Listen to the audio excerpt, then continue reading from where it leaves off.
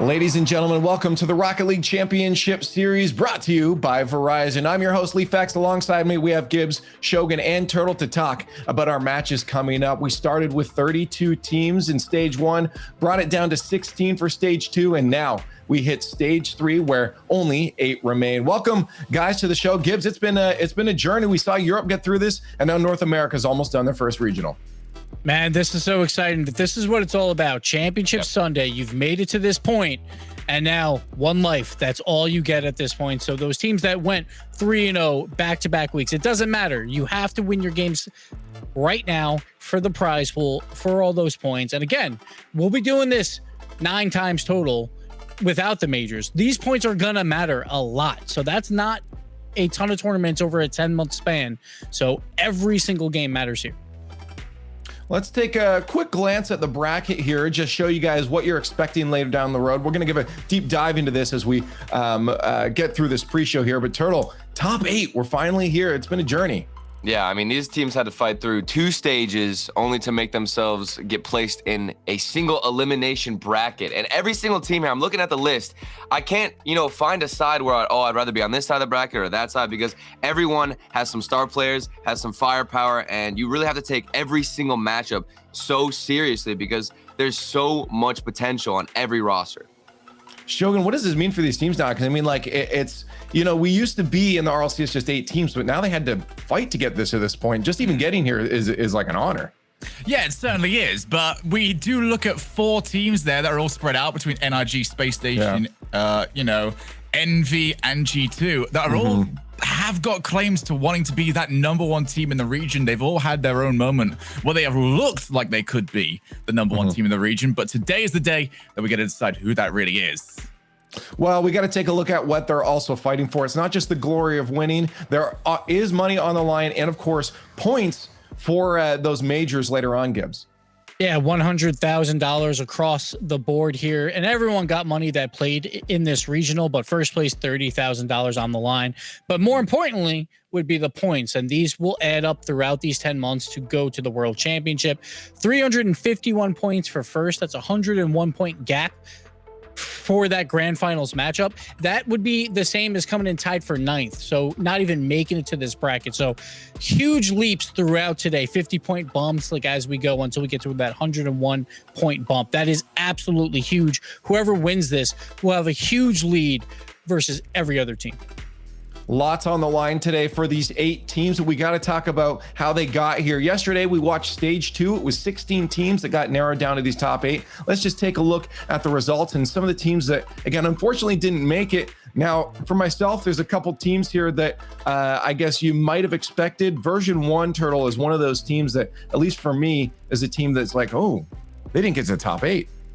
Yeah, I mean, Twitch chat even voted for these guys to take down Sonics yesterday, that matchup. I don't know why I keep bringing that up. I feel like it's funny because we see a team like Version 1 with so many, not unique, but like very experienced players. Exactly, that's the word I was thinking of. And, it's Torment, AXB, Gimmick. These guys you expect to be at the top, or at least within the top 8. So seeing them fall down to top 12 is so, I guess, disappointing. And they also have that pickup AXB, who we expected to elevate this roster to the next level. But ever since Squishy left, I mean, things have been crumbling.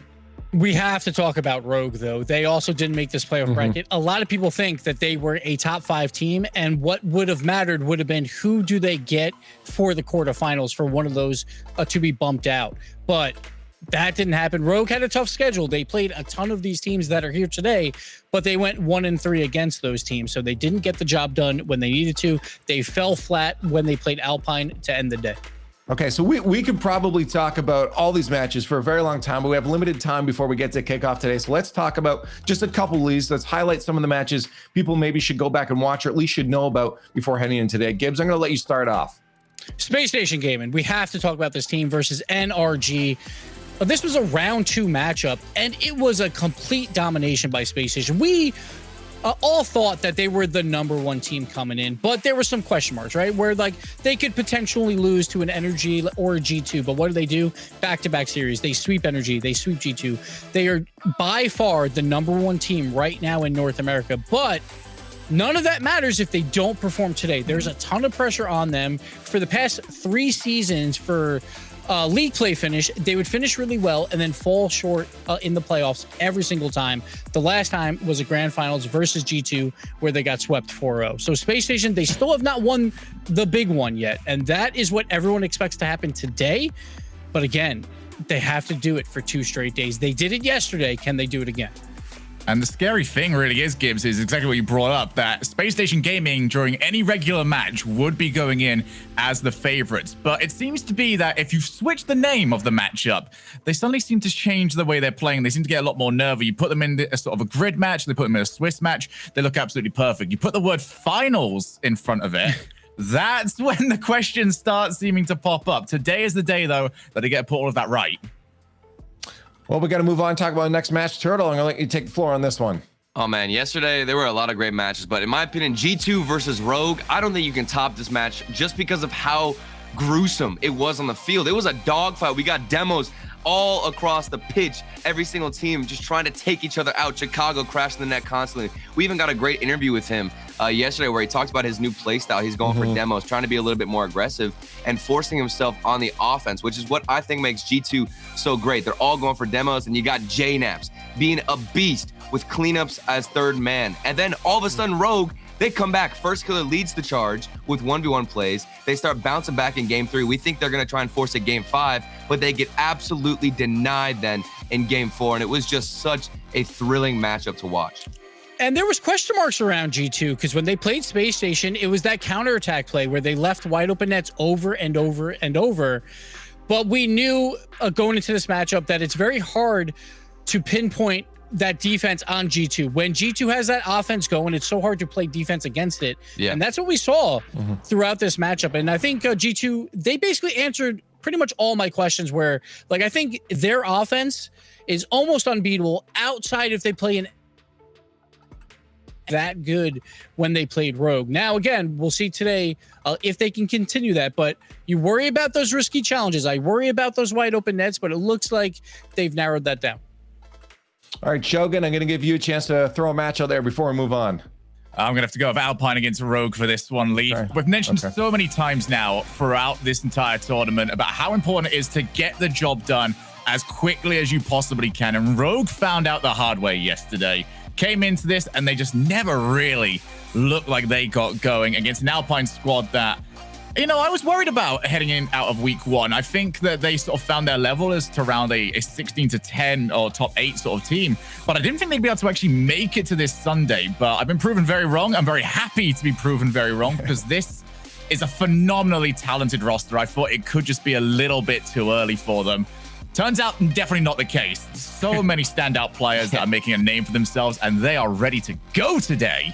Oh, yeah. I mean, I look at the bracket right now, and I see a lot of teams that we recognize, we see the players, but then you look at Alpine. These are the underdogs that are trying to make a name for themselves, and they've got the skill, they've got the talent on their roster. Percy, in my opinion, is a beast on this team. I think he opens up a lot of space. Magic Bear has the classic 1v1 skill, and then Jordan can pop off here and there too. So these guys, you got to fear them. And in terms of underdogs, they've got a chance, man. What I love about them, Turtle, is for everyone that stayed around during the offseason to watch as many tournaments as possible, they can now turn around to their mates who are just starting to get back into it as the RLCS season goes along and just goes, well, I expected this to happen. Did you not know about it? Oh, that's a shame. You probably should have been paying attention, really. So those guys at home, they're going to be very arrogant towards your friends. Kudos to you. You're more than allowed to.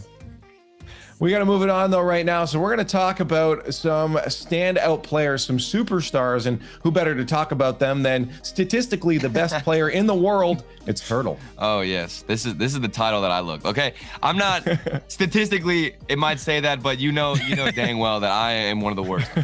But of course, I want to talk about Sypical and JNaps. We talked about a lot of head-to-head people, players that we could compare. And on the same side of the bracket, we've got SSG and G2. These guys might face each other in the semifinals. And I was looking at this roster and trying to pick 2 players that I think have similar impact on the field. And originally I would have gone with Chicago, but JNaps lately has been filling that role that Sypical plays with the striking and the shooting. So I think both these players, it's on their shoulders and it's their responsibility for their team, to make it to the finals and play well today. Yeah, but it's 2 completely different styles, right? Where G2, they're always on offense all the time, and then JNaps will just half rotate. But on the other side, Reynolds and Arsenal are the 2 of the most annoying players on the field. So what happens then? Well, you play a third man role and cleanup goal after cleanup goal after cleanup goal. Space Station is more about controlling the entire field, while G2, they want to just control the offensive side of the field. So we'll see how that plays out today. Well, Shogun, I'm kind of curious. I've seen a lot of people talk about Sypical, arguably the best player in the world. Where do you fall on that stance? I full on the it's lovely for us all to fantasize whilst we still await to get these live events going yet again. It's impossible to tell right now, but I can tell you one player that will not be happy about that, and that is JNaps. You know, towards the end of 2018, he was looked at as that top player when his team won E-League and they got to the grand finals of DreamHack Leipzig. You know, he was the player that everyone was talking about. He's got to be looking at Sypical right now and just going, well, I was there. That used to be my spot. I kind of want that one back. So it'll be up to him today to really show up, put his team on his back, and show Typical how it's done. Let's not forget, there's a lot of other players as well. We got Reddles, who's playing fantastic on that roster as well, so he could be up there. He's not as flashy maybe, but he performs every single time he's on the field. Watch out for some of these other players, though. We don't know who's going to pop off when it comes to a bracket stage, and honestly, that is the most important. Well, speaking of comparing players, let's compare some on a team that is world renowned, and that's NRG. We got to talk about their journey so far. Obviously, they made one of the biggest roster moves, and that was Turbo off and Squishy on as he left off Cloud9 there. And at the beginning here, a lot of people were questioning, at least myself, I was questioning, how is this going to work? Because in my eyes, Turbo was a perfect fit, and Squishy isn't really a player that slots into that as well. Now, I looked at the roster and said, I think any three of these players could fill in that Turbo role there.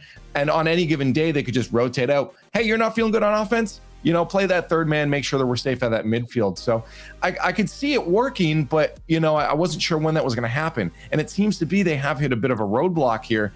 And I'm not sure for you, Shogun, if you had high expectations for this roster move or if it's kind of hitting the stride you thought. I was expecting the start to be incredibly good, which it ended up being. Maybe not quite as good as they actually ended up getting it. They're very much plagued by the fact that they were so good during the offseason. The expectations for the actual season itself are astronomical, especially now that G2, you know, very much weren't turning up at the time. And then we've now suddenly seen Space Station starting to show up. But I do agree slightly team balance wise, it was a interesting decision to make. We have not seen too many teams just go all out on the aggressive side, especially when you do lose a lot of the intelligence and the positioning that Turbo brings. But Team Envy won't be complaining. Team Envy will be looking at the last few seasons where, you know, they were sat around that 5th or 6th spot, you know, finally getting up to 4th last season with the introduction of Mist and saying, well, this is finally our chance. We've been sat around the midfield for so long. We now have a chance to start challenging for those top spots. Hold on. Are you saying that NRG now is not intelligent? Like Turtle, you're all teammates on this, right? You got to back this up right now. Hey, okay, I was actually about to get mad for a second because I thought that Garrett was the one who roasted me, but it was Gibbs. Gibbs, you roasted me last time, saying that I hadn't made anything out of my career. You took my RLCS statistics and you just threw them in the trash bin. So you're right. I should defend Garrett G here because I think these guys have what it takes to keep going up and keep ascending. Because like you said, Shogun, there's so much expectations. I mean, how can they not fall short? So they've got a little bit of some time here to figure things out. I think with stage 1 and stage 2 right now, that is where they kind of got their issues out. This is where they show up in playoffs, and I think they're going to clutch it out. I absolutely love that Leaf introduced Turtle to roast me, and Turtle took my side. Thank you, Turtle. So here's the thing with Energy. Like, everyone is panicking. They're the reigning world champions. They're not #1 right now. It's a 10-month long season. There is nothing to worry about. We know that Energy, even when they're not playing at their best, they are what, a top 3 team? That's not an issue right now for them. They need to work out what they need to do team chemistry wise, but a beautiful thing is for a team like G2, like if they had to figure out team chemistry, they might drop down further, you know, maybe to like the 8th spot. But for Energy, again, they fall down to 3rd. That's not a big deal to them at all. Sure, they might not win this bracket. There's so much more time. They'll probably make it to top 4 anyway. So like, I don't think they're too worried about this right now. Sure, they want to win everything, but they know they're always going to be in that conversation for top 4. So I don't think they have to worry about their world championship spot or anything like that. Just figure out these issues for the next 10 months. Plenty of time. Be ready for the world championship. That's all that matters.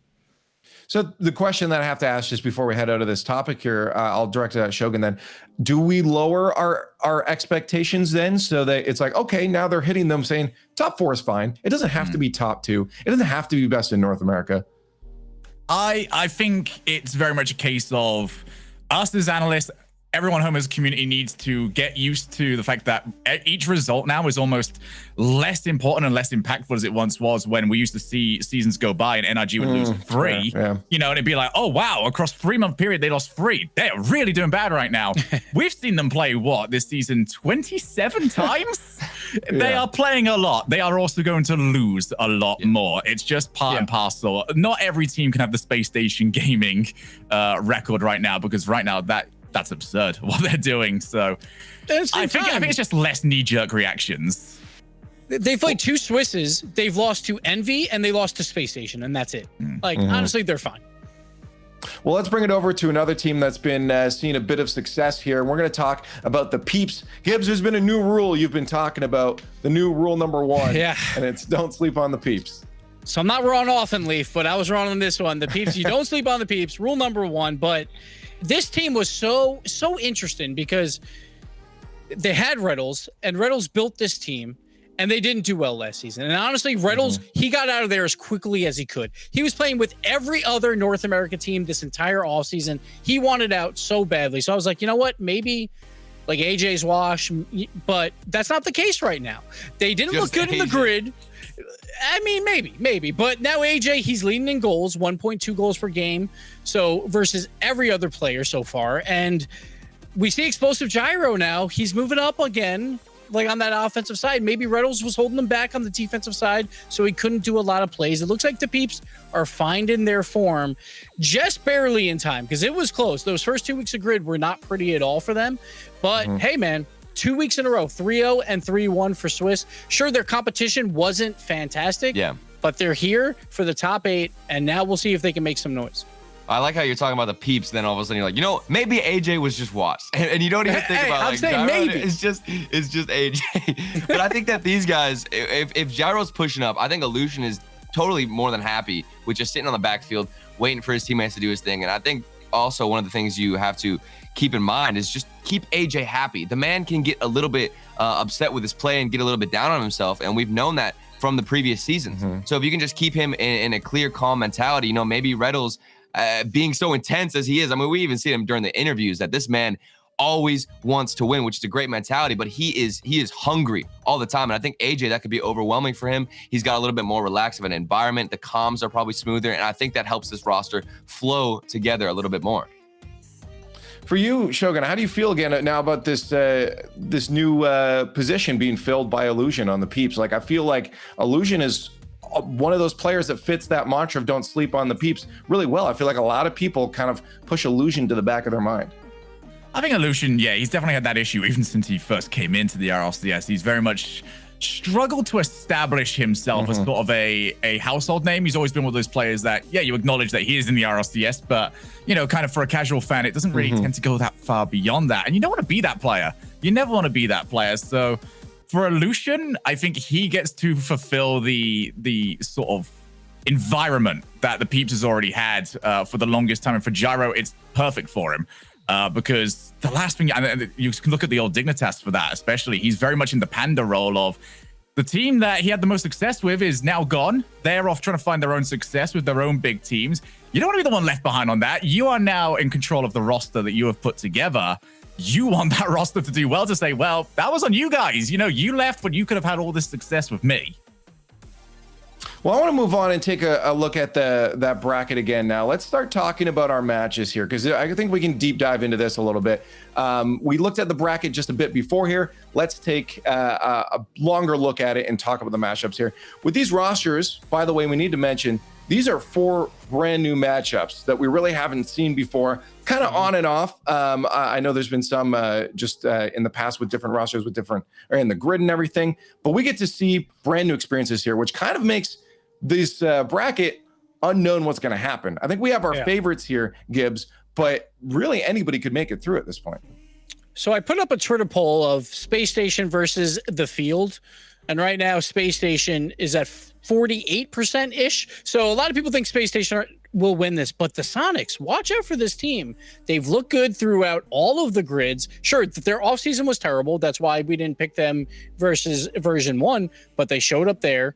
And it just seems like they're one of these underdog teams that can take down a team like Space Station. So I'm looking at that matchup as one of those underdog ones that could really surprise and throw this bracket all out of whack.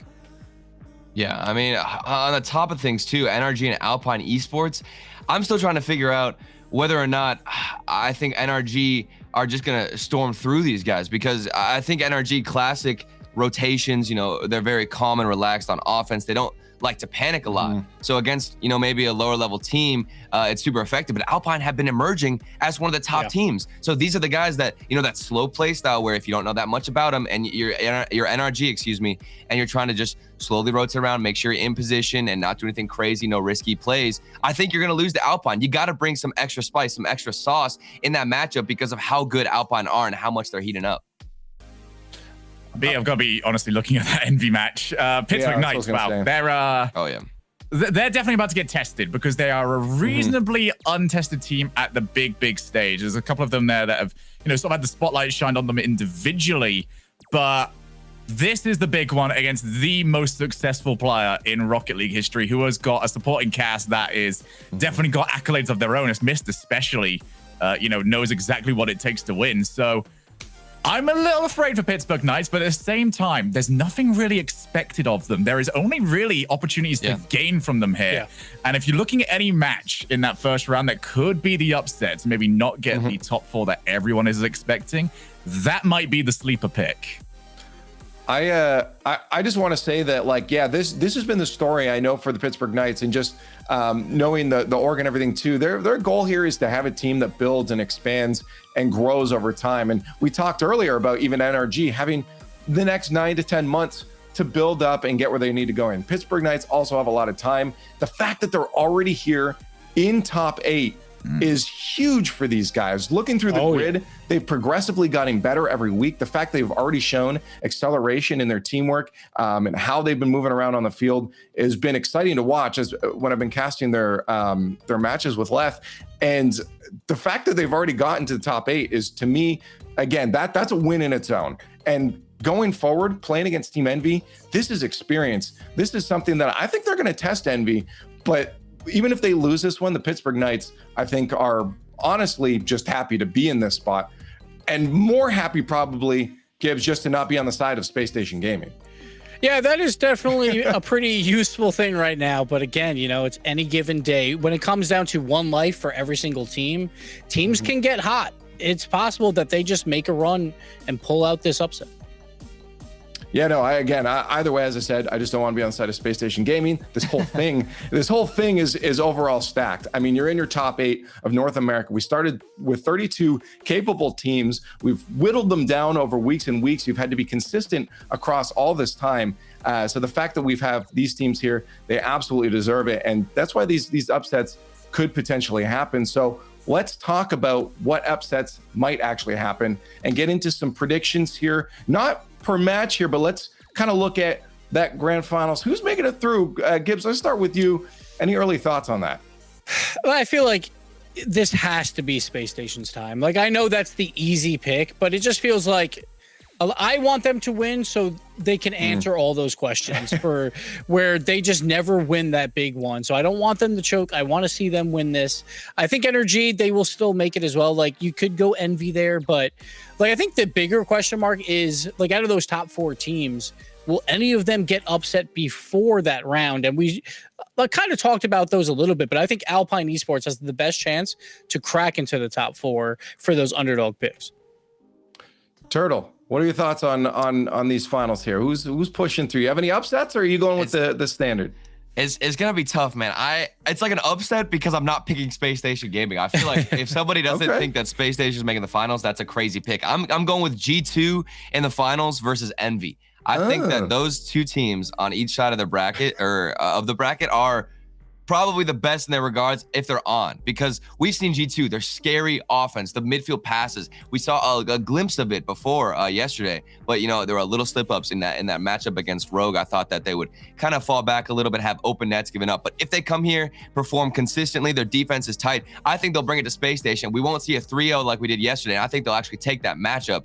And on the other side, Envy, man, you got Turbo Pulsa. This man he was born to be in brackets like this. He was born to be in the playoffs, and they're still in that honeymoon stage, because whenever NRG picked up Turbo, they were winning everything that had a lot on the line. And it's the same thing, I think, for Envy, where Turbo Pulsa, he'll turn into a different beast because it's their first time with so much to prove in the first playoff bracket. I could see it. Shogun, you're shaking your head here. I think you have some thoughts on that. I'm shaking my head at Why me. are you- I'm shaking my head at myself. Okay. I've learned a lot in my career. Not as much as I probably should have. But what I have learned is that every time we've done a tournament like this, a DreamHack, last week when we got this, the teams that we expect to make the final always have a hiccup. So I'm going to, first one here, Space Station Gaming are going to go through to the final, but I'm going to throw the dice down on this one. Stumpy Goblin, this one's dedicated to you, picking top blokes last week. I'm going to take Alpine, making top 2 today. I don't know why I looked at it. I've got the feeling in my gut. I think they've got some pop-off potential to really blow the region open.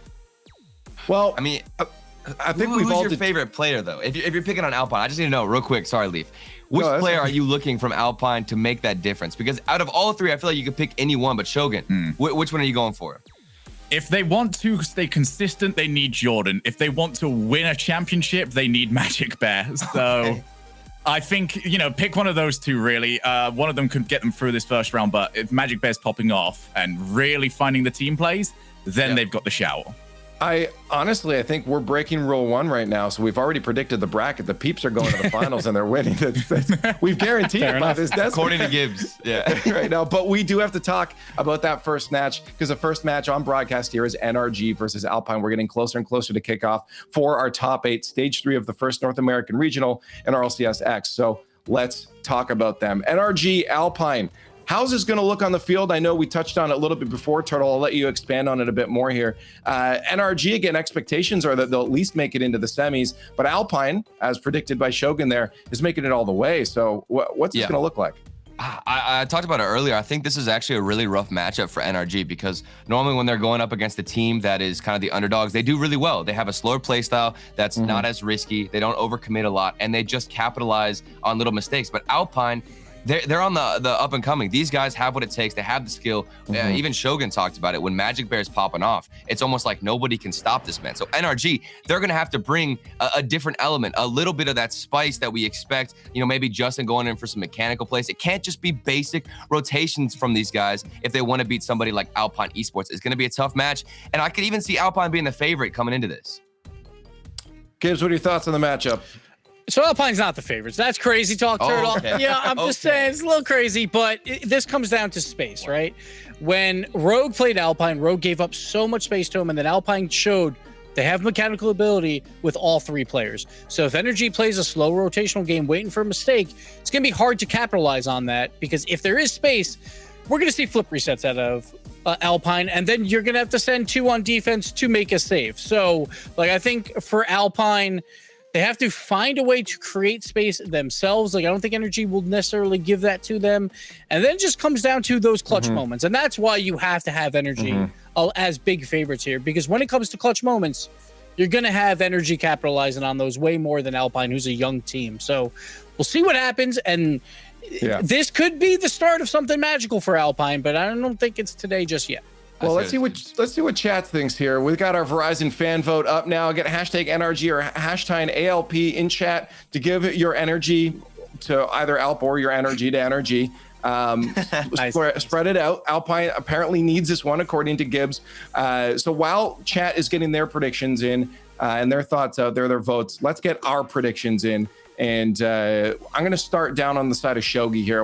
We already know his, so we'll get it out of the way here. Shogi, you're going Alpine, I'm assuming, right? I'm going for the biggest, dumbest game of Rocket League ever seen. And I think that's where Alpine are going to thrive. I've got Alpine. Okay, Turtle. Yeah. You make me feel like a fake fan, okay? Because Gibbs called me out for saying that Alpine are the favorites, and then you say that NRG are the favorites. And now I'm going to pick NRG. I pick NRG, okay? I'm just going to say it. Okay, I think NRG are still going to take this win. But it's going to take a couple games for them to get situated. I think the first few games are going to be surprised at what's on the table and what Alpine have to offer. But still, NRG, I think they'll take it. So I think Turtle, he was saying that he thought Garrett G might have messed with him the other day. One, he doesn't pick NRG for the finals. Now he's saying Alpine are the favorites. I think there's some bad blood between Turtle and Garrett G. We need to see some Twitter replies. We need to take this out of the DMs. Turtle and Garrett just hash it out on Twitter so we can all see. But at the end of the day, this is NRG. Even if they're not #1 in the world NRG right now, there's still time for that. That doesn't mean they can't beat Alpine. I got NRG in this one. I think I'm gonna have to go against you, Shogun. Here, I like the pick. I like No bravery. what you're doing. No bravery on you, mate. I like what you. Okay, Big cowards. Alpine. I'm going Alpine. I'm going Alpine then. That's fine. I'm doing it. Peer pressure always works. I'm doing it then. And I'm kind of curious now to see what the fans got. I don't know if we'll be able to put. We got it. Oh, Yeah, the fans don't believe in us, Leaf. Don't worry. Don't Okay, worry. it's just you and me, Shogi. Yep. I think you need to go. You're actually casting, so if you want to step off for a minute, I got to do some Twitter callouts. Yeah. Go get the Verizon Skybox is far away, so go get ready for that. All right, we'll see him in a second here. While he's going and getting ready and running over to the Skybox, I need you guys to get on Twitter with the hashtag RLCSX at RL Esports. Let us know your thoughts. Let us know why Shogun and I are right and why Gibbs and Turtle are absolutely wrong, and NRG is going down and the upset is going to happen. I may have made a mistake on this pick, but I need you guys to back me up on it. So without further ado, it is now time to head over for our first match to the Verizon Skybox with Johnny Boy and Shogun. Hello, welcome to the Skybox. It's good to be here. Okay. I've just been relaxing. Cool. No, nothing happened. Welcome, Shogun. Hi. I've just been chilling out here. How was your run over? How was your run over to the box, buddy? Not built for cardio. Not really built for much of anything, really. Went well. It went well. And what I'm hoping goes well here is my prediction, Johnny. I'm scared to come and ask you about this one. How are you feeling on me and Leaf with Alpine? Yeah, I can't agree with you there, man. I just don't know. It's fine. Yeah, it's too hard. You're the one that has to deal with me in the 5 minutes after this. If Alpine can win this, that's massive. That's honestly biggest win they've ever had in Rocket League, and they're a great team. This team are a very dangerous roster. However, NRG, they're NRG. If they don't make top 4 here, then they're going to be so disappointed. I don't think they're going to allow that to happen. Oh, here we go. Best of 5 to start us off today on Championship Sunday for the first North American regional of RLCS Season X. Now, I'm very curious to see which version of NRG we see today because they have definitely looked a step or two slower than we have got used to seeing them. But if there is a matchup that they are going to start to announce themselves in, it is going to be this one.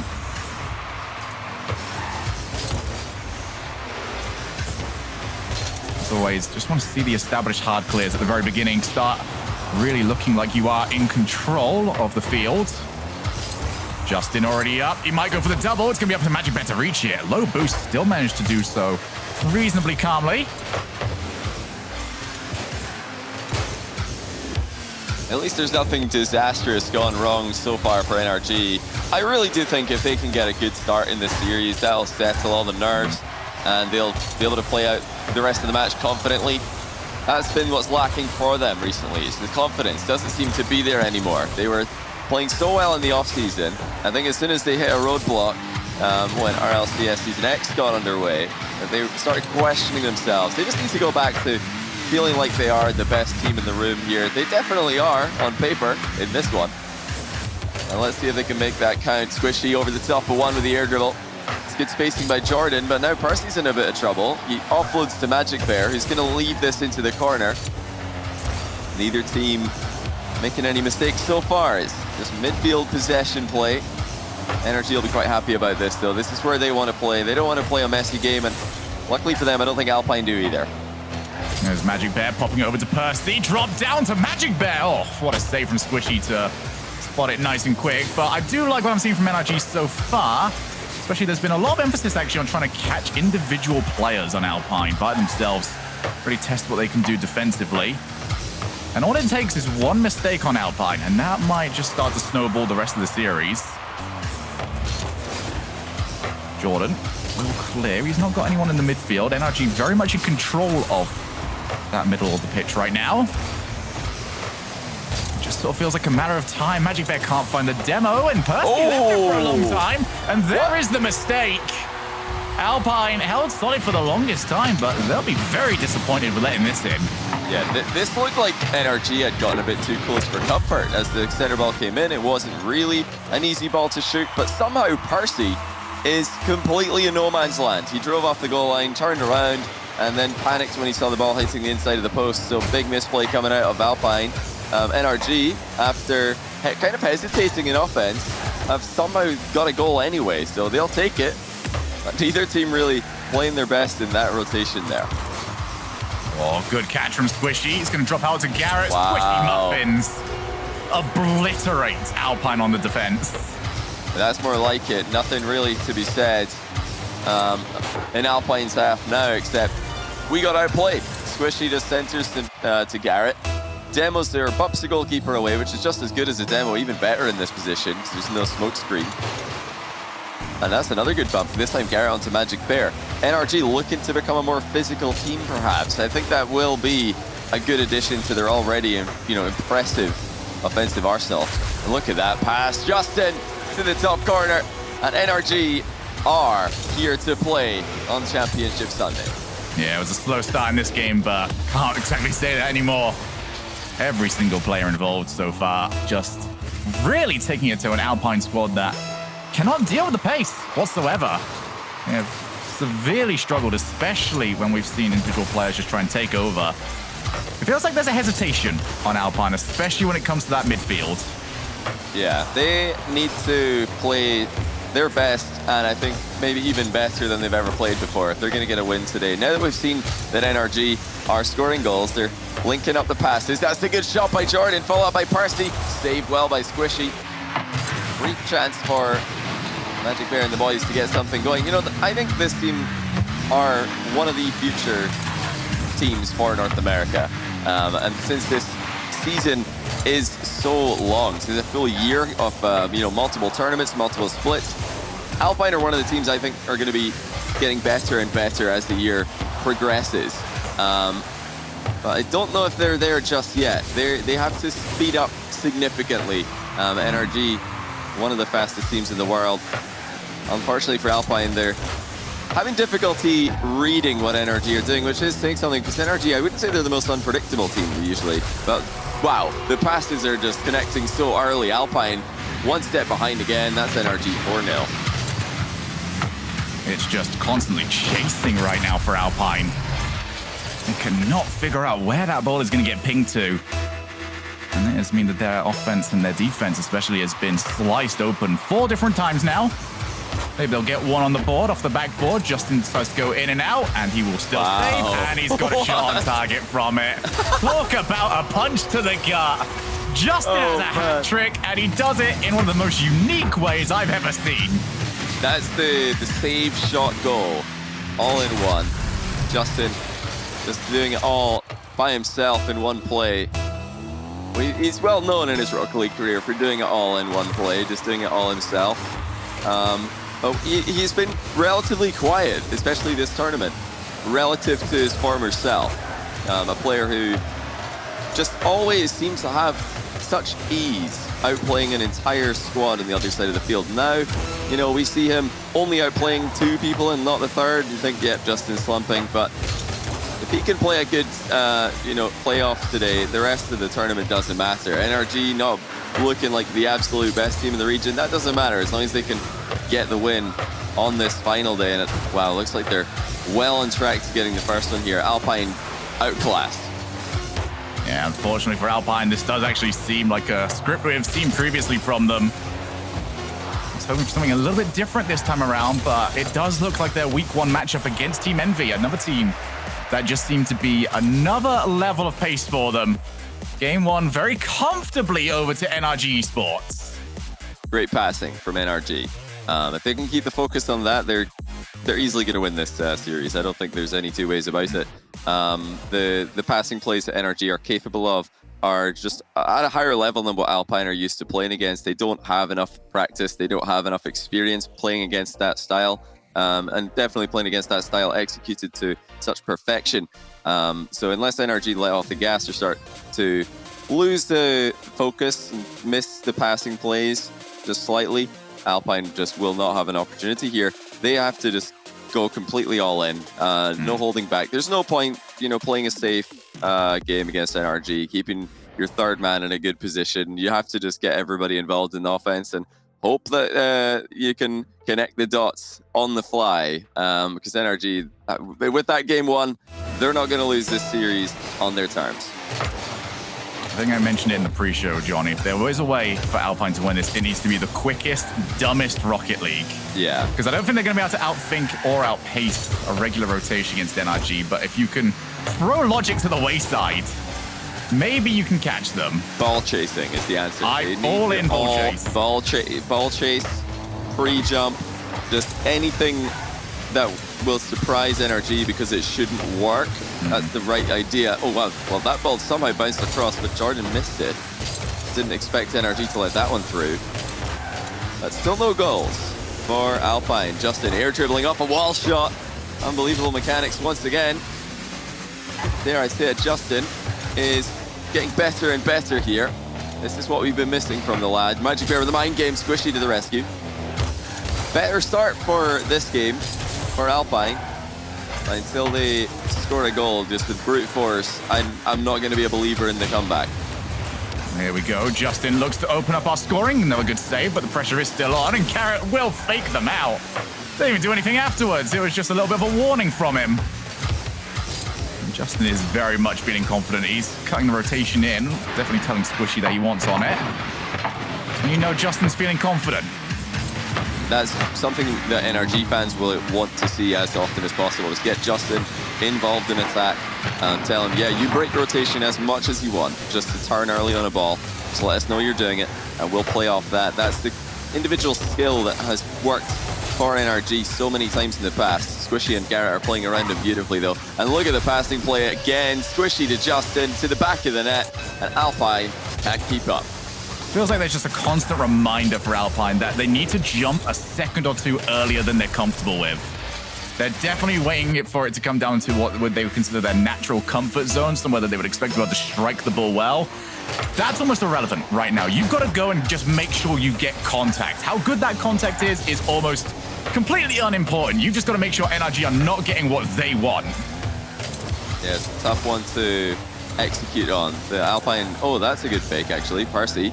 Now 1v1 with Justin, who's gone high and down low again. Oh my goodness, Justin. Oh, it's happened again. How did he manage to get that? Garrett's going to convert the counter-attack. I honestly have no idea how Justin managed to dive all the way down to the ground after committing to the in-and-out save off the top of the bar. That's incredible. Justin has weaponized an in-and-out save to the point that Alpine must be terrified of actually going to take the shot, because that is twice now they have been caught. 8-0 in overall goals. Percy's going for another one. Justin's gone in and out again. I don't believe it. Why not? It's like you said, if they see Justin running towards the goal, just don't bother shooting. Hey, there we go. Justin's not in goal. So they're going to be able to put the ball past him. Good speed by Jordan. Garrett a little bit caught out of position there. And Magic Bear places it past him. This is still a close game for all of Justin's antics and NRG's success. But they need to try and keep this up. Yesterday they had a few inconsistencies and blips on their road to the qualification for the playoff bracket. They can't afford to do that today when the competition is even more difficult. It really feels to me, Johnny, like Justin scored that goal in the last game and he said, guys, did you see that one? And they actually weren't looking for some reason. Yeah. So he's been trying to do it another time so that way they would actually see it this time around. Yeah, he says it was like this. This is what I did this and then this happened and there we go. He scored after. Just watch. Oh, you didn't see it? He just doesn't believe him. You looked away. I'll do it again. Yeah, just watch out for Justin's in-and-out saves. It's incredible how you can pull them off to such consistency. Glad to see that he doesn't have, you know, a sad face or anything in his name today. Just makes me happy to see Justin playing as himself and just being himself, destroying top-level Rocket League rosters. This is better play from Alpine, though. They are keeping up, and they're starting to get a better read on NRG's passing plays. The key is not really to commit too early, but just rely on the positioning to get the job done so they don't have to play a losing battle afterwards. Oh, nice mind game. Garrett's underneath and in! Unreal by Garrett G. His second goal again. That is just phenomenal. And right now, Alpine are getting toyed with for some of the goals they've gone in. It's actually enough a challenge as well. NRG, man, there seems like a bit of a statement being sent out. Definitely. This is what they needed. They need not just a win here, but a 3-0 win if they're going to have the confidence to go on and win this tournament. But more importantly, they just need to individually play their game. And we've seen Justin doing what he does best in this series, styling on people, and outplaying an entire team single-handedly. We've seen Squishy step up and show why he's such a valuable addition to this roster as well. Not one mistake on the day, which is really all I'm looking for Squishy today, is a clean series with no blunders. If he can make that happen, then I could definitely see a grand final for NRG without any question. You definitely know they want to re-establish themselves at the top of the North American pecking order. Oh, what? I'll tell you what, I would not want to be the team that is arguing against that right now. NRG ripping them apart. Man. I just don't think the goalkeeper expected Garrett to be shooting this ball, because it didn't have a lot of momentum on it, and neither did Garrett, but huge acceleration on the shot. You saw Jordan was actually in goal, ready to defend that shot, but it was just so quick from Garrett. It was struck so cleanly. That's his third of the game. Jordan attempting to get his first, but he won't score. Difficult one for Alpine to digest. They've improved on their game one performance, and it still hasn't looked close. It is a truly horrid situation that they have found themselves in, and now they require a reverse sweep against NRG. They want to continue this one. Right now, NRG just a league above everything that Alpine have put towards them. Maybe they can get one extra goal. Nope, teammate was already on the way back. So the good news for Alpine is that they scored. They did. The good news pretty much ends right there. NRG 2-0 up right now and looking to steamroll their way through to the semifinals.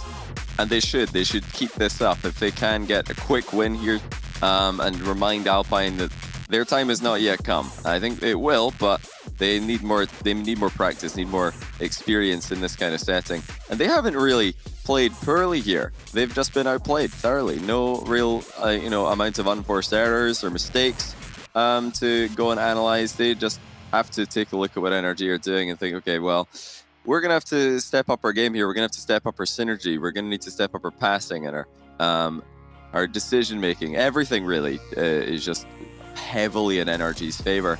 And credit to Squishy playing that support role. A lot of people thought he wouldn't be able to do this when he joined the team, or at least not as well as TurboPulse did. But that was a good example of exactly what NRG need from Squishy. Just a clean performance, a confident performance, and really dialing in on the assists more than anything else, and trying to just bring the best out of Justin and Garrett. And I think it's very difficult to, underestimate just how difficult Squishy's new role is, because Justin's level does vary an awful lot when we see him. Days like today are days where I think Squishy's role gets a lot easier. He's allowed to take more time off the ball and really focus on making sure that rotation is as solid as it can possibly be. But when Justin's maybe not popping off, that's when Squishy has got to make much more difficult decisions about how aggressive he's going to play.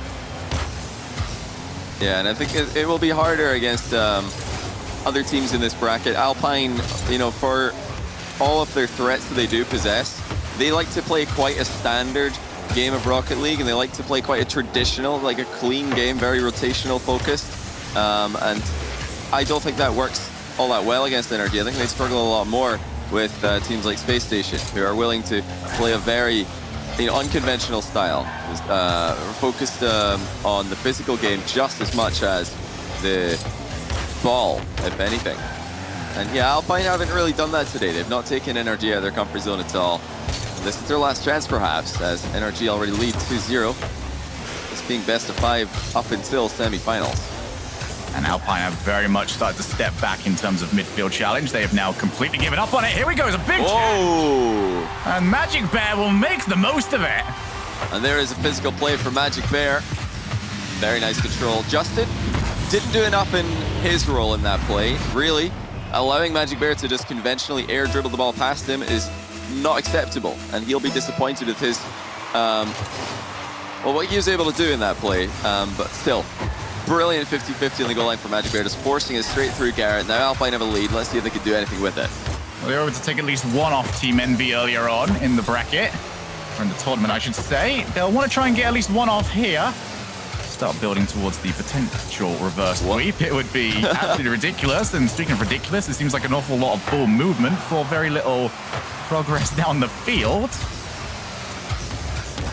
Yeah, I've got to make the most of this. Justin just clipped the ball perfectly, but he didn't get enough behind it and ended up just going completely sideways, catching everybody off guard, including his teammates. But the recoveries have been brilliant for NRG throughout this entire series, so even if somebody does miss-hit the ball slightly, it's not a problem. They've still got backup, and here comes Justin. And if he can't defend Magic Bear's air dribble, at least he can score one of his own. Yeah, as always, that's that difficulty. When you can't get midfield challenges, it leaves your second man a little bit more open and leaves them in a bit of no man's land that Squishy was able to take advantage of. It's a huge demo, and Justin will take it the rest of the way. So that lead is now gone. And they're going to need to try and find another goal from somewhere else. They're only their third goal of the series so far. It's going to be from this. Jordan's going to be forced on his way back. He's got Garrett starting to barrel down on him. So let's take him on in the 1v1. I would like to see a couple more hard hits right now from the lads over on Alpine. You can see the line, especially of NRG's third man, very far up. Very little respect for the possibility that that ball could just go flying over the top of them. Yeah, they were very linear though. As that ball came across the box, I was looking to see if Squishy would already be over there so he could attack it early. As we saw, he wasn't. That enabled Garrett to just break the rotation and beat everybody to it after he was the one who hit the ball across in the first place, and he's gone around it and tried to hit it back in again. That's maybe the one position that Squishy could play a bit more aggressively. I know he's been focusing on backing up Garrett and Justin today and just trying to play that support role. But if he can, see a lot of space over on the left side when Garrett and Justin are attacking on the right, why not get over there? I mean, it's not like Garrett and Justin really need a lot of help to score goals, but you can still provide it. That's an absolute banger by Justin. I mean, you can see the moment Percy knows that this is not going to work out for him. Yeah. Oh, dearie me. He's been left last man back quite a few times this series. That's already set up for success. Huge clattering in the middle of the field. Jordan's on the right-hand side. He might be able to get to it, but needs to be sat a little bit further back next. Minute and 40 here. Alpine still trying desperately to get themselves a goal. They haven't managed to score more than one yet in a single game. Needs to be this one. Yeah, they need something, and they need it very soon. Garrett and Justin are playing unbelievably well in offense. They're striking the ball so hard. I mean, the last shot from Justin, I had to watch it 4 times. I've got the game, obviously the in-game replay. Then I had a quick glance over to the live stream feed so I could see you guys watch it on stream, and then the replay there as well. I can't get enough of seeing Justin just smack the ball on target at that kind of pace. That's wide open. Yeah, of course, Garrett's going to be there first. 3-1. And, Squishy is just sitting back and watching all this happen. And this is something that a lot of people doubted he'd have the ability to do. The composure and the self-control to just sit as third man and let Garrett and Justin do their thing. But quite clearly, he's happy to do that. Question. Oh, there we go. Magic Bear gets his second. They're still in this by at least a goal, but really do need a big outplay if they are to make this work, because they still need at least 2. But yeah, the question will come later on of Squishy. Yeah. I feel like this right now has very much been untested on the transition game, especially from Alpine, who have been very slow, I feel. Almost overthinking of sorts, that they need to almost outplay the entirety of NRG, which realistically they don't. They just need to try and gain control of the field. Really struggle with that so far. Percy's going to come in late, might hook it across. Well read by the keeper, shot down the middle. Justin can take it. Percy turned. We late on the rotation. Here's to Jordan once again. It's too high. And Percy, late rotation back does mean he can't jump straight back in. Garrett G will just bait him in for this one. That was a brilliant pass. Love the pass across from Alpine, but unfortunately Jordan was slightly mispositioned. Reasonable clear. Looks like Magic Bear might have a shot off this. Garrett flies into the block off his own hit initially in the wrong direction. Just a few seconds now for Alpine. Yeah, big play needed now. You got Percy downfield to aim for. Magic Bear got it by himself, wants to try and pop the ball up. It's going for the big outplay. It's off the backboard. Garrett G will get there though. Jordan's now tasked with keeping it up. But he is outpacing the ball, and NRG emphatically take down Alpine Esports. Yeah, that was something else. I mean, Justin hasn't had the best couple of weekends in the first regional tournament for NA, but this was a stellar performance from him. He's striking the ball well. He's moving around as cleanly as ever, and he's not getting in anybody's way while doing it. Garrett's also really stepping up here. I'm impressed with what I'm seeing from the OGs on the NRG squad. And I don't think we saw any mistakes from Squishy as well. So all looking good for now in the NRG camp. But as we know, their real test will come later, as Alpine were not able to bring them anything that they couldn't handle. Absolutely not. So NRG do make it through to the semifinals, and we now need to find out who is going to be their opponents. When we come back from break, it's Team Envy against Pittsburgh Knights.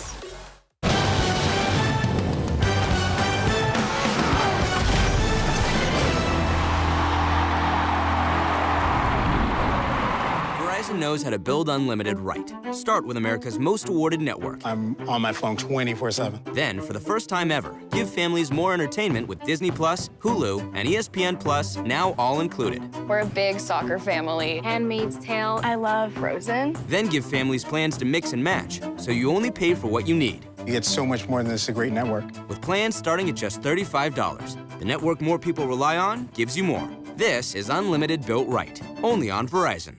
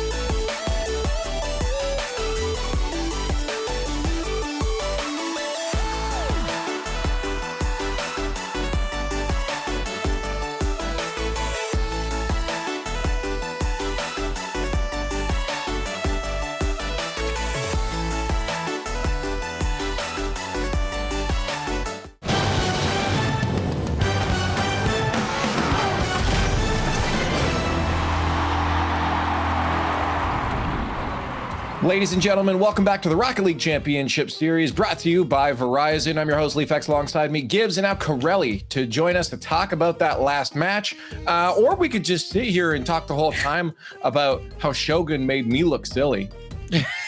Now, all right, so like Alpine go to the grand finals. I guess that's not happening, Shogun. We're sorry for you, but let's go back to season 6 with NRG when they were playing FlyQuest. I made this mistake back then. I was like, you know what? FlyQuest is going to take him out in the quarterfinals. It'll be the first time NRG does not make the World Championship. And what happened? It was a 4-0 sweep for NRG, a team that wasn't looking that great. But then when it comes down to it on a championship Sunday or a regional championship day, they always show up. And we saw it here with Garrett and Justin just absolutely dismantling Alpine. Like, I felt like every single wall play worked for NRG, and Alpine was confused on every single one. And this wasn't even close, Corelli. Yeah, to your point, Gibbs, I think the expectation on days like today is very, very high for NRG. And I think at least in this first match for NRG, they have met that expectation. I think for most people, we expected them to win Alpine. And against Alpine, I think on the flip side for Alpine, I think there's a lot of lessons learned here. I was talking before we even went on air here, just how I feel like the experience of playing these high-level teams in a final bracket, in a single elimination bracket, is unlike any other. I think for Alpine, they've learned a lot today, and I expect this team to continue doing so well because they've been impressive at times. But now we need to move on and talk about which team is going to have to face off against this tournament Sunday. NRG and Envy and the Knights have the privilege of battling it out to find out who moves forward into the semis here in the single elimination bracket. So let's talk about Envy versus Knights. Corelli, it seemed to be pretty in favor of Envy while we're talking about the matches in the pre-show here, but the Knights have been stepping up. The fact that the Knights even have gotten to this point is a huge accomplishment for them. Absolutely. I don't think a lot of people would have picked the Knights to make it to this final 8 bracket, and it speaks to this roster of Rodoko, Kinsei, and ZPS, and they have a tall order here against Envy. And I think for Envy, similar to NRG, the expectation with the names on this roster is at least a top 4 finish here. Yeah. So for Team Envy, they definitely don't want to be upset by this hot Pittsburgh Knights team. So this quarterfinals, it does kind of feel like we're just waiting for the top 4 to make it to the semis. We'll see how they all play throughout these quarterfinals to see who's hot and who's maybe a little bit shaky, but don't count out these other teams. Sure, Pittsburgh Knights, maybe not one of those top dogs, but they're in the grid every single week battling against the very best. They're getting a lot of practice in that way. So these guys are ready. Sure, maybe not ready for the pressure just yet, but a lot of times when a team comes in for the very first time, they don't really feel pressure because, again, no one expects them to be here. No one expects them to beat Turbo Posa. So they're just playing with house money at this point. So Pittsburgh Knights, if they just throw everything at it, it could happen. Yeah. We're going to continue talking about this match in a second, but I also want to get your guys' opinions in chat. Let's get that Verizon fan vote up. Make sure you use hashtag PK or hashtag Envy in the chat to vote for which team you think is going to win this one. But yeah, looking at the Knights here again, Gibbs, I think you're right. We've seen this before with multiple teams. The Peeps take 3. When a team has nothing to lose, sometimes they can show up and perform. Now, I still think it's going to be in favor of Envy here. So let's put our thoughts down on paper and get some actual predictions out here. But for you, Corelli, Envy, do you think they're going to be upset by Knights that have nothing to lose, or do you think the Knights are going to go through this, get some experience, but ultimately fall to the powerhouse of Envy? I think ultimately the Knights will lose here. I think this is going to be a much closer series than we think. Let's not forget, the Knights have gone through a very tough stage 2 here. They had to play against Space Station right off the rip, where they took at least a game off of an amazing Space Station team. They beat Valence. They had a tough 5-game series against Frontline, and they 3-0'd and took care of business of 72 PC in a 3-1 over KCP. This Knights team has been tested over the last couple of weeks. This is their biggest test. I think it's going to be a close game here. I think Envy, probably in 4 games, is going to take this one. Gibbs, what are your thoughts? I mean, sure, they've been looking pretty good, Pittsburgh Knights, but Envy's been looking even better. They 3-0 the Peeps. They 3-1 Rogue yesterday. Envy looks like on fire. The only way they lose a game, I feel like, is if they're looking ahead to playing NRG, but I think they also will 3-0 sweep and match NRG here. So I got Envy. Yeah, I think this is one of those ones. I made the mistake in the last one by going against the grain and picking Alpine. I knew NRG would win, but I was pressure. Okay, sure, pure pressure moment, and so I'm not going to do that. There's no devil on my shoulder here on this one. I have to go Team Envy. It's that expectation of this is a team, this is a roster. Crowley said it, that you see in that Final Four. This is a team that has to be in that spot. So I don't really think there's much chance for the Knights, but Corelli also said this too, that it's going to be a lot closer than we think. The Knights are definitely been putting in the work lately. I've been watching them in the grid recently, and they've been stepping it up. They've definitely been getting better every single week. So experience is something that they seem to be absorbing. And down the road, I think that this is going to be something that that everyone's going to have to look out for. And I guess we need to find out what chat was saying here. So let's see what they ended up with. 79-21. Not a lot of favor in the Knights right now, but I think that was expected. So on the field, what are we going to see from Envy here that the Knights are going to be looking out for? So Corelli, what's the play style for Envy? Well, I think it's very clear what Envy want to do. They funnel the ball down the field to their 2 offensive weapons.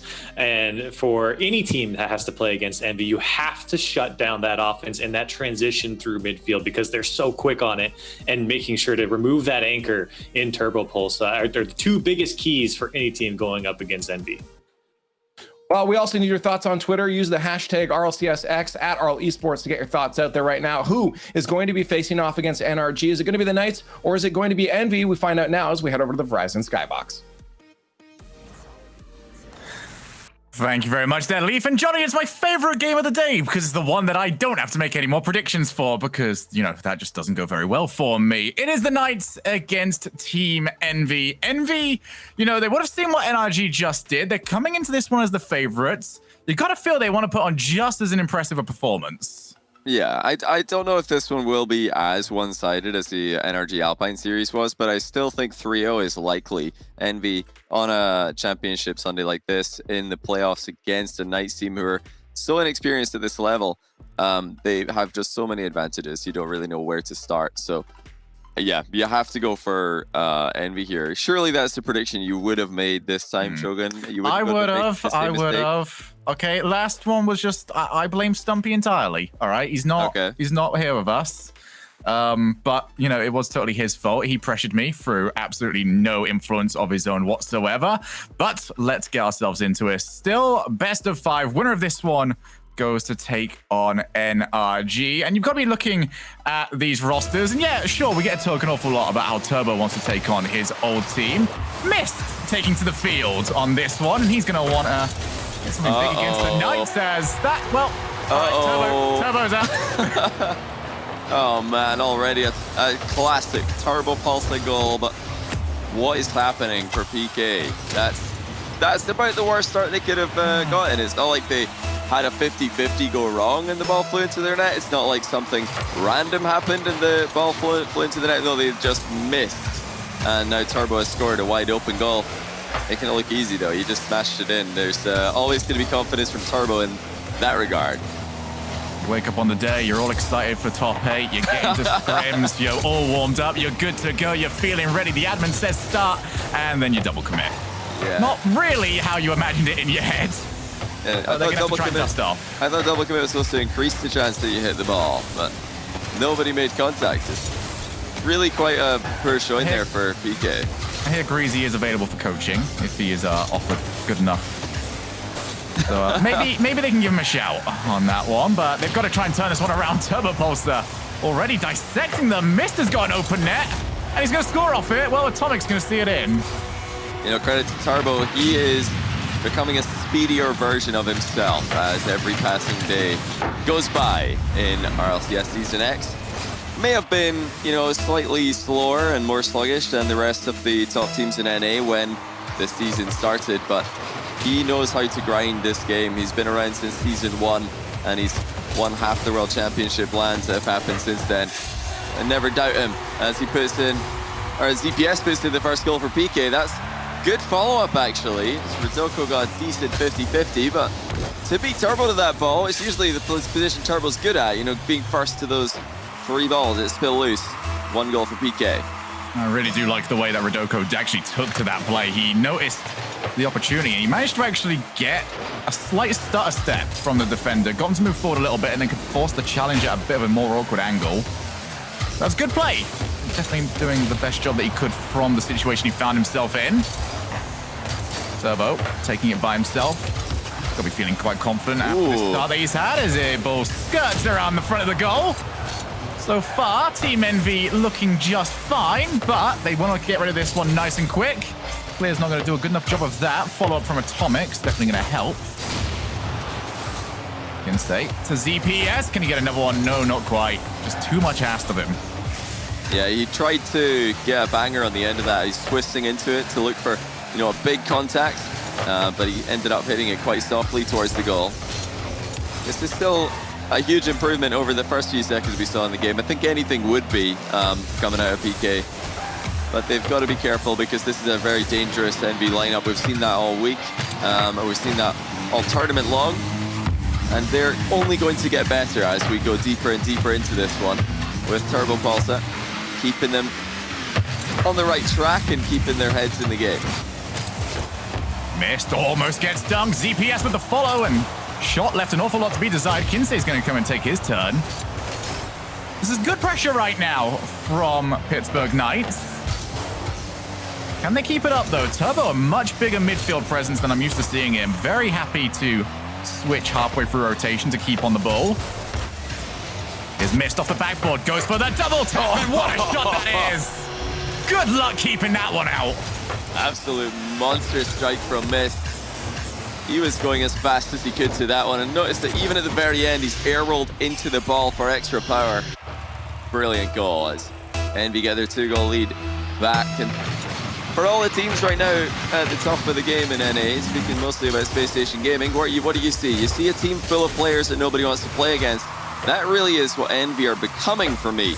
They started off being just a team who were trying to avoid getting scored on and maybe get a goal every now and then to sneak out wins against teams who, for the most part, out-pressure them.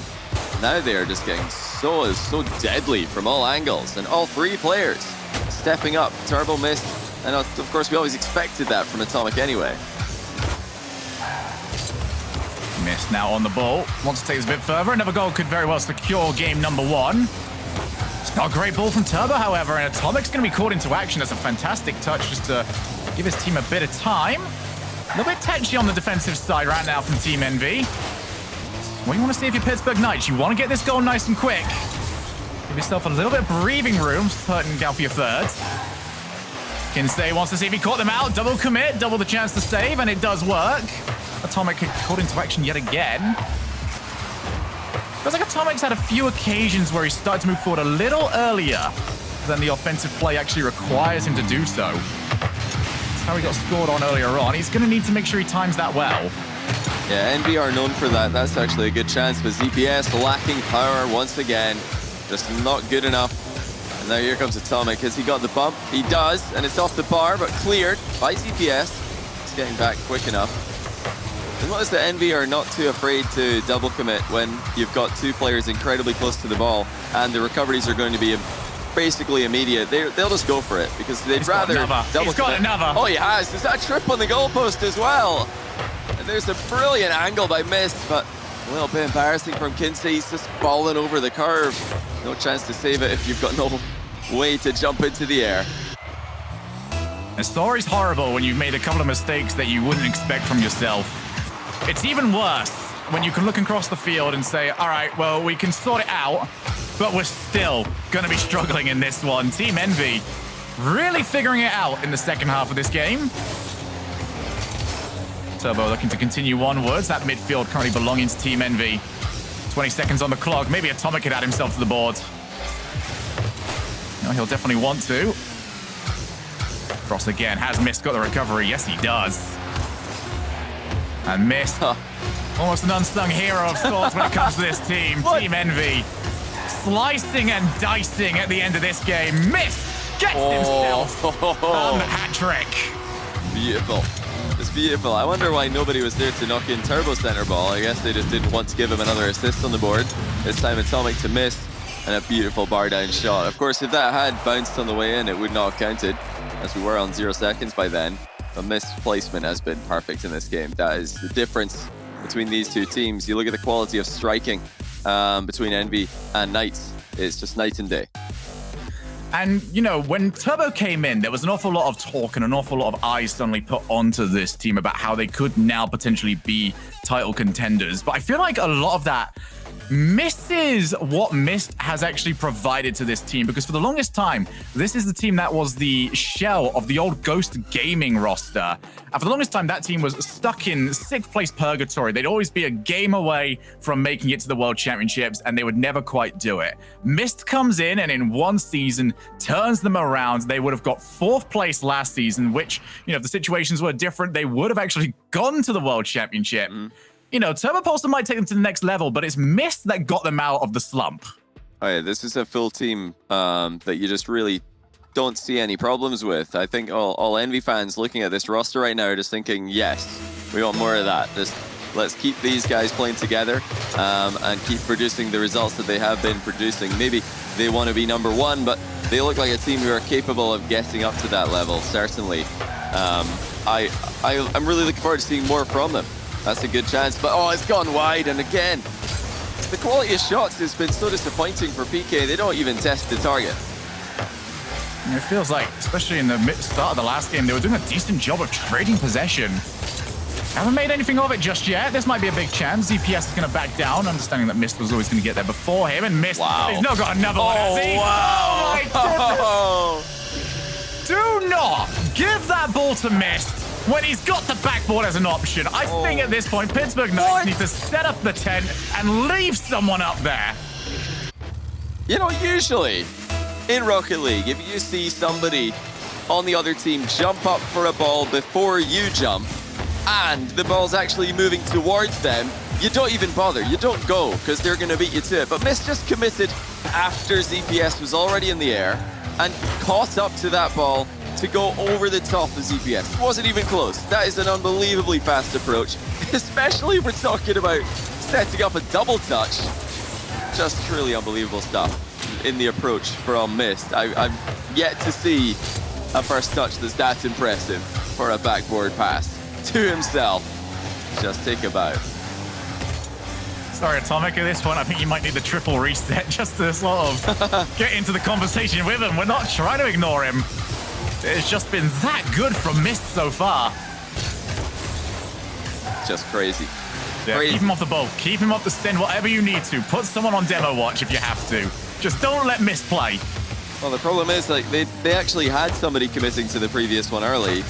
They still didn't get there in time. That's a good slow shot by ZPS. Now, we've been critical of their power shots so far this game, but there is a time and a place for going for a slow roll shot. And this is one of them. Mist expected a faster one to the bottom left corner. CPS has slotted it past him, so still a great looking game for PK overall. Just a very worrying 4-lettered player on the other team that's hopefully done scoring ridiculous double touches as far as PK are concerned. PK, a lot of their success in this series coming from getting individual one-on-ones and forcing really tough challenges for Team Envy. That's been both their goals so far. Feels like that might be a recipe for success for them. Just gotta find that situation more and more often, which is easier said than done. Mist clears long, Turbo realizing that didn't really stand much of a chance against Rodoko. Atomic now gonna have his turn. Kinsey's decided to pre-jump for him. Just sort of wards off Atomic from moving forward any further. It has to be said that, you know, if you take away what Mist has been capable of so far, Lisbon Knights have not looked too bad when it comes to rotation gameplay. In fact, still putting threats forward. Yeah, so I did expect this game, or this series, to be closer than the NRG Alpine series was. I expect more goals for PK and less for Envy in comparison. But I still think Envy are going to sweep this, regardless, because they are a level above. And it's not just about practicing and getting synergy together. I really do think that Turbo's mechanics have improved since the off-season, and Mists have definitely improved. Like, these guys are clearly putting the work in and grinding this game. Atomic was really touted as the mechanical player in this team, but now it doesn't look like that's what they're all about. They're just trying to become a triple threat team like Space Station Gaming are, and like NRG are when they're playing at their best. Well, that is the original reason why Mist left his old roster, is that he wanted to play a different role. He didn't want to be stuck as the third man anymore. And he's proving exactly why he felt that way. He's going to need to show up throughout the entirety of today. It's a good interception from CPS.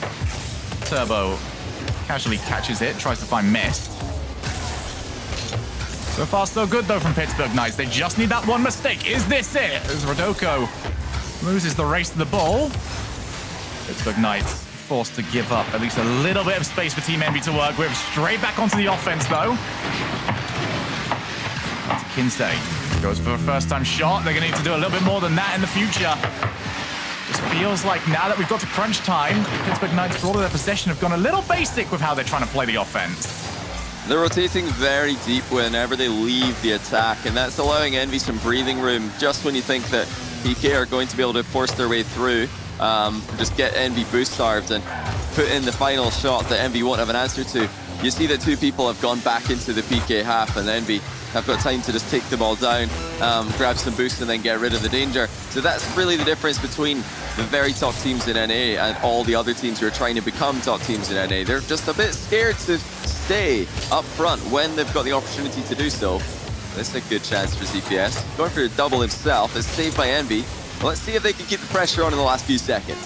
Yeah, I do want to see more of that. If they are unwilling to commit for a two-man passing play, they're going to need something like that instead. It's up to Rodoko to get into there in time. And he will just about scramble to keep the ball out of his net. Team Envy can steal on the last second. Not quite. Atomic tries to find the floor, and he will get it. He had an option there to go for Turbo, but I think he noticed he was covered. Yeah, that's a really safe play there by Atomic. It's interesting that they went for the overtime because, like you said, could have passed that one off to Turbo, but he decided it was too risky, not worth the attempt, and that shows that they're confident in their OTs, which why wouldn't they be? This team have won so many of them, and there they go. They've won another one. Atomic receives Turbo's infield pass after demoing the goalie, and they've done it again. Just all too easy for Envy once pressure reaches a climax. Yeah, but Atomic made the smart decision, and he gets rewarded with an overtime goal. So 2-0 for Team Envy.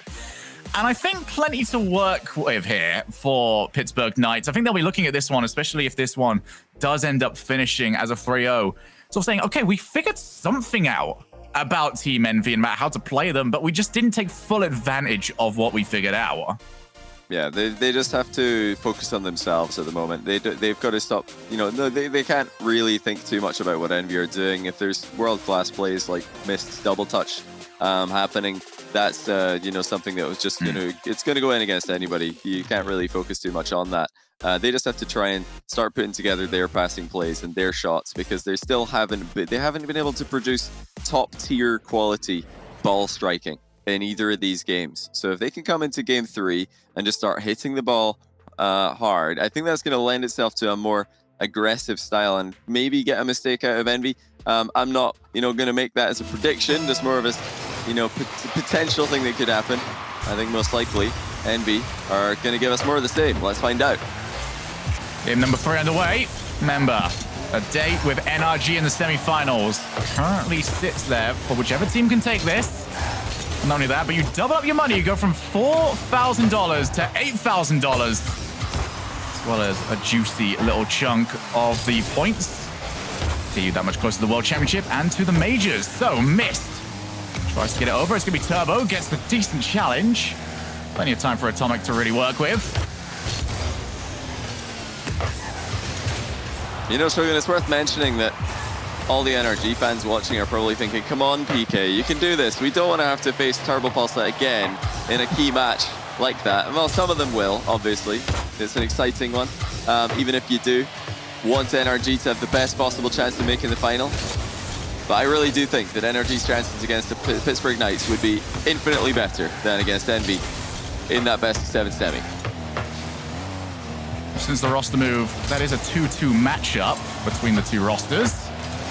That was also including the period of time where NRG were just heads and shoulders above everyone else. We don't quite know what version or where they stand coming into the day, despite how impressive they looked. Yeah, this is RLCS X, so you don't want to play against Turbo Pulsar if you're all about the wins. That's a great pass. And Rodoko fires it home. ZPS delivers for PK in game 3. And I love that. For once, they realized that they had the space and actually committed some players for it. It's the first time in a long time I have seen Pittsburgh Knights willing to commit a player in front of the ball. And they do get a reward for it, so maybe that'll be a confidence booster for them. Or maybe Atomic will nail this almost in. Oh dear, I would be terrified whenever that ball even hits the backboard. Yeah, I think PK were just glad to see it wasn't Mist who was playing at them. So if that was Mist today, he wouldn't have missed it. That Atomic did. I'm not gonna lie, I almost said missed out of just pure reflex. Very happy to not stutter there. Yeah. Right now, it's Pittsburgh Knights that need to not stutter with this lead. They've got to keep this going. Cannot afford to give up a silly opportunity like we have seen them do previously. Rodoko just didn't quite know where the player was. Decided to go for the panic touch. Much better this time around. Might actually have something he can follow. Wanted the mistake from Atomic. Realizes that very unlikely, but he has got boost as well. Forces Team Envy to start scouting out a little bit further on the pitch. Atomic drops it. Mist had to stop. He passes it to Turbo. Turbo for net. Oh! And it's off the post. Well, I think ironically, Mist is the only one who doesn't miss for Envy today. Turbo and Atomic both hitting the woodwork with great opportunities, especially that one from Turbo. There was nobody over to his right side, so really no reason to be aiming further right than absolutely necessary, as that's just going to completely dilute the pressure and give the ball away if he does end up hitting the post. You'd really put your money on Turbo scoring that every single time. Oh, he's hit the bar again. Now that was a dangerous 50-50 by Rodoko. PK have gotten away with it. They've got to hold on though. This has been a scary couple of minutes. No doubt about that. Turbo's hit the post, Turbo's hit the crossbar. He's just calibrating, got to start zoning it back in yet again. The Pittsburgh Knights, minute and 40 away from taking a game. ZPS, that is a crucial and very difficult touch to make. Atomic dancing around a few players. Big test here for Pittsburgh Knights. How do they deal when this offensive onslaught comes their way? Great touch from Rodoko. Does not allow Mist to take the follow-up shot. They've got another player out. 3v2 for the time being. Huge touch from Rodoko yet again. He's the player that has really been in control of this so far, despite a couple of missteps. Feels like he's the one that's had the most to offer. Is this a shot on target and in? Rodoko again downfield, and he takes advantage. Well, Mist didn't even know that he was there. That's incredible. He was just trying to poke that ball into the back corner, thinking there's no way that PK can shoot from that range, but Rodoko he was just there, pre-jumped in the corner. You read it to perfection. Really quite a bizarre goal, but well executed. And you can't say that for Envy, who have missed so many chances. CPS puts in another one, and now they have got a real chance to put a win on the board. At this point, it would be considered a throw if they don't. Oh yeah. Pittsburgh Knights have held off all of the offense that came towards them. They were definitely held by a few missed shots from Team Envy, but they've taken full advantage of it. They might get another one missed. Quite easily able to take the ball down. Tries to go the whole way. Rodoko really, for me, has to stay in this level of form. Pittsburgh Knights will want to come up with the upset. They'll want to take this fight now to their opponents. And if they are going to do it, Rodoko can't afford to drop a single level. Yeah, they need to keep this up, but they have played brilliantly here. Like, they're going for it. Yeah, this is brilliant to see. This is exactly what you want to see coming out from PK. Games 1 and 2, they looked so timid. They didn't have the confidence in their shooting ability. Now, they've been actually firing shots on net without holding anything back, and they've been firing passes at each other just as importantly. And Envy, they missed a lot of chances. They could have easily brought this game back when it was 1-0 to Pittsburgh Knights. They probably should have equalized, I'd say. But they've missed a couple of opportunities to shoot the ball accurately. They definitely missed some chances to center the ball by taking shots from angles that weren't really realistic. So definitely a chance now for PK to make something happen. It's the best game for them by far, and also seemingly Envy falling off when they don't have missed scoring a banger of a double touch in the game. Yeah, this will definitely be looked as a missed opportunity for Team Envy. They'll be hoping that they get more missed opportunities, I think. Oh, this is another one of those player names, man. One day we're going to get the true international roster. It's going to be missed. It's going to be a lot. Who's the third? That's a good question. Help us thank all of give us a shout here. Hashtag RLCS. Missed give us a shout over on Twitter. The most confusing team name or player names to cast threes with. Yeah, this missed would have to be in there. I'm surprised it hasn't caused more slip-ups, honestly, in commentary. Team name would have to be shot as well, or save, or just any other lingo. But for me, this one, Team Envy, if they could have got that goal, it very much could have taken the wind out of Knights' sails. But not only did they not get that, but Knights by the end were scoring so freely that they weren't looking rigid. In fact, we saw ZPS try and go for a 360 shot. Yeah. And that's going to loosen them up a little bit, maybe give them that second wind. Certainly, they have to win this second game, obviously, or the second win for them. Because they are currently trying to defend 3 match points in a row. But after what we just saw in the last game, it does look doable. I still wouldn't predict it. I'll be predicting Envy to win every game this series, regardless of the score. But this is the chance for PK to go one step further with their Cinderella story. Show that they are not just a team for the future, but a team of the present. It's not a pretty good shout, by the way. Apparently Jack. That'd be a decent one. Oh, yeah. No, that one does do some damage. Jack. That'll be pretty difficult to catch. That's actually fantastic. Right, well, we'll put that one down as our team for the future. Here we are, though, for the present. And our present involves Game 4 between Pittsburgh Knights and Team Envy. Turbo against all 3 players. And Turbo really just doesn't care. Before we completely abandon the topic, I think we also have to mention that they have to get signed up by the Gaming Gamers, one of my favorite team names coming out of OCE.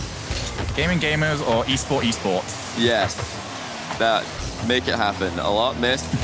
Jack, once your careers are all, once you've accomplished everything you want to do, just sign him up. There you go. There he is. He doesn't miss. Atomic and Turbo just need to pass the ball to this guy today, because he is only scored in bangers. I think he's a little inspired by the idea that you'd have to change rosters at this point. Mist is just on fire. And it's a good sign for Team Envy that he's right back to it. You don't want someone like that, especially in a game like this where staying that consistent is so unbelievably difficult. You don't want him falling off at any point today. Seeing him having one off game and then instantly bouncing back would be huge for them. It's not even like he had a hugely off game. The ball just didn't really fall for him. And there were actually chances. I think I remember one time last game, Turbo could have centered it to Mist and he took a shot instead. A shot which ended up being saved. So I want to see just a focus on giving Mist the ball. Look at him go. No. He just can't be stopped right now. Easy 1v2. The bar to the rescue of PK once again. Man, I'm just so impressed with what Mist has been able to do today. That's another top corner shot. Great save by Rodoko. Just pass the ball to Mist, Envy. Where is he? He's in the back left corner. give it to, I think they're trying to. Atomic ends up giving it to Ridoko in an attempt to back pass to the Starman. Turbo to the side, looking for that second goal. Could really be the ending blow for Pittsburgh Knights. First touch, but missed always so quick. Constantly meaning that Pittsburgh Knights have got to hold somebody back, and Envy are now starting to really ramp up the pressure. This is looking like game 1 and 2 Pittsburgh Knights as well. Turbo's They looking can't for quite Mist. figure out. He's looking for him. He's like, where is he? How do I pass the ball to him? He tries to center. Yeah, it's worrying. How do you handle him? PK just don't have an answer. They haven't been able to do that throughout this entire series. Last game, you know, Rocket League games are so short, you can't have a game where you don't score even though you're playing brilliantly. Mist showed us that last game. There you go. It's another shot that's finding its way towards the goal. Wow. Barely saved. Just I swear, Mist, he's playing with an aimbot today. He just touched the ball briefly in defense, and suddenly it's a major threat for PK. Passed all the way back, of course, that's who it's to. Over the top. Kinsey has to respect it. Well, you've very rarely seen this sort of play style in Force, but when your player is playing that, oh, wow! Oh, Kinsey just slapped it off him! I think Mist has gotten a bit too confident there. He's like, yep, my aimbot is clearly working. I'm just going to shoot from here as well. But Kinsey read him, and that's a huge dunk. Incredibly dangerous touch to be making in the back corner, though, to be fair. Mist, he should know better than to try and chip it past Kinsey in that position. Look, I think when you're playing this well, traditional logic of what you should and shouldn't be going for tends to go out the window a little bit. Yeah. Mist already up. Well, how long is this going to be? Oh, wow. Oh, Pittsburgh Knights got it. And that's not a great touch from Atomic either. He's still able to follow. I think it's definitely Shogun. He missed the goal. Is that the turning point for Mist? Doesn't look like it. Oh, he's so close. Still a huge threat every time he touches the ball. He's definitely forcing some moves from the defenses each time, but they're going to need the finish. The shooting actually that plagued them last time. Follow up. Oh my goodness. Kinsey has got himself the brace. What is going on? This game is wild. Atomic just missed the ball, and then Turbo just didn't know what to do. He was just stuck in the middle of a hurricane. That's a great double, though, by Kinsey. What a read off the inside of the post. And for as good as Team Envy have looked, if they don't do something about this, we're heading to Champions Field. CPS going to take the longest route possible, as he should do. Fakes out Atomic on his way and drops it for Kinsey. Pittsburgh Knights really starting to look comfortable. About as comfortable as you can be on a championship Sunday against some of the most accomplished players that Rocket League has seen. Even then, looking unfazed now in the last few games. Follow-up shot to backboard, and it's in! What? Ridoko on! 2-goal lead advantage! And game 5 is looking more and more inevitable. Excuse me? Oh my goodness, the play is coming out of PK here. Brilliant recoveries. We saw Kinsey in the last goal with a mid-air recovery to put in his own double touch off the inside of the post. Now it's just Ridoko landing in the dream position. The ball bounces into him and then into the net. And can Mist rescue Envy? Here he is, up for another double. And he scored it again. Of course he has. Oh my goodness. Why not at this point? Pittsburgh Knights, they saw their 2-goal lead. They must have started to feel a little bit comfortable. And Mist turns their cushion into a bed of nails. 52 seconds on the clock. And Pittsburgh Knights have got to hold on to this. I love how every time the Mist is attempting a double touch on target, he's just thinking, how hard can I hit this ball? Not the placement. The placement is just inevitable. He doesn't doubt that he's going to hit that on target right underneath the bar. All he's thinking of, right, okay, how do I air roll into this? How do I time my arrival so that as I'm hitting the ball, my car is just leaning into it, full force, straight through the middle. And it's just a joy to watch still. I'm starting to feel right now that Mist has just got something against the orange side of the field. He's going for it again. 15 seconds on the clock. Team Envy looking for the goal to send them to overtime. CPS, huge touch. Gets it over the top of Atomic. Can he just? No, Atomic can recover this as well. He's got Mist in the midfield. He does go for him. And Kinsey is the quicker of the two. It's up to Turbo. He will not be able to keep that one up. Wow. Champions Field on the way. Wow. Well, Envy, they'll feel a bit unlucky about this one because the second and third goals for PK both had, you know, an element of kindness from the post and the crossbar. However, without, except Mist, what else have they got? Mist is just everything for Envy at the moment. If he's not scoring every goal and every single shot that he takes, they don't have much else. They don't really have another way to score. 12. Yeah, 12 shots from Mist. He has more shots than the rest of the lobby combined. Everybody else combined is at 10. He's got 12 shots. This is so ridiculous, but somehow PK have made it into Game 5. I don't know how with Mist playing this well, but they've done it, so credit to them. This definitely goes down as one of the more unique lobbies I've ever had the privilege of broadcasting. Wow, I mean, where do we really go from here? Pittsburgh Knights have got themselves 2 wins in a row, and it all does come down to this for them. So, can they pull off a monumental upset and send themselves through to the semifinals? We've got 5 minutes between now and finding out the answer to that one. Johnny, looking at this one, what do Pittsburgh Knights need to go for themselves? Is it on them to create something big, or is it them trying to quiet Mist down? I think it really is the latter. It's trying to nullify Mist's unbelievable level, because they did actually in the last game have some success saving Mist shots. There were 10 saves for PK, and if you look at Envy and see that Mist has 12 shots, Turbo and Atomic together have 4, then you can come to the conclusion without a degree in logic that they must have saved some of Mist shots, and that's really what this game is about. Try to nullify Mist's offensive pressure and maybe steal another win. What an upset that would be. Good pressure from them to start with. Mist taking over. This is going to be the danger challenge. Rodoko has done well. Envy going all out on the pressure, and I'm very curious to see what version of Pittsburgh Knights we get here. How aggressive are they willing to be in the biggest individual game of their careers? This is already a phenomenal result for them, win or loss, but they want to take this even further. ZPS decides to go for the challenge. Kinsey moves late, that's on target. Rodoko can't get there. And Turbo with goal number 1. That might be the best news for Envy. They've scored a goal without Mist doing something incredible. Great 50-50 by Turbo Pulse. A complete punish on the risky angle from the PK player. Now, what are PK going to do in a response to this? They were able to come back from behind in the last game, so they've shown us that they're able to. They're capable of, bringing themselves back from a losing position. A Mist is going to bring it to them. You already know. Atomic decides to wait. No real pressure on him just yet from Pittsburgh Knights. I think that first goal is going to have to really waken Pittsburgh Knights up. Rodoko looks to get off the bag, as this has been a little bit scrappy right now in that final third. Good news for Team Envy is not only have they got rid of it, they've managed to actually start working with it afterwards. Turbo goes low. That's a good save from Kinsey.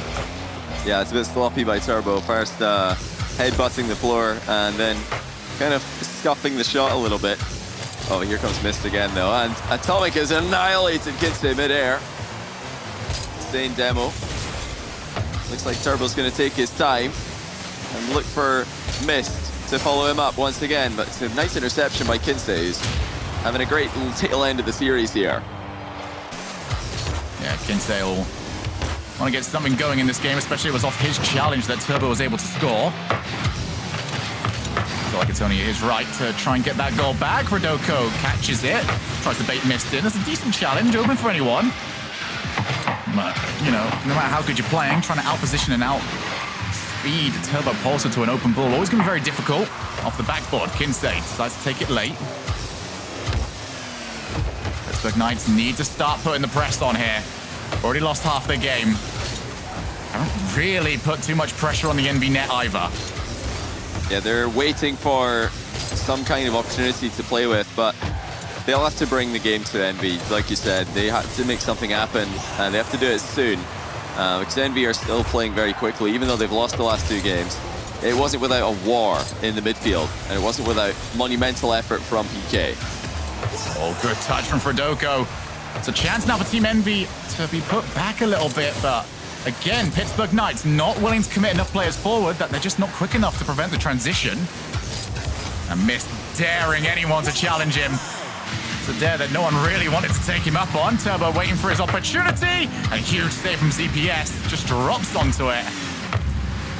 90 seconds now. Pittsburgh Knights, that time is ticking away so quickly. Turbo shot is saved. PK still in it. It looks like Envy have made a conscious decision to play more of a ground game in this 5th game, the ace match of the series. And it's really working out well. Turbo's got an open net. He doesn't need any help from Mist here to make it 2-0. PK have been completely surprised by this complete change in game plan from Envy. It was brilliant. No focus on hard clears and aerials. Just get the ball down. Let's play them on the ground. So 2 to the better. Experience comes out huge in situations like this. And Team Envy definitely look just as experienced as they are in comparison to their rivals. Turbo looking for Atomic. Is it done and dusted here? Here's Turbo and the rest of Team Envy going through to the semifinals. Right now, the way it looks very much is an emphatic yes across the midfield. This can just take this, waste a little bit more time off the clock, maybe go the whole way here. Why not? Off the backboard, awkward angle if you want to take the shot. Someone from Team Envy choosing to do so. Instead, it's passed to Turbo. Cannot make the 3-goal lead stick. But Kinsey needs something massive here, and it's another early block. Huge demo. Need a set, but who do you set it up for? ZPS decides to go by himself. 2 players up now from Team Envy, and the follow from Kinsey so slow. Doesn't even make contact with the ball. Yeah, it should have been 3-0 there. Turbo hitting the post once again, but it shouldn't matter too much. There's very little time left in the game, and PK struggling to create any kind of consistent pressure. Now Turbo with another chance to get his hat trick, and he will. And that is game, set, and match for Envy. It wasn't the 3-0 that I was expecting. It wasn't the easy road to the semi-final that a lot of us expected, but it still got the job done. And with Mist playing as well as he has today, they look very scary. They look look very dangerous. And we already know that Atomic and Turbo will play up to the level of their opponents. NRG in the next round have to look out. I mean, they're getting the goals now just to try and say, yeah, this was comfortable. We never worried for a single moment. Pittsburgh Knights, they'll come out of this very happy, I think. Maybe not immediately. But this, for many, will be considered an overperformance from them and something they can really build on over the next month before the second regional. They want to turn this from an overperformance to what would barely be considered the norm. But semi-final secured, though, for Team Envy. No upset this time around. NRG against Team Envy is semi-final number 1. And I think all the fans watching back home are going to be delighted to hear that. It's a matchup that we all want to see. Even fans of the Pittsburgh Knights and Alpine are, I'm sure, going to enjoy that one thoroughly. It's coming up later on in the day after the rest of the quarterfinals. But well played to Pittsburgh Knights for making this into a real series. They didn't look very confident starting off, but it's clear that this will be a great experience for them to bring into the future tournaments that they play this year. If they can play like they did in games 3 and 4 here for a whole series, this might look a lot different. Unfortunately, Mist on the day was just something special, and PK were not equipped to handle him. Yeah, I think experience will become a massive factor in this one because, as you mentioned, they start off slow and they look slow as well in game number 5. The 2 games where you're going to get hit by those nerves the most. So midway through, like, they look fine, just getting them up to a point where they feel comfortable and good to go with that in the future. But they'll be looking to try and improve on that and to build on this result. Coming up next, though, our third semi-final. The players on it might be a little bit different, but the names of the teams are very much the same. It is a rematch of the only all-North American grand final that we've ever seen in an international. We've got the Peeps against G2 Esports.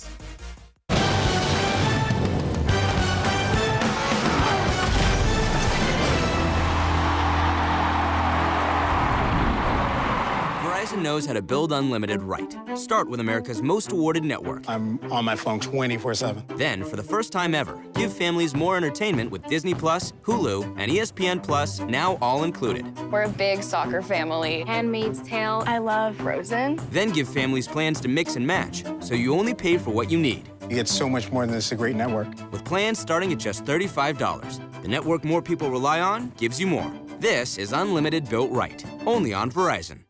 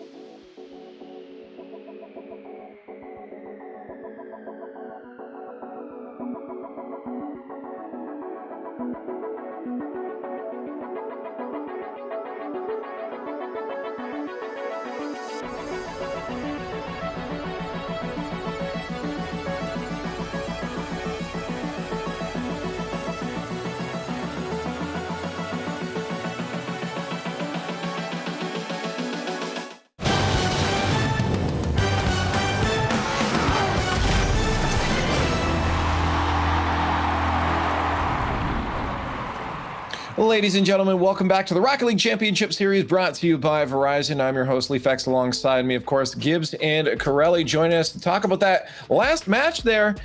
Corelli, you predicted it. You said this is going to be a lot closer than a lot of people are going to think, and that's exactly what it was, going down to the wire. Yeah, I was afraid I was going to be wrong for a second there. Envy came out quite hot, and even though that second game wasn't overtime, slowly but surely Pittsburgh Knights eased into this series, and that's what I thought when we talked about this game before going in. I felt like Pittsburgh Knights could give Envy some trouble, and they did in the end, but I do think that Envy, were able to stick it out. Mist played a phenomenal series. I mean, you can't go through the series without talking about what he did for this team. We talk about birthdays and like my wife, she'll have like a birthday week, but Mist, he's had a birthday weekend right here. He's on fire. His birthday was yesterday, so I thought it would end there, but he's like, nope, we're still playing.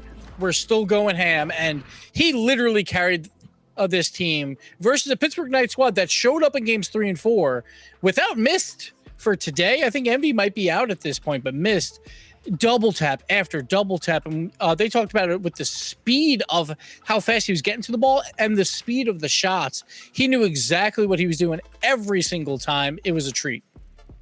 Well, to talk about that victory, we have Atomic from Envy on the line to give us some insight as to what went on there. Congratulations on the win, Atomic, but I do got to ask, something changed halfway through the series there. What was going on that allowed the Knights to step up? Was it them, or was it something you guys were doing? I think we definitely. Wait, I hear myself. Oh, that's going to be confusing. Yeah, I muted it. Okay, so we started off really strong. I think we're like bringing it to them. We weren't just sitting in net, and then we kind of like thought we had the series won almost. So we started playing defensive, and it ended up being worse. Complacency, it can sink in. Yeah. When a player pops off, and we've seen that with you before, and of course we saw it today with Mist, do you change your game plan at all? Do you try and feed them the ball more? Not really. I think our playstyle, like, it definitely suits Mist. Wait, what happened? Oh, sorry. James Watt is, so everyone knows James Watt's causing problems on the back end here and interrupting our conversation. So you can continue on. Yes, so I think our playstyle just suits Mist. So like, if he's hitting his shots, like we kind of just keep playing, and the ball will go to him eventually. Yeah, I want to talk about for you, Atomic, going up against NRG later on today. I just want to get your opinion. Like, in your eyes, how do you beat NRG? They are coming off a huge win over, or a very easy win, I would say, over Alpine Esports. In your eyes, as the player on Envy, what do you do going up against NRG later on today? Well, we look at how we're playing on the day, and like Mist is obviously playing really good, and Turbo is also, but we're just gonna like clean up mechanics maybe a little, and just be more calm going into the series, and then play our game and hope it works. Fair enough. Final question here for you then. I want you to predict this next match. Do our analyst work for you? G2 or the Peeps? Who's winning that one? I think I actually think the Peeps might take that. I think they'll win 5. Yeah. That's the new rule of Rocket League. Don't sleep on the Peeps, and Atomic certainly is. And Atomic, congrats on making the next round, and good luck against NRG. Thanks.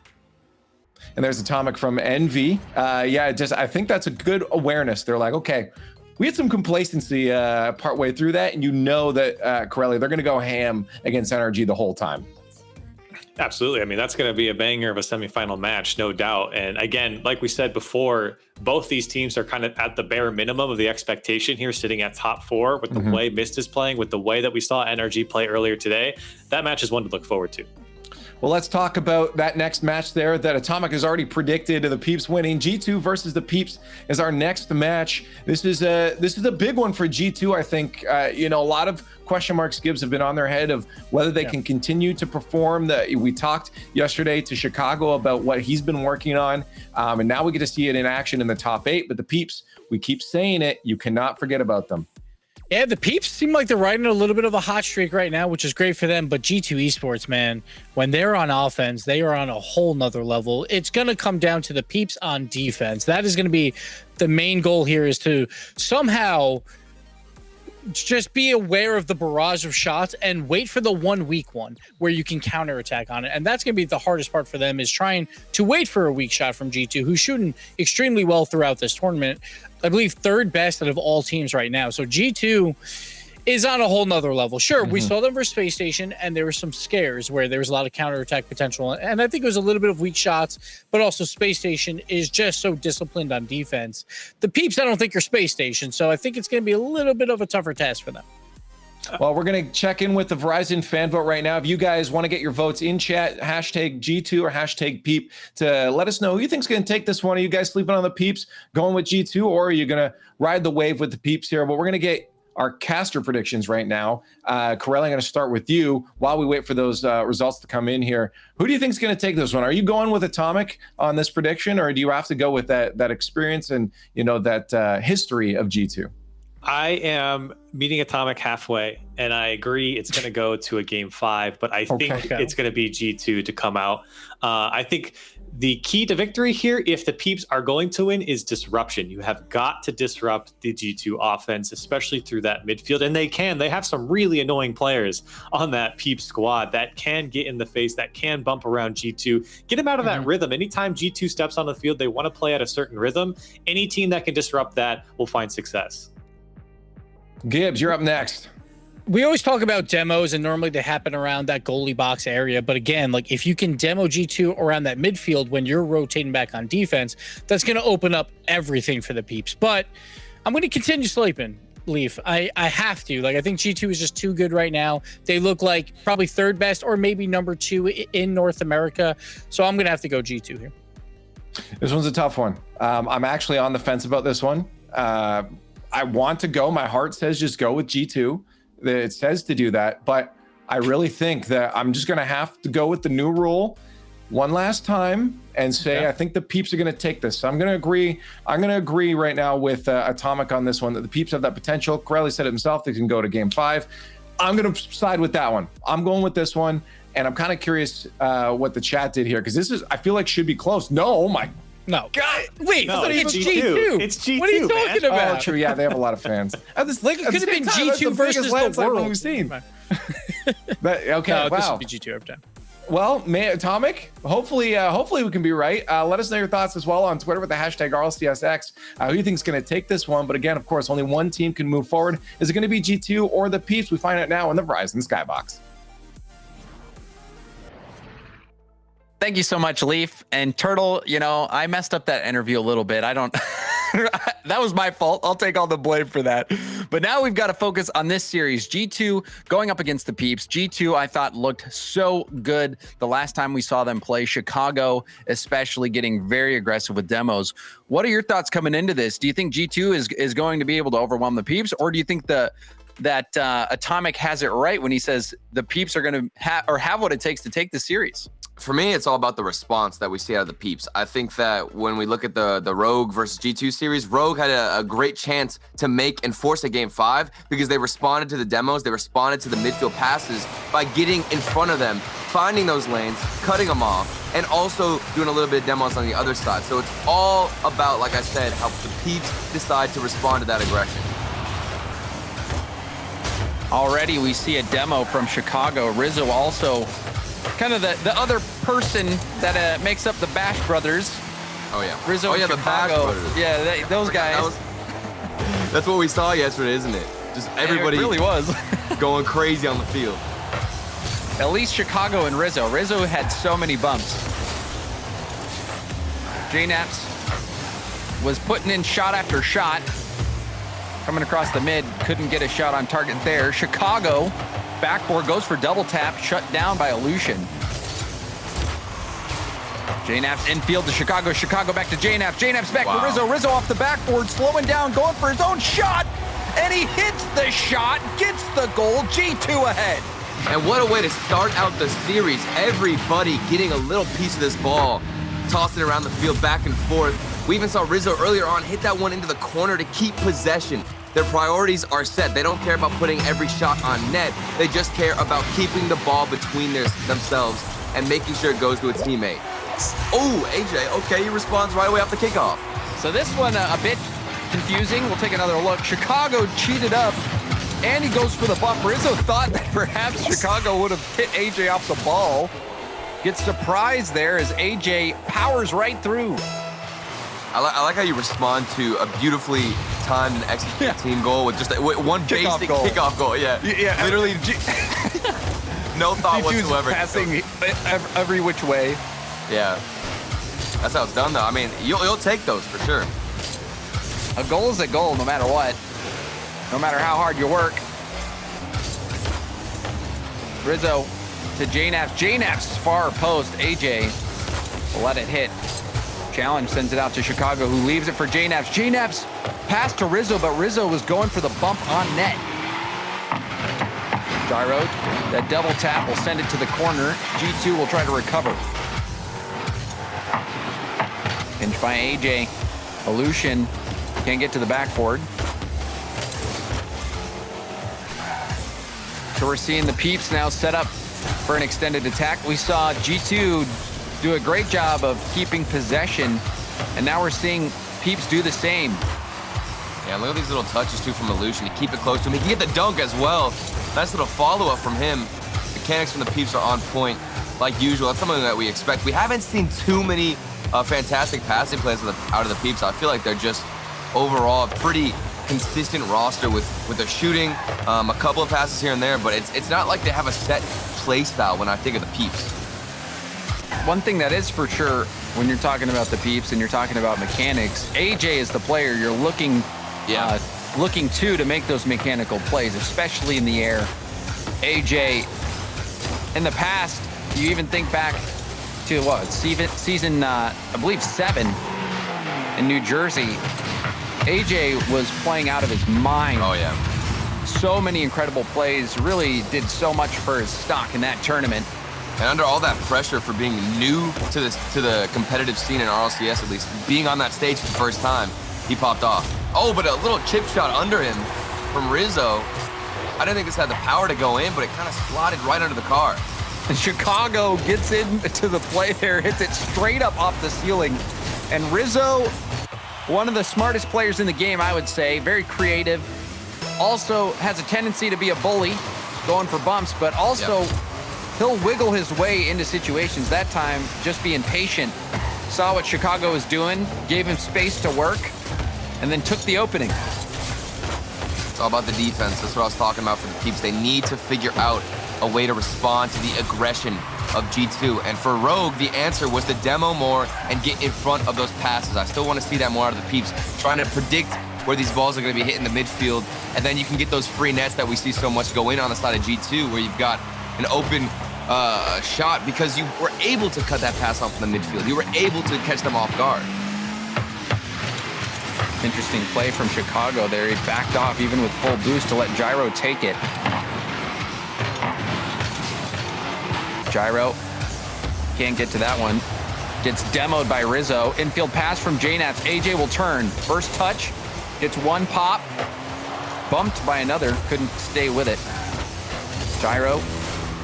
Pass Rizzo. Gyro going for the bump on Chicago. Gets the demo on the goal line. And there's that demo you were calling for, Triple. Yeah. That's what I love to see, and you have to fight fire with fire. Go for some demos against G2. If they're gonna hit you with everything they've got, you've got to hit them with the same force. And that's with a demo on the backfield. You take them out, and we got a tie game, James. Perhaps that is the answer. We're seeing more demos come out. Double demo from Rizzo. Chicago going up against AJ, who has nothing now in the tank. Ball floats towards net. Oh, what a back touch. pass to JNaps. Team bump in net. AJ has nothing. He jumps for it. JNaps looking for the pass. Far across the field. No one was there, and Gyro will get the clear. Peeps get some breathing room. Something I'm seeing a lot more out of G2, though, with their plays. A lot of times we'll see maybe a midfield pass, but for what it seems, they're kind of hitting somebody on the backboard so they can go for a back pass. That almost slipped in. Aleutian, I didn't think he had time to get the touch. He barely gets away with it. Double chance. Rizzo breaks it up. It's a long shot. Wow. It's going to go high and wide. Double commit again from the Peeps. Rizzo demos Gyro. Chicago towards net. Blocked by AJ. JNaps to the side. Rizzo getting shut down by Gyro. Infield pass. Aleutian is there. Backboard. And they let it touch. We've got overtime in game 1. Gyro's demo opening up the gates for the Peeps. Will they make the most of this opportunity? That's what I expected, man. I mean, you go up against G2, you're just going to get a bloody gameplay on the pitch. That's really all it is. Cars getting demoed left and right. Crazy midfield passes. You've got mechanics popping off. It's going to be an entertaining series, James. It's already entertaining. And we're just in game 1. Rizzo can't get the 50. Aleutian on 0. Gyro in front of net, struggling a bit. Rebound to Rizzo. Rizzo's shot will be high. The bumps. AJ leaves it for Gyro. Off the backboard, tough read for Rizzo, but he makes it. Second attempt, misreads it. Chicago, weak hit to the corner. Pops it over Aleutian. Can't get it past Gyro. Gyro does well to keep it at midfield. Now off the backboard, JNAP's tough spot. Huge defensive play from JNAP. He gets another touch there. And that's so hard to deny. Gyro, he was going crazy. The 1v1 skill, he was hitting it around so much. That's a good 50 from Rizzo, though. Another one we see go off the ceiling. Where's the follow-up? Chicago, nice little touch. And look at how they're still passing. As they're rotating out, G2 continue to connect passes and keep the ball in their opponent's half with possession. It's insane to see, because normally you'll see somebody just rotate out without even caring where the ball is. They just want to get boost. Oh, infield pass. That's going to go off the backboard. Chicago respawn, comes into the play. The shot, high, rebound to Rizzo. Rizzo hits the target. G2 win game 1. If Rizzo is shooting on point today, he's even more scary. Look at him. He gets it across towards Aleutian and finds the right side of the net. When you're crashing in, it's all about that placement. And of course, it's Rizzo to follow up. G2 Esports, I expected it, but at the same time, the Peeps, man, they brought it to him. They brought it to him, but Rizzo brought it even more. Oh, yeah. Rizzo, a hat trick, 6 demos. That was a great game from Rizzo. You saw him really setting the tempo, Turtle. Yeah. Well, it kind of reminds me, too, from the past few seasons. I feel like whenever we talked about G2, not so much recently, but, you know, the past few seasons, we'd always say, oh, if Rizzo's on today, it's deadly. G2 are going to pop off. If Rizzo's shooting well, if he's feeling confident, even their own teammates, you know, JNAPs in Chicago say in interviews, oh, if Rizzo's doing well, or, you know, we've got ice in our veins. And it looks like that's the case here today, because he has been a staple in not only the offensive pressure, but also keeping that pressure above the midfield line, because they're barely on defense, James. Barely on defense. They're getting good demos. We did see Gyro do well to get that demo. I believe it was on Chicago in net that allowed the Peeps to force that overtime. But, you know, G2 and Rizzo, their offense is so much fun to watch. And specifically Rizzo in game 1, his shooting was so accurate. He got those opportunities and there was very small windows that he could hit, and he was hitting them consistently, scoring every single goal and getting that win for G2.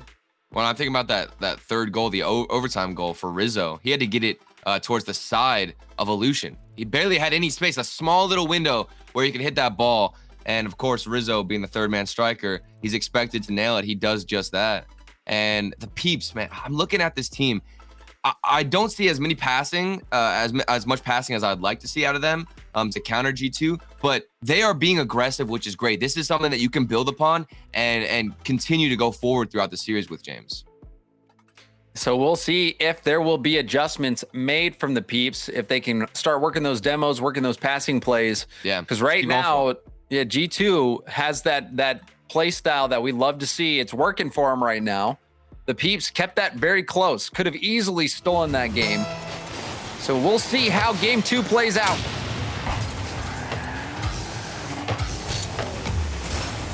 JNAP's backward pass, Chicago going for the double. Wow. And cha-ching, easy peasy for Chicago. It's such a smart play. Look at where Chicago places this first ball. He sees there's 2 players in net. So what does he do? He hits it above, makes them use their flip, flop all over the net, and he's got an easier shot as he follows it up off the backboard. That is peak decision-making in Rocket League. And execution as well. That dominance always makes those doubles look so clean. Rizzo in the trenches. JNAPs helps him out. The Peeps trying to battle out. Full boost for AJ. Rebound will test him. Going for the second attempt off the backboard, misses it. AJ using all his boost for that. Now chance for Rizzo, double commit. Off the backboard, Chicago, awkward angle. Not a great clear, but AJ and Gyro still managed to work together. Chicago looking to start the attack again. AJ back to Aleutian. Aleutian will go for the dribble, 0 boost. Out to Gyro. Gyro, the 50 goes right to AJ in the middle. One demo from Gyro. Looking for another bump. That one almost squeezed by from AJ. Gyro playing that lead blocker role almost opened up a gap for AJ to work through. And you gotta give credit to Rizzo. He went upside down in the net, reversed out of it, and he actually cut off a big portion of the angle that AJ had to put it on net, so we had to go for that top corner spot. Unfortunately for him, he barely missed it, but now Lucian's got the flip reset. Almost off the backboard. It's Rizzo again, defense standing strong. Rizzo reading that hit. Reading that flip reset. That pass would have leaked out into the middle. AJ was waiting for that rebound opportunity. Rizzo on the respawn. Hits it upfield. Gives up possession to Gyro. Gyro, with not much boost, has to give it up for J-Naps. Now Chicago racing in. 50. Gyro pops it up to the side. Rizzo drops it down. J-Naps with a big 50 win will send it deep into the Peeps territory. Another clear off the backboard. G2 setting up on midfield, right on the half-field line, not letting the Peeps get out. Oh, there we go. Good passing, though, from Gyro. If you saw that little moment where Gyro touched it right to, I believe it was Aleutian, to get that final clear. That's what we need to see more out of the Peeps. Little touches to keep that possession instead of just giving it straight away to G2 Esports. If you play into the boomer ball, start banging these balls all the way down towards the other half, you're just giving away possession and you're letting G2 do their thing. Possession right now in favor of the Peeps. Aleutian could go for the pass, but he hits it right off the ceiling. This one out to the side. Aleutian can't bump Rizzo in time. Gyro, awkward ball. Backward read from AJ. Will clear it long. J-Naps has Chicago off the wall, but Aleutian beats him to it. If that one was on target, might have had the opportunity to tie this game up. Yeah. Now another opportunity, awkward. Chicago was able to clear it to safety, but G2 has shown a few defensive mispositionings, allowing some space for the Peeps to work back into this. Oh, even a double commit there on the defense. It is getting a little bit all over the place. Somehow they still hold this lead. We've seen moments, like you said, James, where there's been gaps in the defense. Maybe whenever the Peeps can cut off a pass, that's when it gets created. But they haven't been able to punish. Where's the finishing shot? We need that final pass across the net to open up a shot. Rizzo going for a bump, it looks like. AJ getting harassed by J-Naps. This one's gonna pop up high. Aleutian to the corner where Chicago's waiting. Chicago tries to pass it down, but Gyro had the angle cut off. Now it's back out to Gyro. He sees AJ upfield, but a weak hit and a pinch back. That'll burn a lot of time off the clock for the Peeps.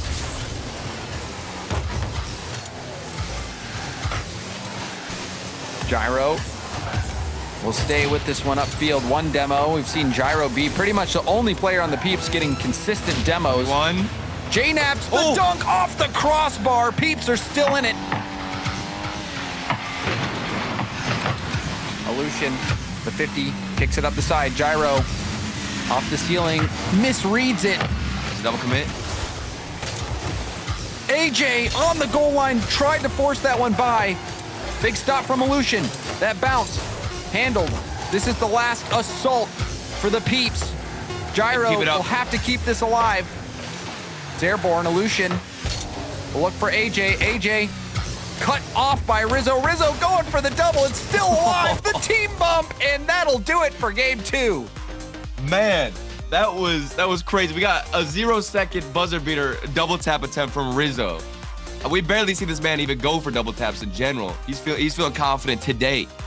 and the Peeps. There were so many moments, so many opportunities. It doesn't even feel like G2 in this game were nearly as dominant as game 1. The Peeps, they had a lot of pressure, they had a lot of opportunities, but they've never made any use of it. We even saw a couple double commits from G2 where somebody was left on defense, and yet the Peeps still scoreless here in game 2. Scoreless. The only goal of the game was that first goal by Chicago in the first 9 seconds. AJ almost squeezed that one in off the post as well. And this one, you said it, Turtle, a few defensive openings that were left by G2. It was a little sloppy on defense at times, but the Peeps have not had really any offense to speak of whatsoever. They have been struggling, and so they're going to have to start finding the opportunities, finding the lanes to pass to one another, get something going, because what they're doing right now is just not working. Yeah, and that goes along with the game plan for G2, the play style that they have, where they always have 3 players above that midfield line. They're so aggressive. You know, you look at these games, pay attention. There would be multiple times where every single player on the side of G2 is across that midfield line being aggressive. And while that's great, you can starve out your opponent. Sometimes it leaves a lot of gaps on your defense, but if you keep starving them out and they can't push out with boost, they're not going to do anything. Great pass! Gyro catches it and flings it to AJ. What a pass from Gyro. Kept it close. There we go, Gyro.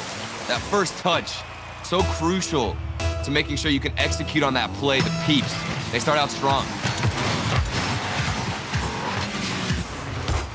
Last game, we saw G2 score very quickly, and they do it again off kickoff. JNebs, what was this read, Turtle?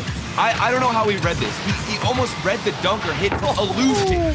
That's crazy, because it seemed like he positioned himself to the point where he could also get a touch if Illusion did get a hit. Or also, if he missed, he played both of the scenarios, and of course he ends up with the goal. Tough break for the Peeps. Hasn't been working out well for them. They finally get a lead off a dazzling pass from Gyro. And now another quick goal from JNebs. He powers this one by, battering against the crossbar, but it still goes in.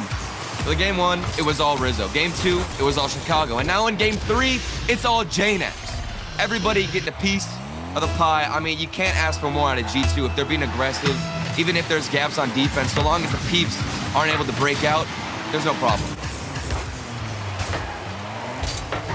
Rizzo misses that hit, however. Gyro, send it back into the middle. JNebs ready. Chicago completely misses. AJ airborne, gonna go for a 50. Rizzo gets the better of him. JNebs is there! Hat trick for JNebs! He's trying to copy that style that Rizzo had in game 1. Look at that 50 from Rizzo, though. Speaking of the man himself, in that midfield challenge. If he doesn't win that, he doesn't open up anything for JNebs. Huge play. Huge challenge in the midfield, and of course, JNebs is shooting on point in game 3. They go up by 2 goals. Now they got some security. The Peeps score first, and we're still in the first minute. Finally, we're out of it. 4 goals in that first minute. An exciting start to game 3, but not the kind of excitement that Peeps fans enjoy. Yeah. Despite scoring first, now 3 unanswered for G2. Gyro, can he pass again? Gets shut down by JNebs. AJ, solo play. Pinches out Illusion. Weaves past one defender, weaves past another, but he's out of boost. The pinch will send it all the way across net. So tough to control the power on those pitches. Yeah. It was a really good play, though, an attempt from Illusion to keep that one close. He got past 2 opponents. Like you said, just came down to that final pitch. Here's a shot for the man. Almost put that one in Chicago. There's always somebody on G2 who can get in front of those shots. The defensive reads, when things get dire, working pretty well, but that bump was even better. The Peeps now within 1. We got to pay attention to Chicago on the defensive side, where he's looking for a hit. He would have had a challenge, but he was bumped out by, I believe it was AJ, who sniped him in the middle of his aerial. And now they only trail by 1. This is getting insane. It's back and forth, James Bond. I can never tell who's actually going to control this ball. Right now, it seems like G2, but the Peeps aren't giving up yet. However, their tournament life on the line.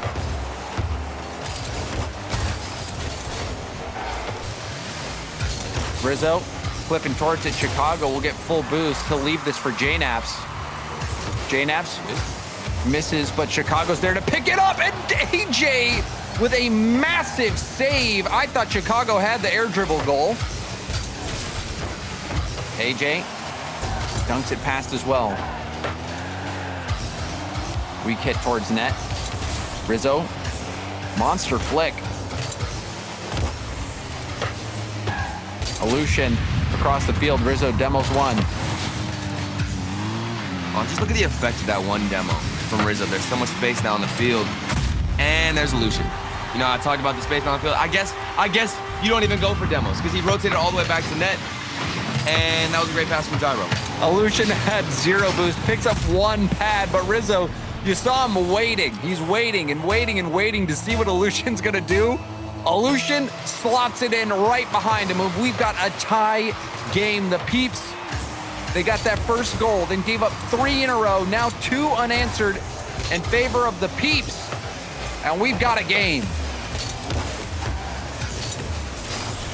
Oh, the bump! What?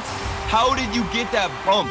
Who was this on the side of the Peeps? I believe it was Gyro. Oh, man. Gyro. What?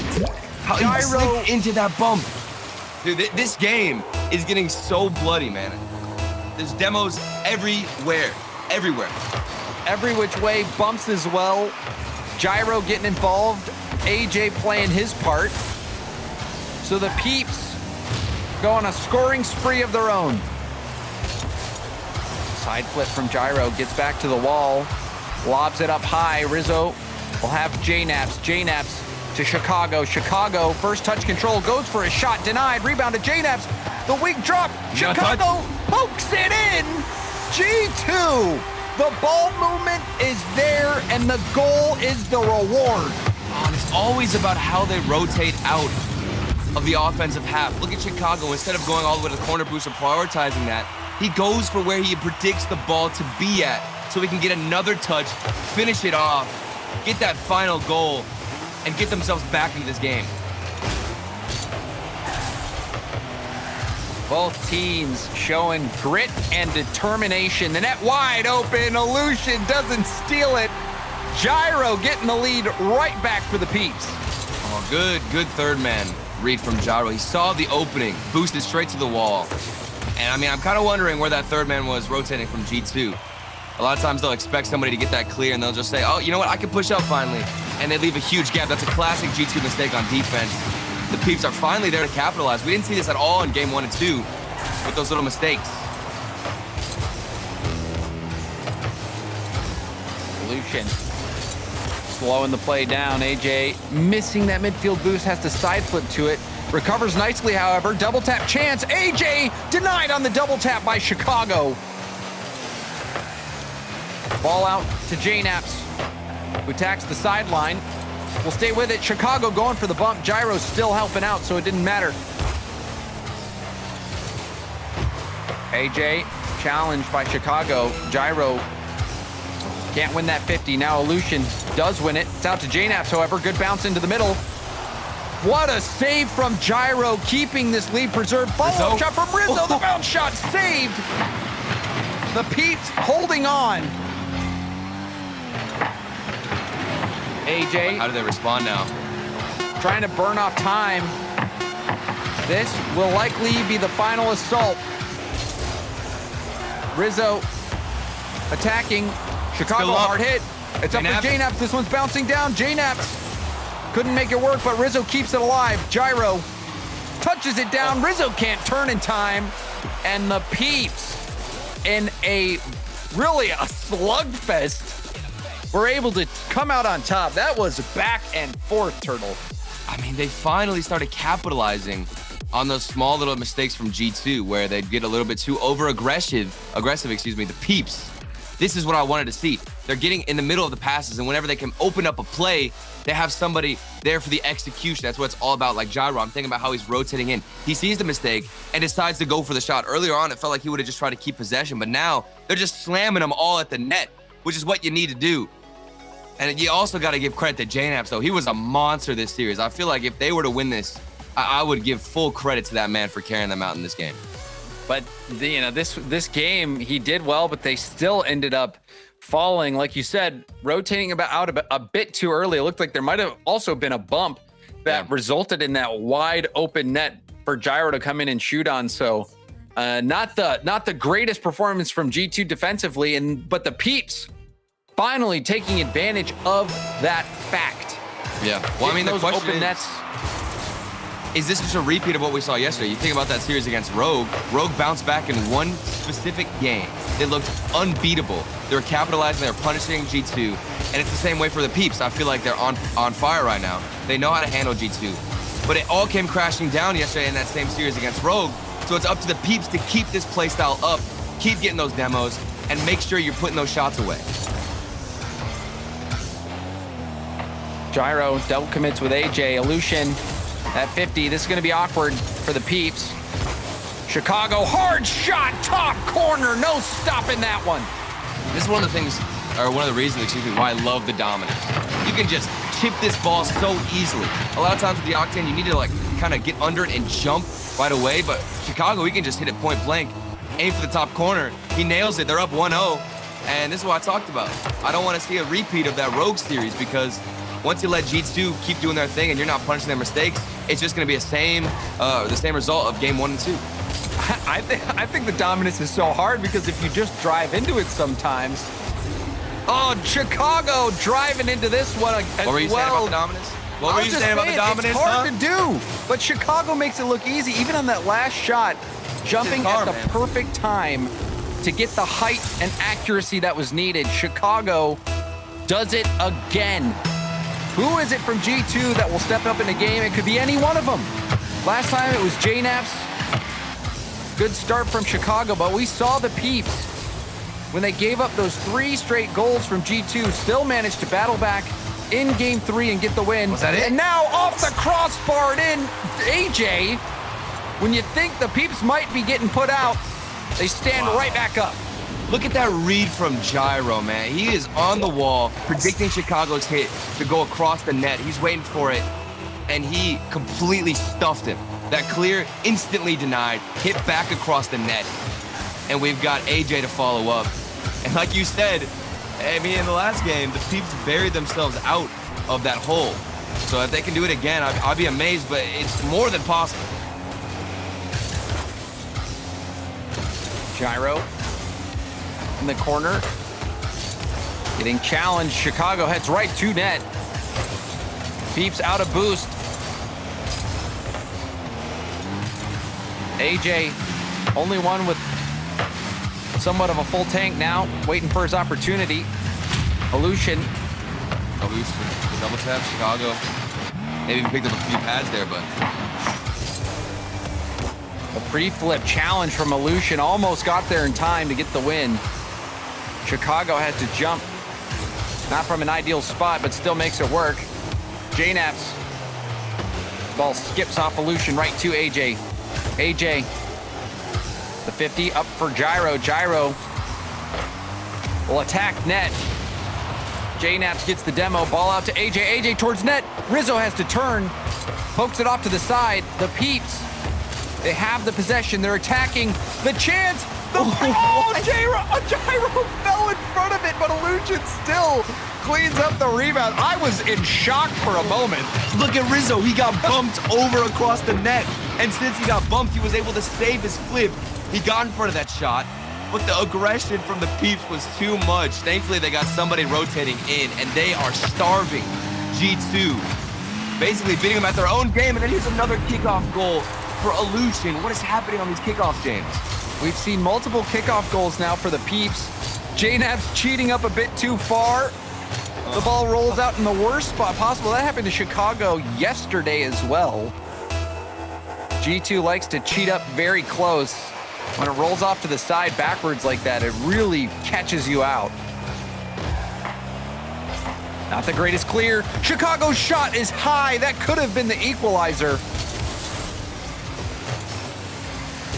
That dominus, double-edged sword, Turtle. It's great for giving you options, but whenever you can hit with the dominus properly on the ball, it is so powerful. but it's also so easy to hit it high. Yeah. Chicago, another drop on the goal line. Where's anybody from G2? JNaps wasn't there in time.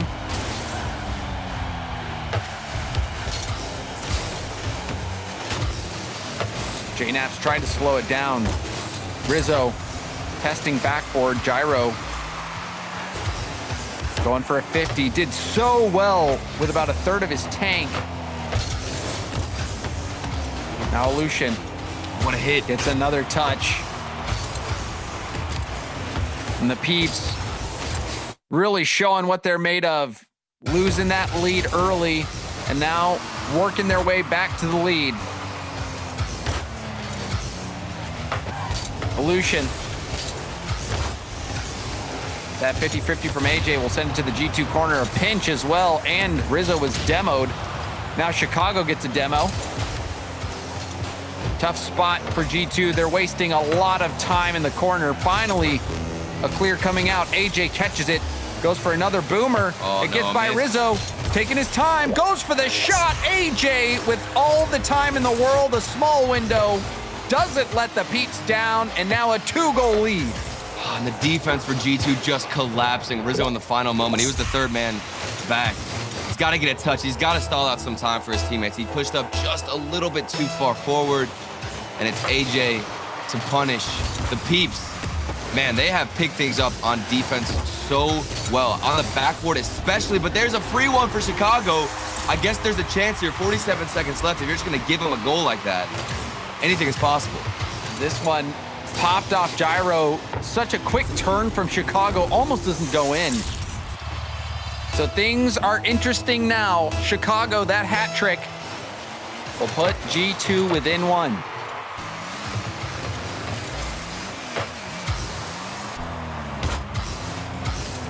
JNaps with that 50 sends it across the field. Chicago and AJ race to it. Chicago drops it down. Gyro hard off the ceiling. JNaps gets some help. This one's going all the way to the Peeps corner. JNaps, center ball. Chicago over 1. Aleutian, the clear right to JNaps. Infield pass. Rizzo shot. The ball. He hits it. 16 seconds left, and G2 make a miracle happen.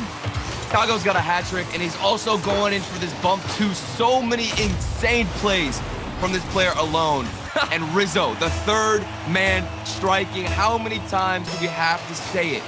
He's always nailing those shots. Shoots the gap as well. It went right between Chicago and the player he bumped. This has been such an insane series. One of the best. And it's not over yet. This game or this series. Overtime yet again. The Peeps have to score to stay alive. Good kickoff for G2. They've got possession. Oh, Chicago going for the solo play as well. Can I get a little dunk there? I like it. I like it. Pass. Oh! Okay. Every single moment here, not only for the Peeps, but also for G2. So deadly. And right back to JNaps, not playing any games, going for the cleared. Ball out to Chicago. Chicago. And AJ catching that ball on a dime. Another 50. Chicago needs some help. Has to get this read. Double commit. Rizzo, fortunately, he went for that because Chicago was going to miss. A bump on Rizzo. It goes out to JNaps. JNaps trying to take his time. Chicago, backboard pass. It's open. And Aleutian breaks up that play. Now right back on the other end. Rizzo has to save. Chicago for Rizzo. Aleutian again breaking it up. He's had a few plays where he's able to do it. Now double tap out of boost. Gyro lets it go. High shot. Rizzo taps it around Aleutian. Gyro only 23 boost. Trying to buy time. Rizzo. The shot isn't going to hit. Rizzo going for boost steal. The Peeps running on fumes. And they were so close. Did you see? AJ, he had the chance to just hit it a little bit high. That would have been the finisher. The opportunity was there. They just missed. Where was the execution? You're going to want that one back. Even Rizzo had an opportunity. Rizzo and AJ both could have ended this overtime. Chicago, this one, hard bounce. J-Naps to Rizzo. Can't make it happen. J-Naps waiting for the shot. This one going high. AJ out to Illusion. What a save by Chicago. Still not out just yet. And Gyro will get it. J-Naps trying to save it out. Ends up hitting it into his own net. What a game. Oh, and that's just so unfortunate. It was such a tough angle. J-Naps had to get right under that ball. But that's a well-deserved goal, even if it was off of J-Naps. The pressure, forcing that one down. You know somebody would have struck that one in the back of the net, even if J-Naps didn't hit it. And my goodness, dude, can we ask for a better series out of both these teams? We've got demos. We've got insane solo plays, team passing all around. G2 Esports with buzzer beaters, overtimes. What more can you want from a series, James? Well, I feel like it has it at all. So maybe we can get Game 5, a 0-second goal in Game 5 to determine it, or maybe an overtime yet again. We've got own goals. It's all there. We got a buffet in front of us, man. Well, there's still another course to be served, Turtle. We've got Game 5 coming up on Champions Field. G2 trying to fight off the Peeps from a reverse sweep. And if you remember back to the interview from Atomic, he called Game 5 win for the Peeps, and now we have a Game 5. So will he be right in his prediction? Right now, he's looking like a genius. The Peeps have fought through so much adversity, even losing the leads, bringing it back. That is the type of resiliency that makes you think of the Peeps that won Montreal. You know, not the same faces completely, but still that same spirit. I mean, you consider the fact that the Peeps start every single game pretty rough. They always get scored at least by 2 goals from G2. They have to battle back. Imagine if you can hold your defense now early on against this G2 roster with so much aggression. You think you'd be golden, and yet you've got Rizzo getting 0-second goals, so it's almost impossible to predict any of how this series is going to turn out. Early on, it's quiet. We saw some early goals in multiple games so far. This first 30 seconds gone peacefully. Well, not so peacefully for Chicago as it gets demoed. Good respawn for him, however. Backboard pass. That demo on J-Naps left the net open. J-Naps respawns in time to get the save. Gets demoed again. Poor J-Naps. He's risking his life for that save. It was worth it, though. J-Naps, the demo put him out of position. There was a demo as well where J-Naps was supposed to be rotating in for the shot, but got deleted off the field. J-Naps going for the double. AJ says no. No. Now this one floating up. AJ, low boost, pinch. We'll send this off the ceiling. Bounces down. Illusion handling it calmly. Look at the flick on that. Holy moly, Illusion from downtown. This man's not even on the dominus. How did he pancake flip this? Look at this. Oh my goodness. He sent that ball soaring towards the opponent's half. And there's nobody in net because G2, they like to be aggressive. They don't expect flicks like that. Now you got to position yourself a little bit back if Illusion is hitting shots like that. Oh my goodness. Oh, Gyro almost hit that back. That would have been a crazy goal. The Peeps playing with so much audacity.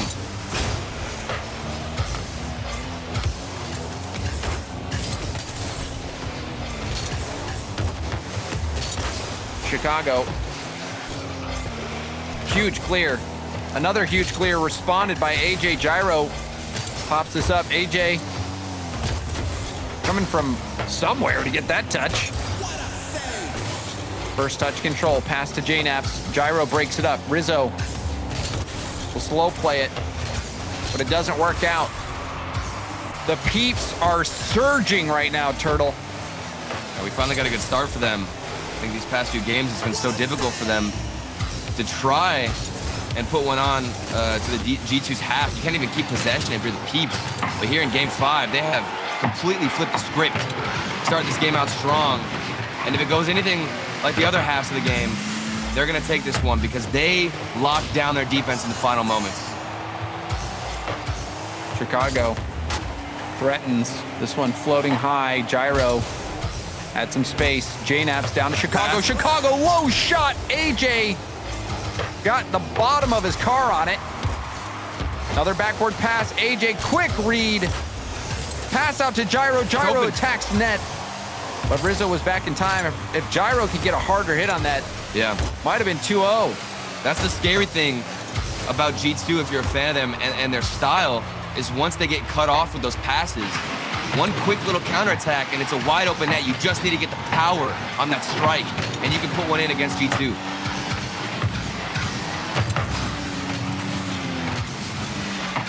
G2 running out of time. One more goal from the Peeps might be enough to put this one away. Aleutian going for demos. This one hard hit. AJ with a tough stop. JNaps poke downfield. AJ has to give it up. Chicago, weak hit. JNaps try to deny it at the mid. Chicago ready for this pass from Rizzo. It's saved. The Peeps, there were 3 in net. The double demo on net. The shot doesn't hit. Gyro on the goal line keeps it out. And the lead still for the Peeps. You get back-to-back demos on the defense and you still can't put one in. This defense on the Peeps is unyielding, games. It is a brick wall that has no holes right now, Turtle. JNaps now down to Chicago. No. Chicago off the crossbar in the post. Heartbreak for Chicago. Still not over yet. Aleutian trying to end it. The reverse sweep. Final seconds. Will they do it? This one off the ceiling and down. No one can get there, and the Peeps reverse sweep G2. Atomic is taking all our jobs, I'm convinced. The man predicted a Game 5 for the Peeps. I doubted him completely when he said that. But obviously the man knows what he's talking about. What a stellar performance from the Peeps.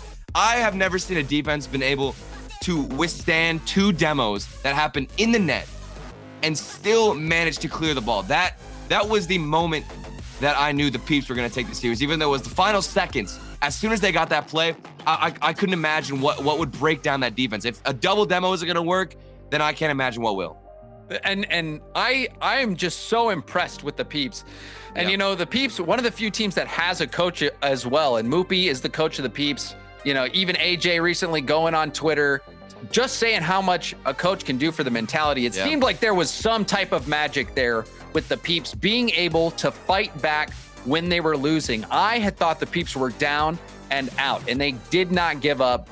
And look at that, a reverse sweep over G2. They were tenacious. It was every crazy. Game they started Tenacious, out. Every game they started perfect out horribly. Exactly. They started out horribly. They didn't care. 2 or 3 goals down, doesn't matter. They keep going with the offensive pressure. They're just waiting for those moments, those little gaps on defense. They punish, and then they also start making insane saves on defense, man. The Peeps, they're here to play. Will we see them in the finals? I'm not sure. I'm excited to see how they play in the semis. And that was just, I'm really overwhelmed with how great that series was. Well, you're overwhelmed, but fortunately for you, Turtle, we're going to be going to a break. And when we come back, Space Station taking on the Sonics.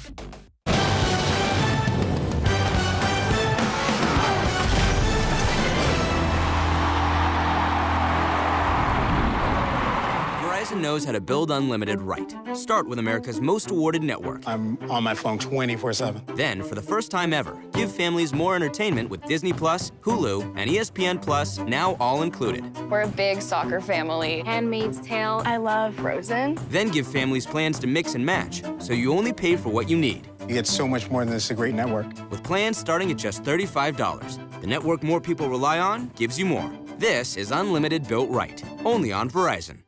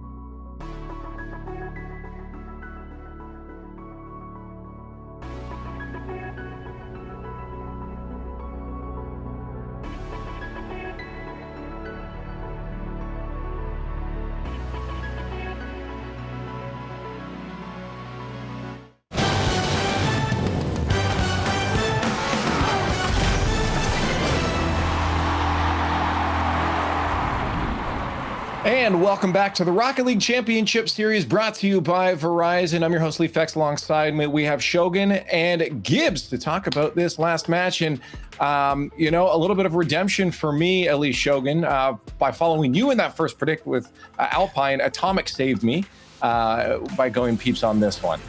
Wow, you're really blaming me for all of that. I had no impact whatsoever on what you did. However, the Peeps have had a big impact on everyone's predictions today. They have truly thrown everybody off. G2, bunch of momentum coming in. You know, it seemed like the team house was going to be the big change up for them, but instead the Peeps reverse sweep. They do it in great fashion as well, honestly. Just showing up with new level of fundamentals that we haven't really seen from them before. It just seemed so quick. Yeah, and it wasn't nap time for the Peeps. That's all I got to say there. Where J Naps, he got that hat trick early on in one of the games, but then two games, game 4 and game 3, 5-4 wins for the Peeps. That is insane to score, 1, 5 goals in general, but 2, just games that went so hard on the offensive side. That's what you expect from the old G2, where like there's literally no defense, but it was really a lot of the Peeps just making plays, very similar to what G2 does on the offensive side. So the Peeps basically took what G2 does well and did it better. Well, talk about that victory in the reverse sweep over G2. AJ from the Peeps is here to chat about it. Congratulations on the victory there, man. That was a hard-fought battle. Yeah, thanks for having me. That was like probably the most intense series I think I've been in, like to this date. Yeah, no, everyone in chat was biting their nails as well. Now, I just got to ask you off the bat here. Obviously, having Illusion on the team is something we've talked about a lot here. What does he bring to the team, and how's that dynamic been? Well, Illusion, what he adds to the team is like I'm able to push up more with Gyro, like we're more of a duo than when we had Retals, because like Retals is obviously a insanely aggressive player, so having Illusion helps out a lot with that. So I can push up more, be more on offense.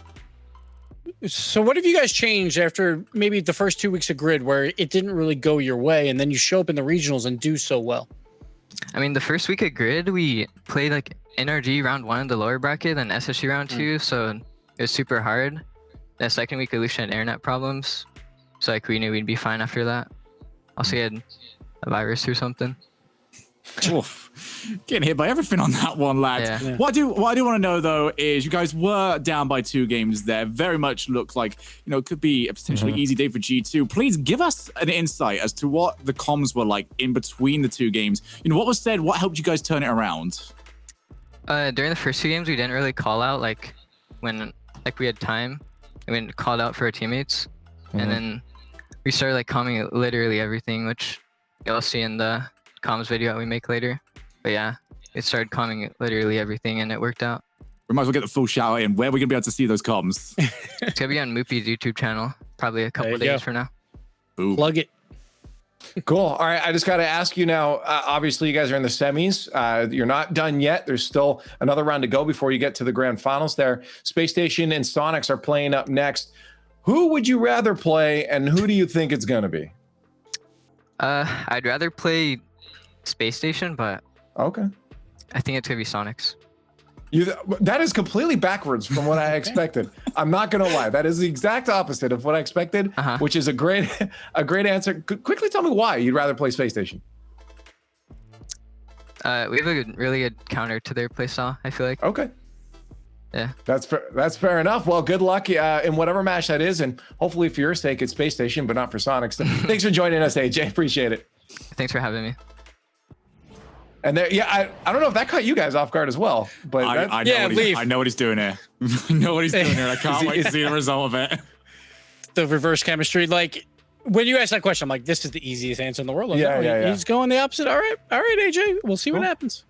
Cool. I thought it was gonna happen. I thought we're following the script nice. I had it written out in front of me, and he's just like, forgot to bring it with me. But let's talk about that match then. We got Space Station versus Sonics coming up next. Space Station is obviously the favorite in North America right now. Coming into this one, Gibbs, this team has been just, well, I didn't mean to do this, but I'm going to say it anyways, blasting off in North America. Beautiful. It was just so natural. Space Station Gaming has just been dominating, surprisingly, in all honesty. After bringing Retals on, I thought maybe that we'd have another glass cannon situation with too much offense, but it seems to be working really well. Yeah, people downplay Retals a lot, which I'm not sure why. Like the Pittsburgh Knights old squad, when they didn't have a great season, Retals was really dragging them through the entire season. But that could have also been because he plays aggressive and the other guys had to play a little bit back. And they've obviously turned it around. Now the Peeps, they're into the semifinals. But Retals has been so good to just be in the face of everyone and every single corner play. Like I feel like with Retals, so when it's in the corner and it's like, there's really no chance for a pass or a goal. But if Retals has the ball, I feel like that changes on like a dime with Retals, where he's so aggressive in the corner. Like he'll either go for the fake pass to a demo or just some weird play that you don't expect. And that's what he does on the offensive side of the field. And then you have the other two teammates who are just like, we're going to clean this up every single time. Space Station is on fire. Once again, 28-2 for their last 30 matches. That includes yesterday, 2 sweeps. 1 over Energy, 1 over G2, who are considered top 3 teams. So Space Station is on fire. But Shogun, we can't forget about their opponents here. The Sonics honestly have been stepping up pretty big recently after bringing J-Russ on. And it seems to be like, especially in the grid, we've seen them make waves getting in top 8 in the grid all the time. And now they're here in top 8 going up against Space Station Gaming. Yeah, it's been a long time since we last saw a roster move make this much of a difference this quickly. They were the flop coming out of last season, coming into the offseason. They were dropping everything against teams that they should not even be close to. They've ended up making the roster move, and it has looked phenomenal for them. It really does seem like this is a whole new lease of life, gone for at the perfect possible time. Question is, though, can they do it when it's important? They had a fantastic season last season. They got to playoffs, and then suddenly it all fell down from there. They are now against Space Station Gaming, and it's going to be up to them, not necessarily to win this. I think winning this is beyond them. However, if they can make this look competitive, then it's such a good shout for them. Well, the Verizon fan vote is up right now. Get your votes in chat with the hashtag SQ or hashtag SSG. Let us know who you think is going to go. But we're going to jump on to our predictions here while we wait for your results to come in. And I'm going to start with the other than Shogi. It seems pretty clear who you think is going to take this one. I feel like we might be same across the board, but Space Station or Sonics? Yeah, I really feel like AJ is only coming out. I don't know if he even believes it himself. I think he's just trying to throw me and you off here, Leaf. I'm not going to fall for this one. I'm not going to take down those wily tricks. Okay, Space Station Gaming have got this one. Gibbs, you're next. You know it. I mean, come on. We all know this. Space Station Gaming, they're going to the finals. They're going to win it. They're going to win the big one. It starts here. Put it across the board. Give us the Space Station Gaming on mine as well, and then bring in those fan votes. We got to see, because you know this is going to be a landslide too. That's got to be. It is, of course. You know, 82%. I'm a little disappointed in Twitch chat because normally they throw like one meme vote out, and I feel like this could have been the one where everyone just goes on Sonics to confuse us, but they failed me once again. Well, at least you planted the seed for our future matches here. But of course, this is expected. I mean, Space Station Gaming has just been on the tear in North America. They're expected to be the best for a little bit longer, whether it's honeymoon or not. I don't see them slowing down anytime soon. Let us know online as well what you guys think with the hashtag RLCSX at RL Esports, how you feel this match is going to go. Sonics or Space Station Gaming? We find out now in the Verizon Skybox. Thank you, Leaf. And if that last series was anything to go by, maybe we'll have another crazy series here with Space Station and the Sonics. Turtle, what should we be expecting? Well, first of all, we've got a player who many consider to be the best player in the world right now. We've got Sipical. That guy is a beast. If you see him on the field, he's going to hit double taps. He's going to go for flip resets. But then J-Russ, I think he's a young up-and-comer who could have potential to be in that same level as Typical. So I think we've got a great matchup between the underdog J-Russ and one of the best players in the world, Typical.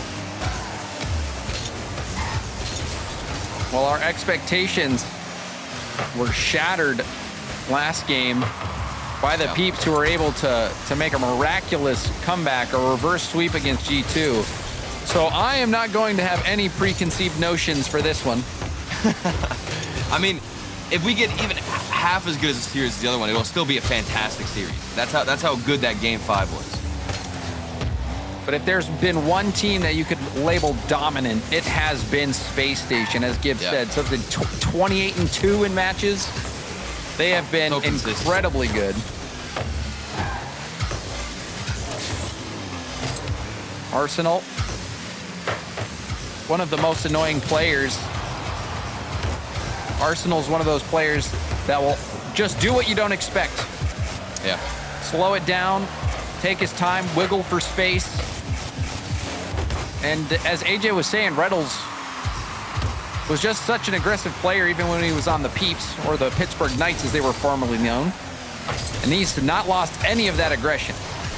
It feels like on this new roster that Arsenal has actually gotten a few more looks by himself on the offense. I mean, you see him right now going in for a couple of 50-50s. I feel like if I had been watching Space Station a couple seasons ago with their former roster with AXB, you wouldn't see Arsenal being so aggressive, or at least have as many 1v1s. He's definitely been as aggressive, but it does feel like he's been able to take that ball for a little bit more of solo plays, which he's obviously known for being so great at. Shock. Attempting the infield pass. Nobody there. Reynolds will pop this up to Arsenal. Double tap. Sends it wide. Typical gets bumped way out of the play. It's been a relatively quiet start in game one. Typical Over to Reynolds. Reynolds down to Sipical. Arsenal was there. 50. Lob shot. Rebound for Sipical off the crossbar. And Space Station, they see their chance, but they couldn't do anything. Oh, that 50 earlier from Reynolds to set up that shot initially for Sipical. That was crazy. He timed it a little bit delayed with his challenge and was able to pop that one out in front of net. Just came down to the shooting for Sipical. That's not one we see him miss too often. Normally, Space Station surgical on the offensive end. Yeah. Bit of a shaky start so far. Shock will get back on the ground, pops it, wins that challenge up to Sathu. The fake, that one going up to J-Russ, who puts this one top shelf. He doesn't miss. This is when you spam calculated in chat. If you're Sathu, you go for that aerial. You see you're gonna go for the 50. I don't know if it was calculated, if it was a fake, if it was a whiff. Either way, that works. J-Russ, a nice little slot in the corner. That's an easier shot than Sipical had on the other side, just because of that one fake. Well, I switched to Sathu, and he had no chance of getting to that. His boost, he didn't even have enough boost to get there, so I do think he was just trying to mess him up. Yeah, just intimidation. And that's all you need to throw somebody off. Yeah. Sathu, well controlled on the backboard, gets it by another. That 50 will shoot it to the far corner. Arsenal will turn around it, let it go up the wall. Air dribble, the dunk. Out of Reynolds, who hits it off the ceiling. Typical. Short pop, J-Russ downfield. Arsenal will hit it to Reynolds. Reynolds weaves around Sathu. 1v1. Stopped by Shock. Arsenal comes in support. Shock upfield. Sathu has nothing on the wall, can't jump for it. If he had any boost, that would have been the perfect pass. The dunk. 150, is that gonna go in? Oh, I thought he was gonna turn on it as well. Close call again for Space Station. Typical. Can't 50 it through. J-Russ clears down. Arsenal hits it back. Typical. Now air dribbling. Shock up in the air. Gets a piece of it. Shuts down the play. J-Russ up to Sathu. Sathu. He is battling in that corner. More time wasting off, but it's out to Reynolds. Reynolds shot. That'll be wide. Rebound wide as well. Sathu will pop that out. Another shot. This one saved on the goal line by J-Russ. And the Sonics survive. Booming clear now. J-Russ has to make a play. Misses his double. It goes out. The bump on the goal line, and Sipical scores. Here's the thing. If you're not going to find accuracy on a net that has a goalkeeper, just take him out. Arsenal, he takes the corner boost, so even if he doesn't get the demo, it's still a good play. But he nails Sathu right on the noggin, and it's a wide open net for Sipical to get some, I guess, revenge after missing the earlier shot. He completely whiffed the last one, and now they're tied up. 1 second left. Is Reynolds going to put another one in? I thought maybe he'd have that 1v1 chance, but we've got overtime. And that's just SSG. No matter what, if there's time left on the clock, they still have a scoring chance, and there's a good chance they will. Typical will pop it. Arsenal 12 boost, can't go for it. Reynolds can, however. Off the ceiling. Sathu downfield. Shock. Pinch sends it out to J-Russ. J-Russ off the ceiling.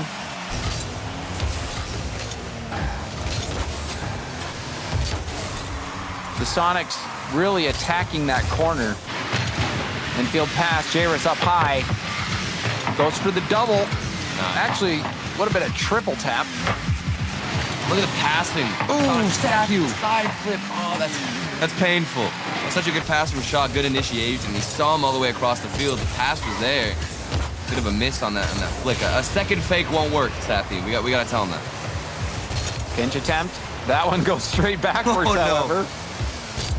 Reynolds. Oh, no. Well defended by Shock. Shock has been making some tough reads. And he's gotten more defensive, too. He used to be so aggressive and Shock. Getting a bit more passive. Well, at least more defensive-minded. Yeah. Infield pass, Shock denied by Reynolds. A big save, now a demo on J-Russ. Counterattack opportunity, but possession given up.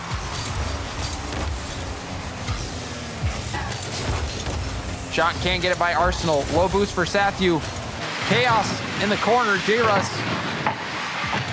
Getting stopped out by Reynolds. Shock going for control. Arsenal driving circles around the defense, gets the overtime winner. It's all about the way he lands with his car. Look at that first touch and how you recover while still boosting into the ball. That amazes me. So calculated from Arsenal. Even if he just gets it off the backboard, somebody's bound to follow it up. That is 2 goals now where Arsenal was carrying the play out. He got the bump earlier on to open up space for Sipical, and right there he does it himself off the backboard. And it looks like, I couldn't even tell. Did he wave dash into that as well? It was tough to tell. It happened so fast. I don't even think so. I think that's why he just kept boosting. He didn't even need to wave dash. Oh my he carried goodness. that momentum. And that's so so hard fast. to calculate. Yeah, so fast. Arsenal, he is that player, you know, and you're right, Turtle. I think when I said that Reynolds had not lost any aggression, it kind of seems like he has, just simply because of how crazy Arsenal can be. Yeah. You see him up in front of net, going for those bumps, getting these plays here. So quick. And That's that was duo. Yeah, that duo is deadly. Because we see Reynolds going and pushing forward, but they kind of swap it out between who is being aggressive and who isn't. So sometimes we'll see Reynolds push up, be the aggressive one, and Arsenal knows exactly what he's trying to do, the decisions he's going to make, because they have similar play styles.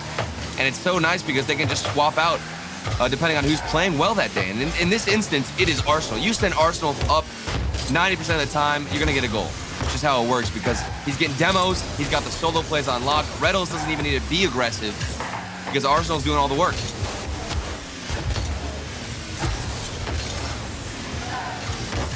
Typical to the corner. Stopped out by Sathu, but Reynolds hard hit off the backboard. J-Russ breaks up the attempt.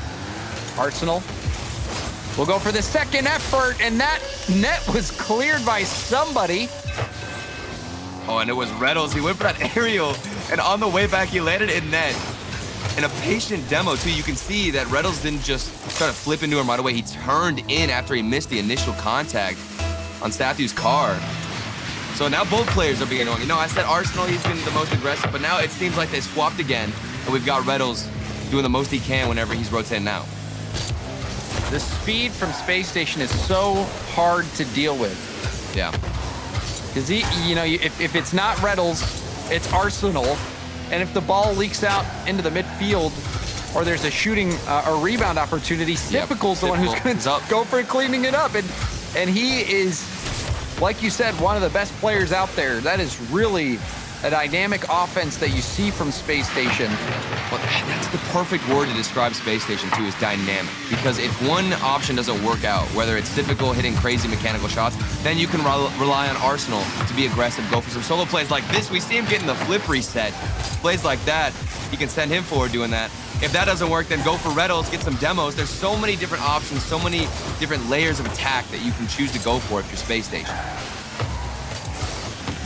J-Russ lobbed it. Now Shock's gonna have to get back and defend the backboard. Arsenal fakes by one, goes for the bump on Shock. And it's that type of deadly play you always have to keep your eye on when it's coming from Arsenal.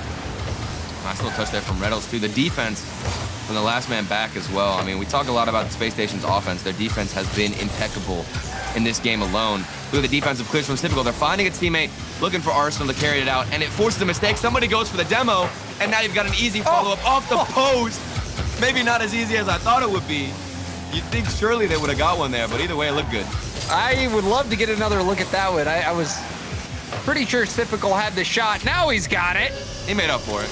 If you don't score the first time, try again. That's what happened in the first game, and you got an open net, or at least a gap to shoot at. He missed it, got revenge in that game, and now he does the same here. The man always has options, always has different shots. He's bound to hit one. Typical dodges the bump from Shock. This pinch, send it deep to the Sonics corner. Pinch out to J-Russ. J-Russ controls first touch. It's bumped out of the way, can't keep going. Typical on the prowl, gets bumped! And Typical ruthless against Shock on this play. Even whenever Arsenal got bumped, the fact that J-Russ had to turn in for that bump means he can't correct himself then to turn back and go for the hit. Because his goalkeeper's getting taken out. It's like both players counter each other with the demos, and the ball just rolls in. That was something else. Arsenal had 0 boost, still gets the ball rolling towards net, gets demoed, Typical gets the bump. Sometimes the aggressive plays just work out, Turtle. It's almost even more frustrating if you're J-Russ too. In that situation, he was trying to counter the bumps with bumps. But you think to yourself, if you're J-Russ and you had just gone for the ball initially or tried to get a 50, it would have been fine.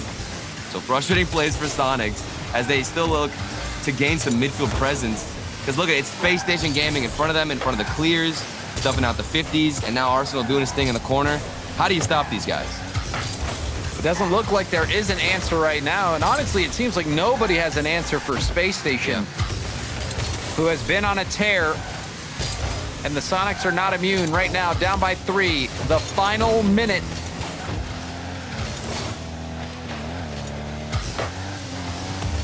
Sathu loses that 50. It's gonna bounce up high, Shock. Goes for clear. Typical hard hit over Sathu. And that has to be the dagger turtle. Yeah, and it's all the read. But look, Shock is clearing this out. And he doesn't even use a teammate. That's the frustrating thing about Sonics right now, is they've been getting destroyed, absolutely beat to the ball every time in the midfield. It forces them not to have any boost, so when they clear, it's to nobody, because everybody is looking for a boost pad, a full boost if they can grab one, which means nobody's waiting for a follow-up hit. And in that instance, you're just giving the ball straight away to Typical to have a shot on target. And that's the last person you want to give it to. Yeah. Reynolds with the dunk. Goes out to Sathu. He's taking it around, now trying to dribble. J-Russ with full boost. Stopped by Arsenal on the backboard. And game 2, all Space Station. Game 1, Space Station had to score with a few seconds left on the clock. Game 2, Space Station running up the scoreboard. Yeah, they got into their groove, figuring things out. And a big portion of that was just the demos. You're letting Typical do his typical shooting, trying to get in the midfield, put some early shots on. But your next approach is to send Arsenal and Reynolds straight forward, go for some demos, disrupt that defense, even if you don't get a goal on it. We even saw the effects, because once you get 1 or 2 demos, it throws the defense off for the next maybe 20 or 30 seconds just because of boost. So if you remember back where Typical didn't get that final shot, he hit the post, he was able to turn around right after that and get another shot on net. And that's how detrimental demos can be. It can destroy your defense for what, 20, 30 seconds as you try to recover. And this is another look at the play. You see the demo on Arsenal, but the bump from Typical. And then Typical, hard hit. And Space Station just keeps on rolling. They just keep on rolling. Things are working for them. You got Reynolds and Arsenal upfield being bruisers, making space for Typical to come in and take shots from. It is working. No one has an answer. And now they're 1 game away from sweeping the Sonics and moving to the semis. Yeah, you know, AJ is smiling right now. He said he would rather play Space Station than Sonics. Surprised us all. But if you're AJ, you're really, really happy with the results. I don't know how happy anyone would be to play Space Station right now, to be honest. Yeah. They are in form. Arsenal. Touch around 1 defender. Shock and J-Russ working together. Bounce out to J-Russ. 50 from Reynolds. Will bounce it downfield. Sathu getting harassed. Arsenal with the dunk. And the demo on 1. J-Russ Buying time, gets full boost as well. What a big flick. Rebound out to Shock. Shock gets demoed by Arsenal midair.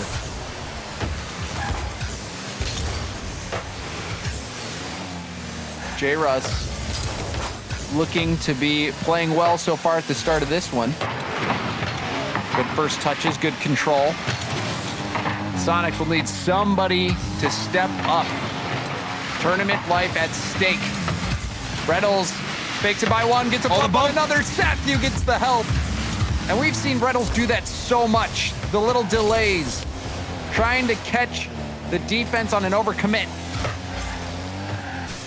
For the Sonics defense, I'm trying to break apart how you would even counter this Space Station Gaming offense. I look at that third man, and J-Russ is actually getting bumped as a third man right now. So it's almost like they force you to play this passive positioning playstyle where you don't want to push up, because if you do, you're going to get demoed. But then since you're not pushing up, you're giving away midfield space for Arsenal or Reddles, typical, whoever it is, to make a play, toss one out into the midfield, and then they've got typical always shooting as that third man. I mean, I think the only way to counter this right now is just to go for either a demo yourself or try to dodge them, because if you get hit once with the speed of Space Station, they're going to be in your face right away and put a shot on. Yeah, you can try to bait that demo, but right now nothing seems to be working as Arsenal keeps chugging, and he drives this one right into the station. Oh, and J-Russ, a big miss on the defense. Looking for a clear, try to read it early on after the wall bounce. Huge whiff. Arsenal, he's going to keep going forward. He says, thank you, I'll take that. They go up 1-0, 2.5 minutes left. It's looking like the end for Sonics. They need to pick something up. I don't know what it is. Somebody needs to step up. I can't see one player on Sonics right now who's trying to make a move on offense or will show up with a creative play. And that's not to discredit anybody. They don't have any boost to do it. They're getting demoed. They're getting taken out. And a miss there. Low shot, far post, saved from Shock. Good first touch from J-Russ. There we go. Going for the backboard read, passes, bounces down. Arsenal gets dunked on, but it hits off the post and goes out. That could have been the equalizer, Turtle. I don't even know why he decided to stall out on that challenge. The risky play from Arsenal to just let that one bounce on his hood, bounced off the post. Baiting Sonics in even more, saying you got close, but this one's gonna roll in. There we go. Tied up game, you're shocked. They get one going. Typical, looked like he got hassled. Reddles caught too far up. That one has an orange trail, so I think it even skipped off Sipical a little bit. And it's all tied. Sonics, they cling to life.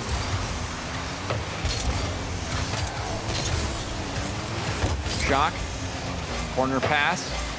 Reddles beats by a good margin. Low boost for J-Russ as well. Arsenal trying to harass J-Russ in net. That's going for bumps. Shot opportunity, Arsenal. Was able to fight through it. Typical, air dribble. Well, J-Russ gets his jump back up off the ceiling, goes for the shot, broken up by Reddles. The shot from Sathu, saved from Typical, who was in the right position, waiting for that shot to come in. Arsenal. It's the demo on Shock, gives space to Typical, backboard bounce. J-Russ, good speed, the power's there, but it's out to Arsenal. Sathu drops it down. Shock, going for the double tap, that one a no-go. Typical. The bump. Tried to get that bump play on Sathu. Sathu does well to dodge it, gets it by another defender.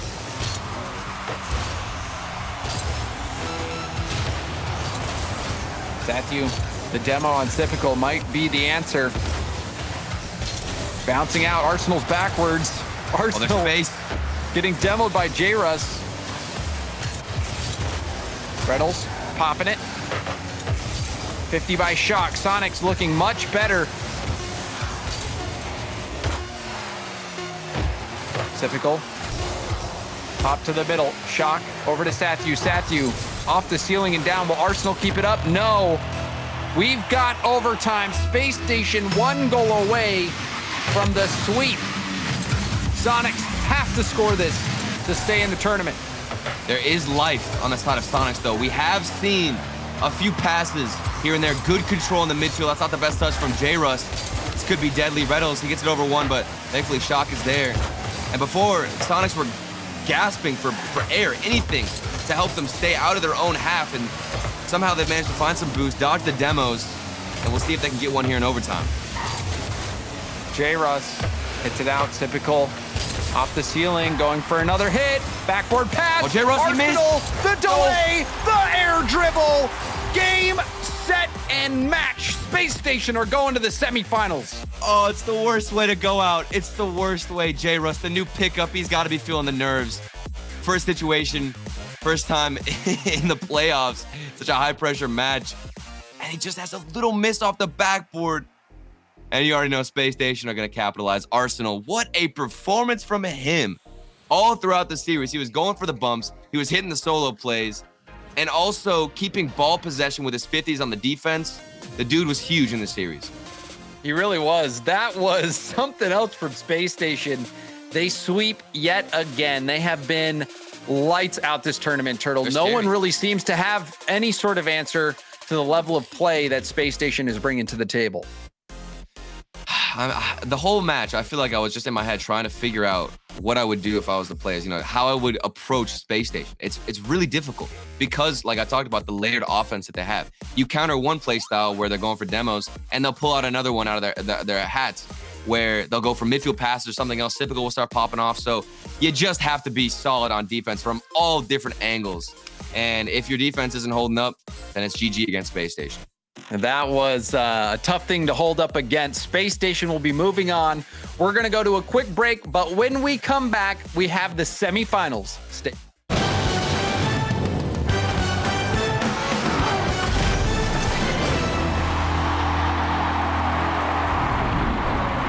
Verizon knows how to build unlimited right. Start with America's most awarded network. I'm on my phone 24/7. Then, for the first time ever, give families more entertainment with Disney+, Hulu, and ESPN+, now all included. We're a big soccer family. Handmaid's Tale. I love Frozen. Then give families plans to mix and match, so you only pay for what you need. You get so much more than this, a great network. With plans starting at just $35, the network more people rely on gives you more. This is unlimited built right, only on Verizon.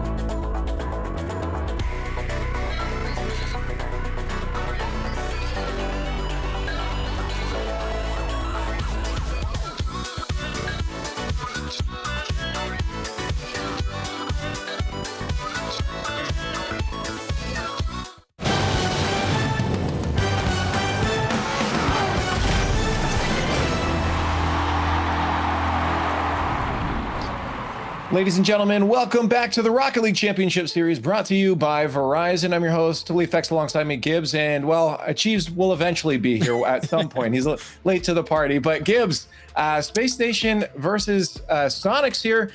Yeah. Went a little bit as we expected. Yeah, Chief's a big Sonics fan. Just got a little. So he's he couldn't make it to this, but the Sonics. That game one was pain.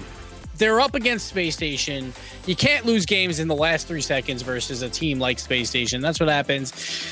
We saw J Rush, not a good series from him. It's the first time he's on this big of a stage in a playoff bracket, and it didn't really work out. But Space Station and Arsenal, just so good. He's so fast to the ball. Then the demo plays come out. And the beautiful thing about Space Station is they have the demo plays. They have that such a high quality defense as well, which makes them that #1 team in North America right now. It's really hard to beat, but Achieves is back. He's done crying about the Sonics. So how's the heart? How do you feel, Achieves? No, I'm fine. As much as you guys try and paint me as a Sonics fan, I didn't think they were going to win. Don't put that on me. Well, it really just feel like after that game one and they tied it up with 4 seconds and then they won. Yeah. Game two was a complete wash. And then game three happened. It's like, oh, maybe they're going to no. And then it's like, okay, we're done here. So it was just I think Space Station held the edge the entire way. And it just looked like they kind of lost a little bit of heart after that game one equalizer and eventual loss. Well, let's take a look at the bracket now and just get updated. We're 4 matches down with 3 to go, which means only 4 teams are remaining here. Again, I think the biggest and only upset in my eyes right now is G2, of course, being out. I think this is 100% proving Gibbs right and dispelling any talk about 1, 2, 3, 4, the number 5 when it comes to teams in North America. Yeah, Peeps, that's a huge upset. Plus, G2 was up 2-0 in that series.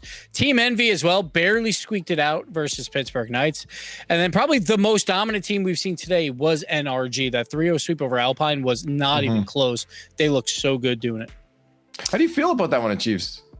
The Alpine NRG, yeah. Do you think it would have been closer?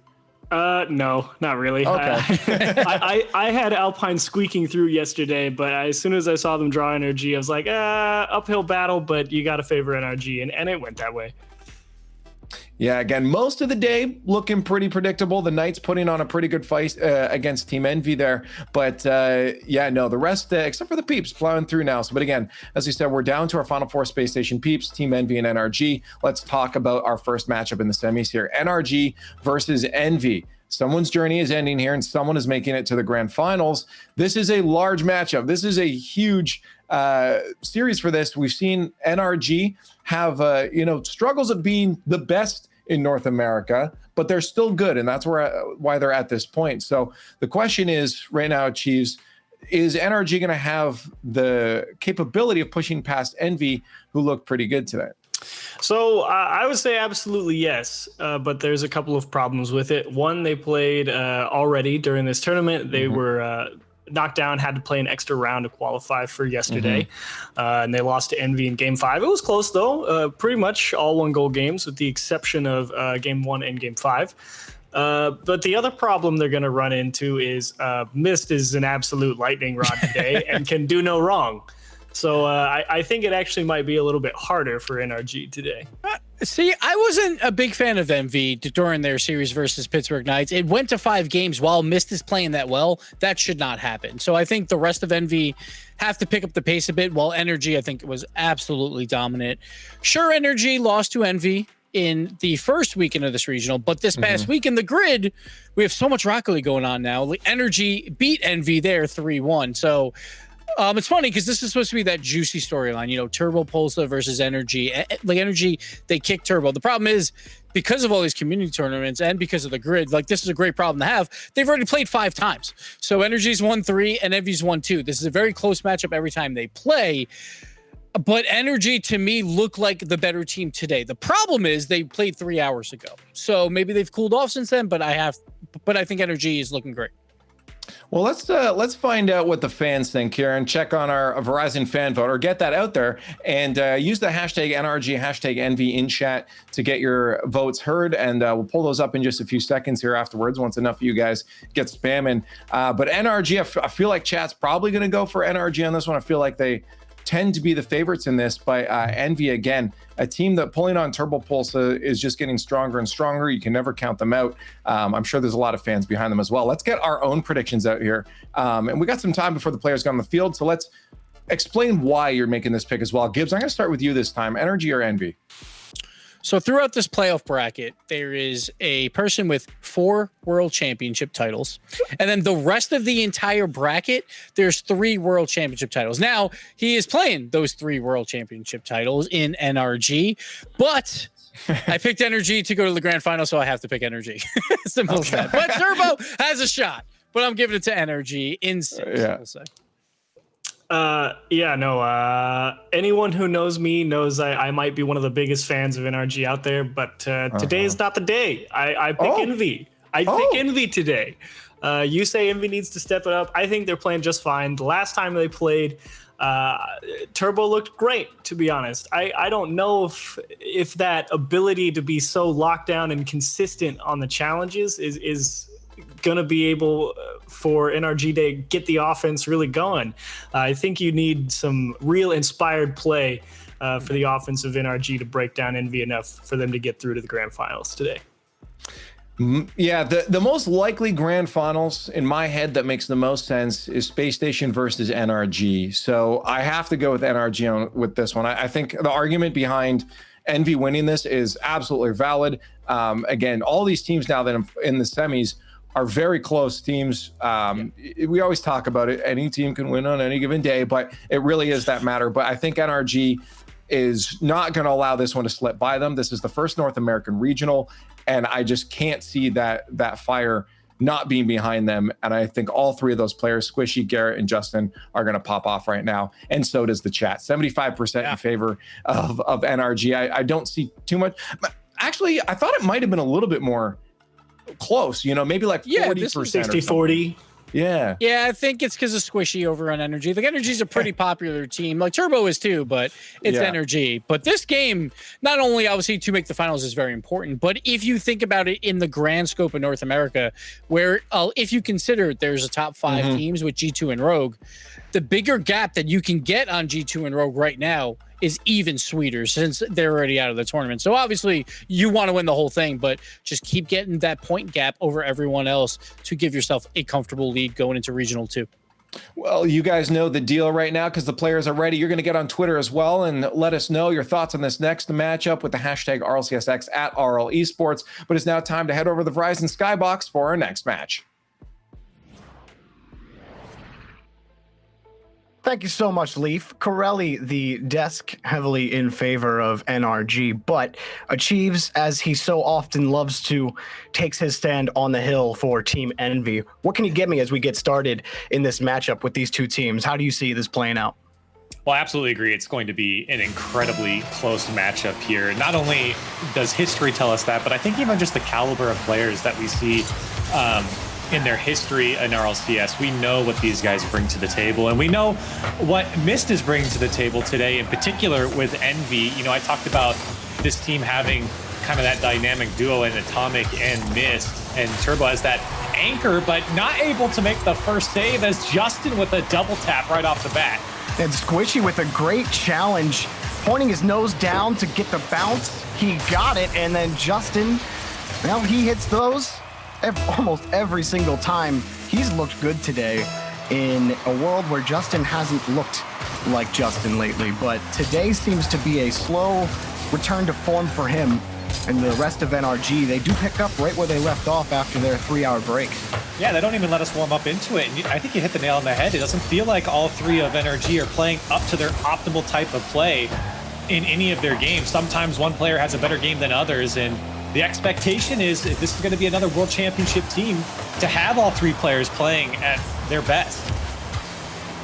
And Justin will take the point again, looking for a second chance at the net, but Envy back on defenses. Corelli, I've gotten a close look at Envy over the past few weeks over on the grid, and something that I thought they were doing really well were... Hang on a second. Sorry, I see Justin in the air. He's looking for Garrett in traffic, but nothing's going to happen there. But they've really got a solid rotation, and it's thanks to Turbo and Mist. Like Turbo especially, you've seen it today. He's a monster in midfield, and the challenges that he's able to win enable Envy to do so much. Mist is very similar. I feel like Mist knows how to win those challenges. He also almost puts that in. No goal there for Mist, but we continue on. Very close call there for Envy, but I agree with what you're talking about. I feel like the Envy rotation is very strong, and it is up to the opposition to kind of break that up. When you have the type of speed in players like Atomic, and you have the type of do-it-all in players like Mist, it's very tough to break that rotation when you throw in Turbo Pulse into the mix. So a team like NRG certainly knows how. It's more about can they execute it on it here in this game. And make no mistake about it, Atomic is wonderful in this lineup. He is a passer.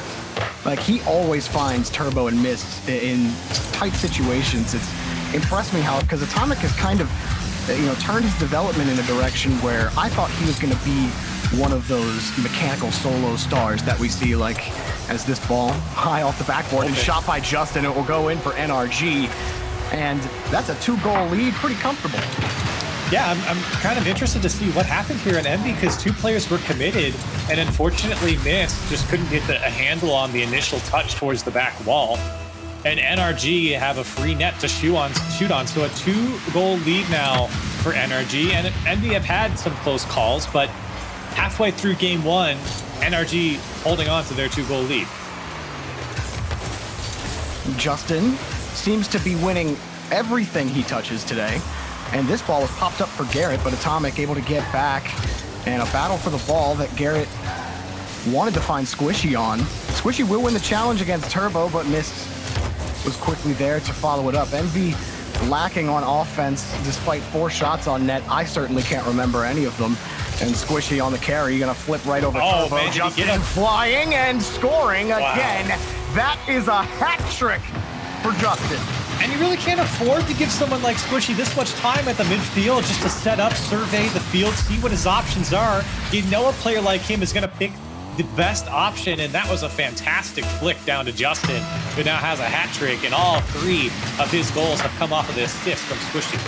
That is just, Justin, I don't think he's lost a touch in this game. Very solid, and Squishy slows it down, but he had plenty more boost left to keep that carry on. Justin will take it again, and now NRG are just playing keep away from Envy. They know they're just reacting to their every touch, and so NRG carrying the ball, keeping control, daring Envy to take a challenge or just continue to try to read NRG, but the ball always bounces back into an orange car. Even right there, missed attempted clear. He just ran into Squishy. Justin back to Garrett, and it'll be a light ball, but plenty of time wasted on that whole approach, Corelli, about 30 to 35 seconds.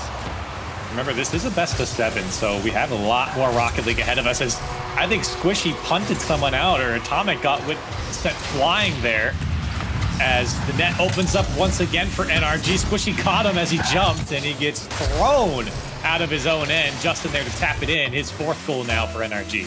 Nothing Envy are doing just seems to be the right call.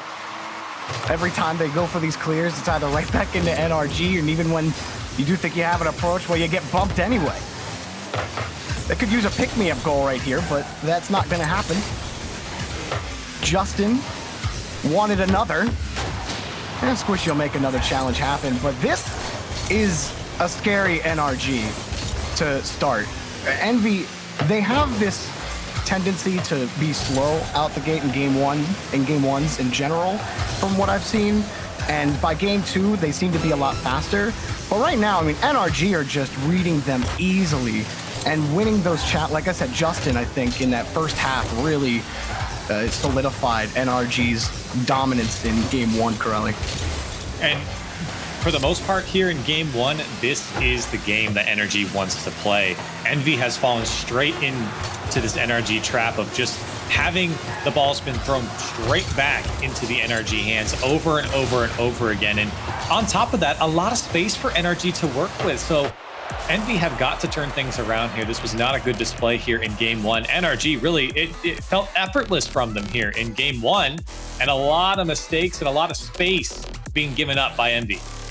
Yeah, and again, Justin, you'll see it on the replay. All the goals were his. Squishy with 3 assists. He's also looked pretty good today.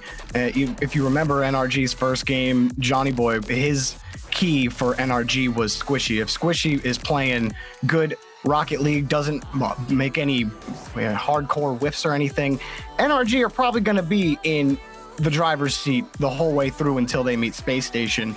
Envy certainly have a little bit to prove now with the complete real lack of consistency on offense. And I'm just watching these replays as you're talking, Jorby. Look at all the space that NRG had for all of these plays to kind of materialize for them in front of the Envy net. Just felt like Envy couldn't either keep up with the pace or just didn't get to the ball quick enough. So there's a lot of gaps that Envy needs to close to make those decisions from NRG just a little bit faster, where maybe Squishy doesn't have 2-3 seconds to look around and see what he's got in front of him. Well, let's see what Envy can pull out of the bag in game 2. It is a slightly longer match from the semifinals onward. Best of 7s. So not too much pressure yet, but you certainly don't want to let it get out of hand. Turbo. Oh my. It looked like it clipped off of him. And yeah, that's one way you can start game 2, Corelli. Justin still got a piece of that, and NRG already a couple shots to their name. See how Envy's first attack goes here. Unfortunately, Atomic doesn't have a lot of boost to work with, so he can't get rid of the ball. Good carry from Squishy, but Justin was playing the rebound the whole way. He had the shot saved by Atomic, and now Atomic's got Turbo on the wing, and it will be knocked down by Garrett. A nice job hopping the route, and it forces Envy back to their own half, and missed to get creative with the ball, but Squishy takes it away on the challenge, and NRG seemed to have righted it as soon as it looked like it was going to get bad. But Turbo, long ball, which will be cleared out by Garrett and Squishy. Another one that gets over the heads of that last man on the defensive line for Envy. Very dangerous. You know how quick NRG can take advantage. And here's another ball just bouncing in the box. Left, right side shot. Squishy puts it just wide. Another attempted clear, but NRG stand in the way at every single touch. Justin takes the pass, but he gets a shot for free.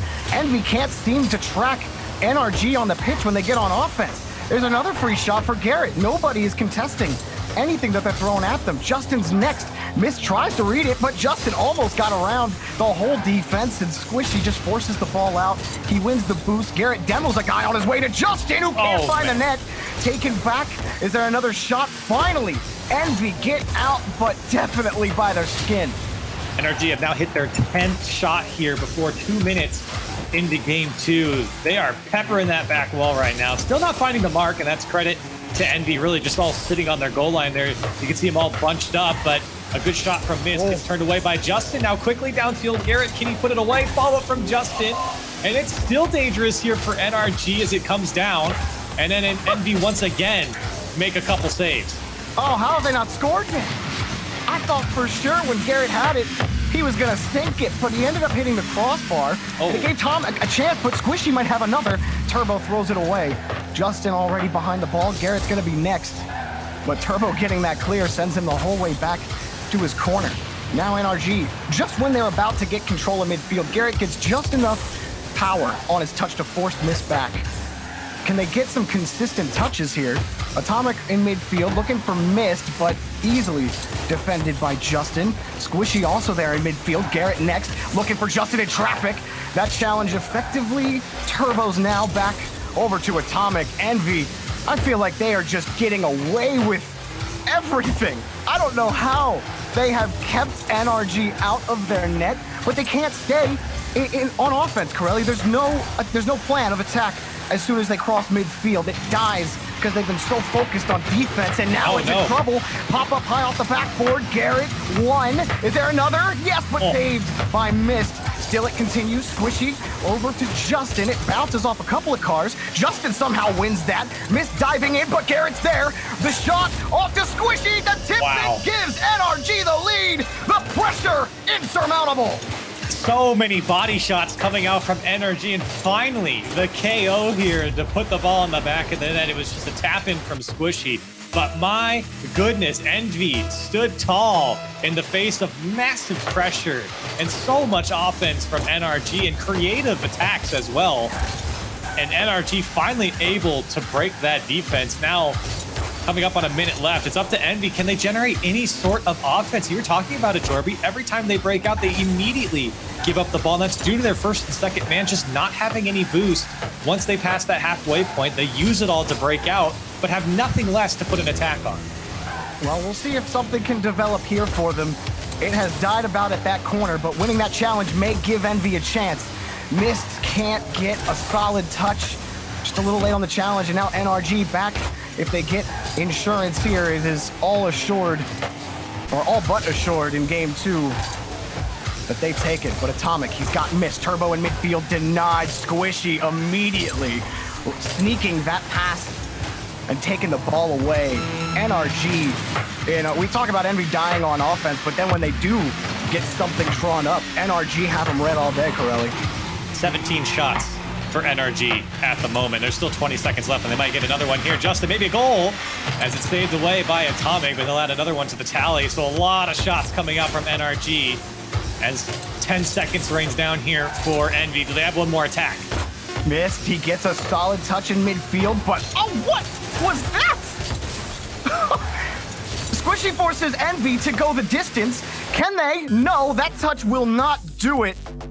And NRG are oppressive. Wow.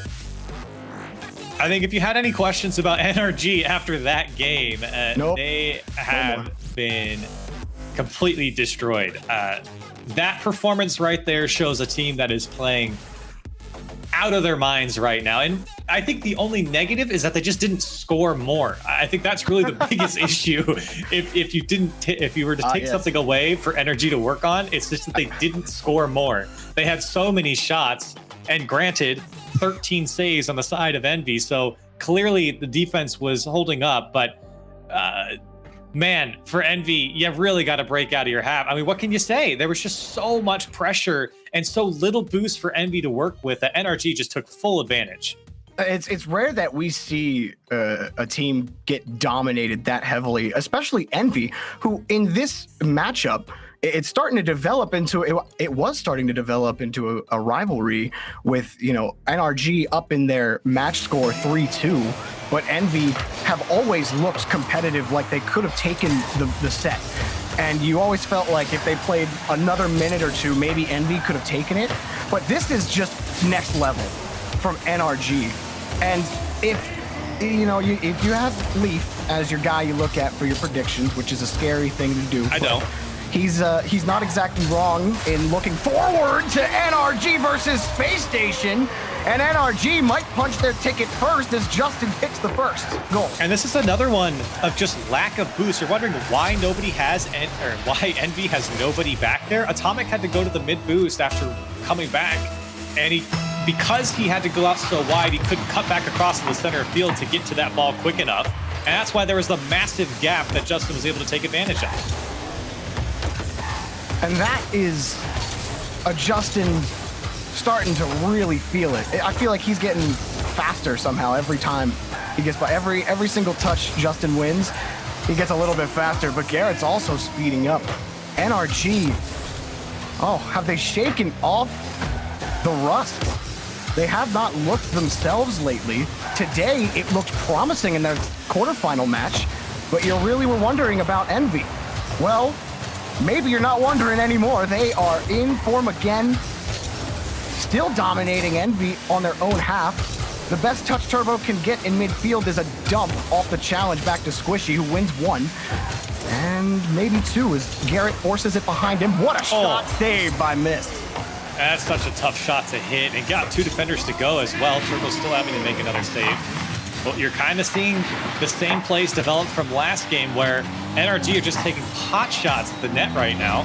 and it's just forcing this Envy defense to use boost, to force them to have good communication. There's a little musty blink from Justin. And Envy right now are really struggling, again, to break out of their own side and even just control their own boost. I saw one player just pick up that left corner boost, but otherwise, Envy really struggling to hold on here. And even there where Mist has a chance to get a hard clear, where he's reliable usually, it was just not the best touch you wanted. You ended up giving up possession again. There was a good attempt, but not good enough. Atomic overshooting Mist. You like the idea, it was drawn up, but NRG thwarting everything Envy have. Turbo diving back in the nick of time. He couldn't get the next touch, but he forced Squishy off the ball. Turbo, no, he doesn't get the next touch and Mist. The ball's over his head and Squishy forces the ball back up. Everybody trying to read who's gonna touch the ball. It's like 3 levels in the mind games in midfield, but Squishy will be the next up for NRG. Can Envy find some sort of life, some sort of consistency here? Where's a shot? Atomic may give Mist a chance. He looks, he got him, and that's good! Envy finally on the board. And it's a quality play here from Envy as well. They catch NRG out. That ball comes straight down to Atomic, and a fantastic pass. You got to give credit to Atomic to drop that one off in front of Mist. The positioning was there as well. So for Envy, this is a great play for them to stick back into it. The defense is holding strong. They're keeping the game close, even though they're not really generating any offense. This could be the ignition they needed to get back into it. Squishy behind the ball now, and a demo will clear the lane. Mist probably didn't help his team, but Turbo will hop up in time. I thought Garrett might have got the first touch there. And Envy trying to be a little more aggressive on the touches now. Mist doesn't straight out win the challenge in midfield, but Turbo had the space, goes for the pinch to get the boost, and he wins the next touch. But Envy's rotation relaxed in midfield, expecting quicker clears, and NRG seeing it and giving them the opposite, but it's still a battle for possession. Corelli, who's gonna come up with this ball? Still a battle. They got Justin. Oh, I thought he had an angle. He did, but just overshot it. And this could be an opportunity for Envy. They get the breakaway downfield. It was just Squishy in net, and unfortunately, Turbo couldn't put it away. Great save from Squishy, and quickly down the field is Garrett with a shot. You can see the pace of the game, how it quickly speeds up. And unfortunate there for both teams, really. Both teams had a good look on net. And another ball that Mist has to handle. Might give Justin a good look at the net. That has to be saved by Turbo. Atomic now has to fight off one attacker. That was Garrett by him. Mist can't win against Squishy, who is also winning the lion's share of challenges that have come his way. Justin gets another shot. Goal! NRG back on top! And then another ball that just pops out in the box of Envy.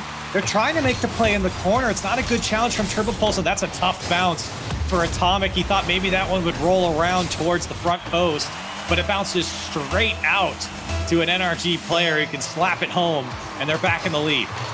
Just when you think there's a flicker of life, it starts to flicker a little faster as Envy desperately tries to keep the flame that they have finally found alive.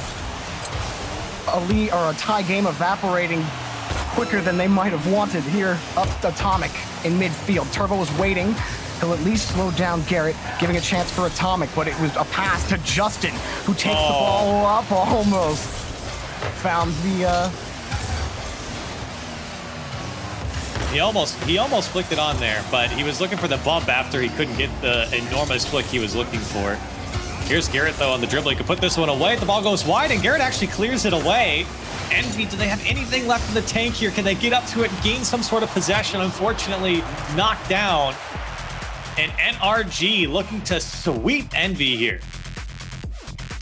Well, NRG, here we are again, looking at you like you want to be the best team in North America. Certainly putting on the performance worthy of the title, and they just need one more now, Corelli. It's been best of fives in the regional all up until this semifinal, and that little extra stretch, I don't know if Envy really have it here. NRG they just look like they're a tier above right now. It's hard to make an argument against that, Jorby. NRG have just been quicker. They've been better positioned. and I think overall have just benefited off of the being more organized in their final third. I mean, you can even look at it. I mean, in the last couple of games, you can see how organized NRG is. They don't double commit. They're not greedy. They give space when there's a solo play happening. They don't all just bunch up and chase after the ball into the final third. And Envy just can't keep up with the pace right now. And that's really been the difference here. You know, it's not like NRG are just leagues ahead of them. It's just that NRG are executing so much better here in the final third, and Envy just can't break out. The boost game is just abysmal for Envy right now. They cannot get a hold of any of their boosts. Yeah, they force so many rotations out of Envy on defense that by the time they do win a challenge in midfield, the rest of your team is still licking their wounds from the last couple of challenges that they lost. We'll see if the tide can turn for Mist. He's hit a couple doubles today, but has been notably silent, absent for Envy. He's had a couple of plays at times where it looks like they're really gonna pop off, but the challenges in midfield can't get you anywhere if it doesn't mean you score. So Turbo, the dunk will not go towards the net, but it gave Atomic a chance. He'll pop Turbo it for again. Turbo. Shot blocked again. NRG keeping the gates closed. Squishy fighting against Mist for the ball, but Mist wins. He's over Justin. Garrett last man. Mist does not want anyone on NRG to have this ball. So Envy will take it back here from midfield. And to your point, Jorby, it's tough for anyone to stand out on Envy when they're playing Defense Simulator 2020 right now. I mean, for the last 2-3 games, it's been all NRG putting on shots, but Turbo might be able to change things. Atomic's got to also get up, and Justin there to clear it out, and maybe once more with no boost. And that's just been Envy's day. A couple good attacks, but still can't break this NRG defense. But Atomic does still have the ball. Turbo hunting on the line for a demo. It bought maybe some time, but Mist. It took him a while to get back over towards the box. Now trying to rotate back to give Atomic a chance. Justin bodies him off the ball, and Atomic has to race forward. Mist will pick this up. A lot of fast action there happening, all leading up to nothing, but maybe something finally develops for Envy on this push. Turbo off the ceiling. Can't get a solid touch on it, and Justin will easily take it off the backboard. I will say in this game in particular, through the first 2-ish minutes, Envy have done a better job of at least breaking out from their defensive third. And a couple of good beats there by Mist. An opportunity now if Atomic couldn't put that one away. But Envy do look to be a little bit better here in this game, at least breaking out and keeping some possession in the final third. Yeah, Mist opting for the catch. He'll swing by one. That was Justin, but it gets back to him. Back to Garrett. Garrett over Turbo. He's got to beat Atomic, and Garrett almost found the net. Mist looking for a clear. Envy don't allow that one to overstay its welcome. Justin having to handle the ball on the backboard as Envy switch back. Atomic hard off the back wall. Turbo will prevent the clear from Garrett for now, and Mist will take advantage of this next pop-up. Can this be the push for Envy? A high bounce, but it's squishy. Nothing develops on that push, Corelli. Envy got to try again.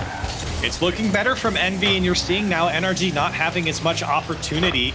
And even when NRG do move down the field, they're forced to just kind of push it or toss it downfield instead of having these crazy creative passing plays that we've seen so far. It's definitely changed the way NRG are approaching this game now as Envy get a bit of a foothold here. Yeah, and this time you have Atomic going downfield to receive the pass from Mist. You're certainly right, Corelli. Not really feeling the pressure like they were in the previous games. They have a little bit more boost to work with. They can take more aggressive posturing on defense to get more intentional clears into space to set up a counterattack. Squishy starting for NRG in midfield to commit from Envy. That may slow the rotation a bit if Justin could find a bump or a touch or anything, but Mist will carry the ball out of harm's way, and we're all reset again. Envy have found their form, but they got to find some more offense. They've had a couple of shots early in the game. Offense is starting to die. They cannot let this flame go out. Oh, what a play from Squishy here as Justin almost put it away. That was so smart to use his second jump to get down instead of trying to get under the ball like a lot of players would predict. Still a tie game.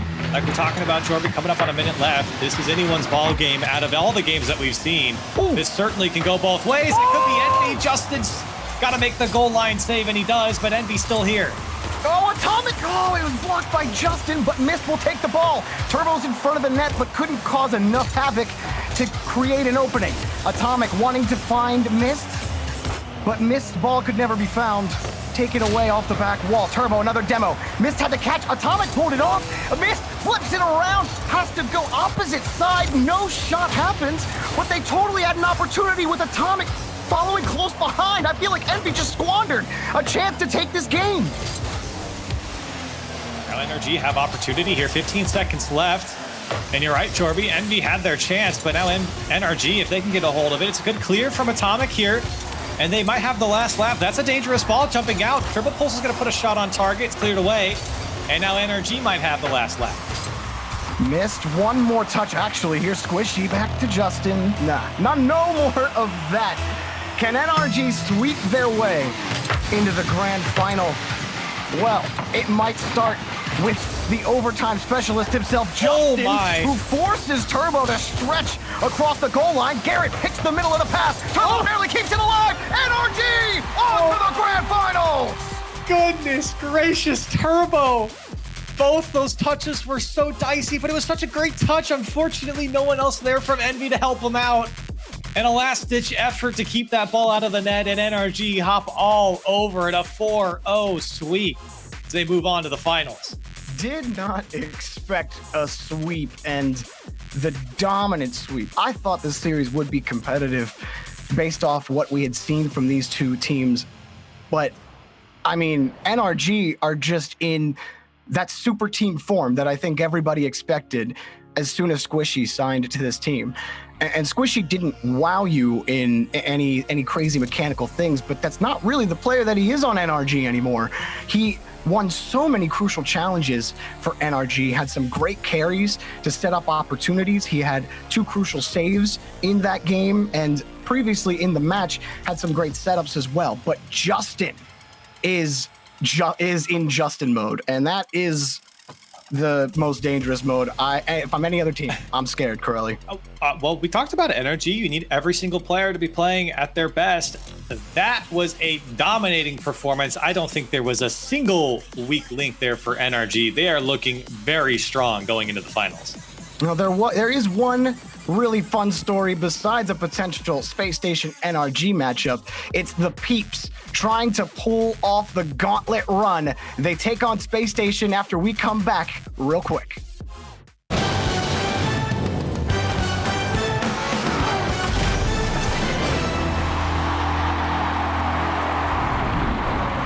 Verizon knows how to build unlimited right. Start with America's most awarded network. I'm on my phone 24/7. Then, for the first time ever, give families more entertainment with Disney+, Hulu, and ESPN+, now all included. We're a big soccer family. Handmaid's Tale. I love Frozen. Then give families plans to mix and match, so you only pay for what you need. You get so much more than this, a great network. With plans starting at just $35, the network more people rely on gives you more. This is unlimited built right, only on Verizon.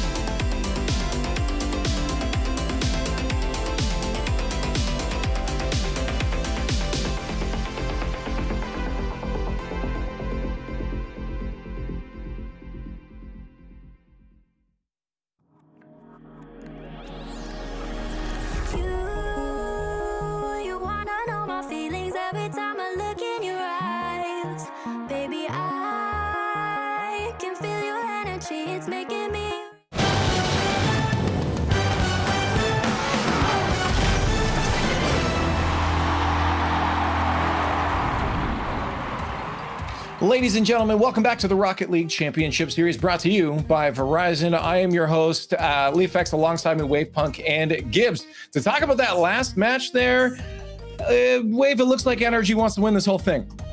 Yeah, they're pretty good at this video game. You know, I think that they are. I love this squishy pickup. They've got new energy, new stuff, and I think they're going to win this first regional. Hey, man, Mist, he's still really good. 100% goal participation.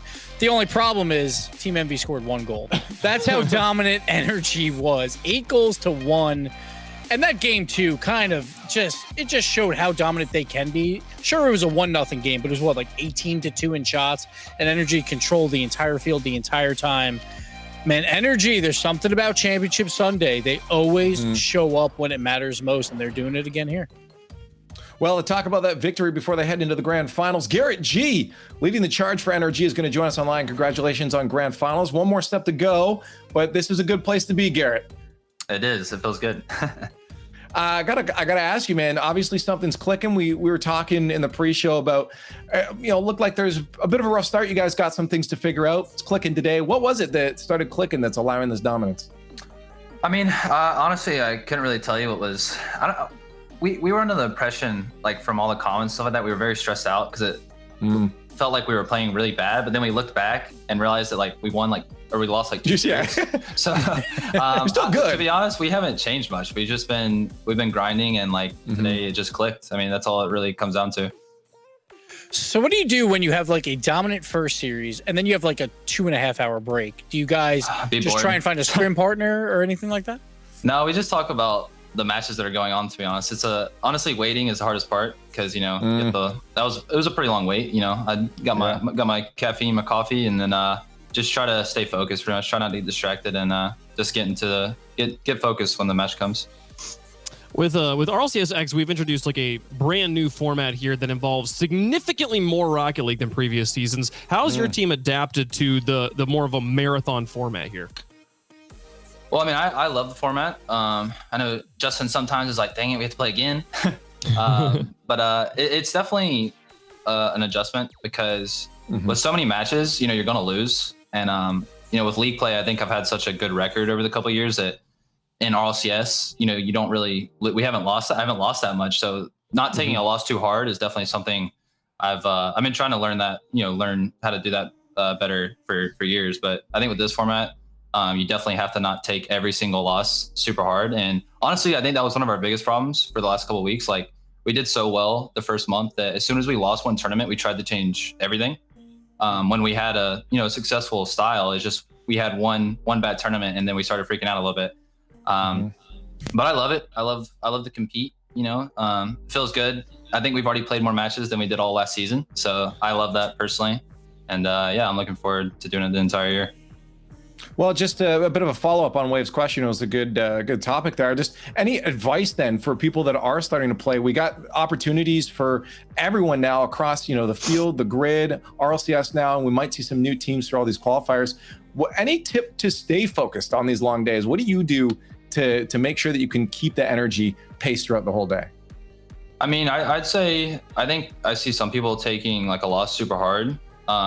I mean, there's 9 regionals. I would just say like keep your head down, keep grinding. I mean, if you win the first 4 regionals and can't do well at a major, something doesn't matter. So just try to place as consistently as you can and show up when it matters, I guess. I mean, there's a lot of people out there that are starting to take over, I feel like, the current pros, I'd say. So I think it'll just be a matter of time before some of these people break onto like the top 8 teams, in my opinion.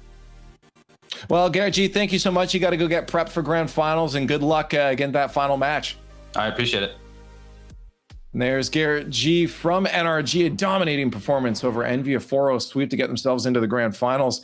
And it is interesting, Wave. You bring that up. These are long days, so to have consistency across that is just impressive, and to look like they're getting stronger and stronger, Wave, is just is scary for whoever they face. Yeah, but this is NRG we're talking about. If there's one place that they have always shown consistently across 10 seasons of the RLCS, it's online playoffs. So it's hard for me to predict almost any other team than them right now. Now, to be fair, they did miss out on the Season 9 World Championship. Garrett G's streak has ended, so, it's true. It happens to the best of us, Garrett. That World Championship, man. I can't believe he missed it. What a doozy that was. We got to look forward instead of back right now. We got to look at Space Station Gaming versus the Peeps because that's our next matchup. The Peeps coming over an upset in a Game 5 against G2 to put themselves against Space Station, who are the favorites, Gibbs, coming into this tournament. NRG is looking hot, but we can't count out Space Station. Well, again, you can't sleep on the Peeps. So this is going to be an interesting matchup. Like, I thought it was just going to be a joke that we would get over maybe at the beginning of stage 2 for the Peeps. But the Peeps just keep coming. Like, they were one of the bottom 2 teams from all of the RLCS through their offseason results to come into here. So they had bad seeds in stage 1. Then they 3-0 there. Then they had a great seed and they got an easy road. And we're like, all right, it's going to end versus G2. But it hasn't ended yet. And the only way you can have a perfect storyline is if you take out the 3 best teams in North America. They took out G2. Now they got to take out Space Station, and then they'll play NRG. And you will be undisputed #1 in NA. That's if they can do it. Problem is, Space Station hasn't lost a series, seems like, in forever. So it's going to be a very difficult test. Yeah. So everyone, get your Verizon fan votes out there right now. SSG Peeps, we need to know where you think this is going to go. Are you guys sleeping on the Peeps? Or is Space Station just too good that you have to forget about the Peeps? I want to get some predictions right now from you guys. Wave Punk, talk to me about this match. Which way is it going to go? Are we sleeping? Oh, so here's the thing. Here's the thing, man. Like, I've been the biggest, do not sleep on the Peeps. Yeah. Boy, this whole time, right? And I don't want to. They look so strong. They have so much momentum coming into this. But Gibbs, you know me. And there's one thing that swings my heart, and that's merchandise. And here's the thing. Peeps haven't sent me any merchandise. I'm going Space Station. They're taking this one down. Let's go. No, I'm not predicting the Peeps switch now. We're going back to Space Station. I don't think I'm reversing you. You're breaking production here. Gibbs, what are you doing? Space Station and the Peeps have played once in Grid Week 1. And it was a 3-2 win for Space Station. And it's bedtime. It's bedtime for the Peeps. It's over.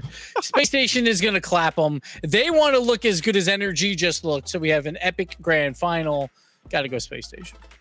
Put on your jammy jams. It's night. I think the Peeps are going to sleep. Space Station Gaming is going through. This is you can't. We all three predict Space Station. That means the Peeps. Now we're going to be wrong. We're 100% going to be wrong now. We're helping them.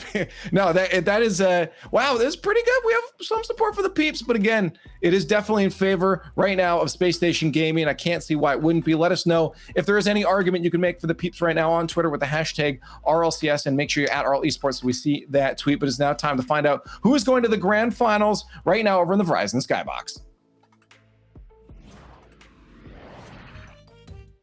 Well, that was an experience, Corelli.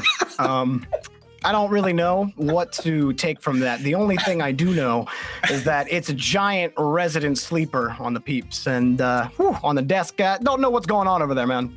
Everyone's sleeping, man. I mean, how can you do that? Even though I definitely picked against them earlier today. But I will say that the Peeps have looked extremely good, and I don't know. This is a really hard game to predict because your gut reaction is, oh, it's Space Station. It has to be. They've been playing so well. They're like the best team right now. But then, the whole don't sleep on the Peeps thing, and they beat G2, and AJ's flip resetting right off the bat. So, there's a long series, and I don't know if that really benefits the Peeps, but there's a lot of things going for the Peeps right now, and you really can't 100% pin it down if you think they're going to win or not. Well, let's let the game do the talking. Well, we're going to talk about the game, but certainly not going to make a prediction because the Peeps, well, they have a reputation to uphold, and that is their job. Is Gyro. He's able to find AJ in space. Something the Peeps did really well. Punishing G2 on was cutting off a lot of their pass attempts, not allowing them to play that speedy, tight rotation in the attacking third that they like to play so much. It's been an impressive showing from the Peeps, but you got to do it again, and in longer form as well in this best of 7. And I think the longer this game stays close, the more that benefits the Peeps because it keeps their morale high, keeps their hopes high. I think they know how good, they obviously know how good Space Station is, and they know that they're probably not the favorites going into this, but with the way the Peeps are, with the story history that this team name has, they can beat anyone in the world. And I think the longer it stays close, the better off it'll be for the Peeps. And they have an open net here. Nobody's back for Space Station. No. Well, a rotation breaks down. I was so focused on that side. Two players bump into each other. I don't even think that matters. Nobody is home. It's very rare, Jorby, that you see all three of the opposition in the other side, while the other three, or the defenders, are nowhere to be seen. You're on the wrong team. Not how I expected this semifinal to start, but the last semifinal wasn't what I expected either. So who knows? Maybe North America saved all of their surprises for today. And here come the Peeps. Oh, Illusion. He got in front. It may have actually given him another chance. I wasn't sure if Space Station were going to get back to that ball or not, but the Peeps stealing the ball away from Space Station, but two demos from Arsenal, and Illusion has the ball, so never mind. Peeps have come out gunning. They've been very creative, especially with the air dribbles from AJ. I mean, we know how good AJ is and the weapon that he can be on offense, but he's very dangerous right off the rip here. SSG need to get a hold of him. Ooh, and they have to be careful. A double commit in front of the box. The Space Station rocky to start game one. They've been sitting for a little bit, but you definitely expect a little more polish out of the gate. Still Illusion right on top of Stipical. Reddles in a tight rotation, and Stipical rotates back in for him, but Reddles had to dodge two defenders on the wall and had to get it over them. Stipical grabs it anyway, and we're just carrying the ball as Space Station, as every option is covered from the angle that they're taking, and maybe they can win a challenge like that and get a team player to set up. But credit to the Peeps on defense, Corelli. No, they do not bite. This little sequence here is so interesting because you can see how much respect there is for the air dribble, the flip reset, and the musty flick all at the same time. As every player that has taken a ball up into the air dribble just presents so many options and such a hard puzzle for a defender to solve. And that's why you're seeing so many fakes come out as a shot comes through. That one's on the goal line, saved away from Arsenal. And the Peeps that close to doubling their lead. Illusion quick on the ball, had to force Reddles up to make the save. Typical wins a clean touch in midfield. Double is knocked away by Gyro. Reddles, he wants a quick counter. Reddles again, two touches, but Illusion gently carries it back down to the corner. It's difficult. Now it doesn't ramp back up for Space Station. They're gonna have to find a new look for Reddles and Arsenal, trying to find a way through the Peeps defense, proving stalwart so far. Coming up on a minute left though. And Space Station are doing that thing where they kind of just throw the ball at the net, and eventually the defense cracks, as you're seeing it right there. A couple holes in the defense. That could be it. Typical puts it away to tie it up for Space Station Gaming. And a couple of hard rebounds really gonna make Gyro think. He had turned onto that ball. AJ knocks it away. He tried to get reset, but none of those touches were into space. They were all low grounders in front, poor clears. And as good as it was for the Peeps, Space Station do crack through. But some time left for a goal in regulation, maybe. Illusion is looking solid right now. Another great quality touch from him. They don't get anywhere, but you like how he's looking. Gyro setting up a challenge for Illusion, who has a look off the rebound. Gyro trying to take the boost away from Arsenal on his way back. He finds Reddles to move back down the field. Now all of the Peeps racing back. AJ gets a favorable bounce off the ramp, and Illusion will carry it back. I thought Space Station had the quick counter. Corelli, maybe they still do. Typical, keeps it close. Double, no, he can't get the dunk off the flip reset. Now Arsenal keep the pressure up. Reddles following close behind, but there's no gap against the Peeps. Arsenal still trying to poke a hole through. AJ knocks it straight down. Maybe Reddles grabs it. Nope. Overtime. Man, oh man, you are seeing some solo plays come out from each of these players. This is a very entertaining game, and it's going to be a very entertaining series to watch just because of the players, but as soon as we talk about it, Typical puts it away off the kickoff for Space Station Gaming. Space Station, the reset, I was wondering, it could have been the worst thing that happened to the Peeps. And Arsenal, something that I don't know we give credit to Arsenal enough for, is his finesse. Because when you think of Arsenal, Corelli, do you think of the word finesse? You probably think something akin to virtuoso over in Europe, but that was finesse. Just squaring off on the ball, getting a light tap, preventing a challenge, preventing any other angle, and just giving a beauty to Sypical. I mean, that was impressive. Yeah, and I think for the Peeps, that one's going to hurt a little bit because you get into overtime, and it's always a shame to give up a goal immediately off the kickoff there. But the Peeps had quite a bit of chances and a few on the goal line that they couldn't get the drop. That was a close save right there from Arsenal in the replay. And I mean, that was kind of the difference maker here. I mean, it might not have been an overtime if the Peeps had put away a couple more of their chances. But I do hope that the Peeps don't hold their heads low after this first game. I thought it was a great effort here against Space Station. And if they can keep this type of gameplay throughout the series, I mean, it could go either way. It's certainly a lot closer than I may have expected. Not a lot closer. That makes it sound like I thought Space Station were going to destroy the Peeps. Did not. However, I did expect them to put a lot of pressure on them, a lot of shots, and I think Space Station have really heated up. I thought the first half of that game was poor, but since then, looking a lot smoother for Space Station. Peeps haven't really slowed down, but they're certainly going to have to get creative against Space Station to get some consistent chances on offense. Nothing quite developing yet, but a challenge leaks by Arsenal, and Illusion, well, not the types of goals I expected in this semifinal, but... What a challenge. What? From Illusion. Just off the hood of Reddles and straight through it. And that was a tough one for Reddles. He had to bring that one down to the ground if he didn't want that to happen. I think he was maybe trying to pick it up and into a flick or at least to a dribble. But instead, Illusion, I guess he just didn't expect Illusion to come through and throw his body at it. And he earns the goal for it. High ball here for Sypical. Things have certainly slowed down. If they have sped up much, it's actually been a slower series or slower start. But Illusion will have a carry. He has looked solid overall. I don't think I've seen anything harmful really be done by him. He's made a lot of solid touches today. Gyro can't find anything there. And a demo in front from Sypical. Arsenal does a dunk himself. Gives it right back. Right over Illusion as well, or right through Illusion rather, as he took the high ground on him. And Illusion got to the ball first, which means it comes right off of Arsenal and into the back of the net. Nobody home for the Peeps, of course. Nobody would have expected that. And we're tie ball game. Only dunk goals from now on. That's the only way you can score.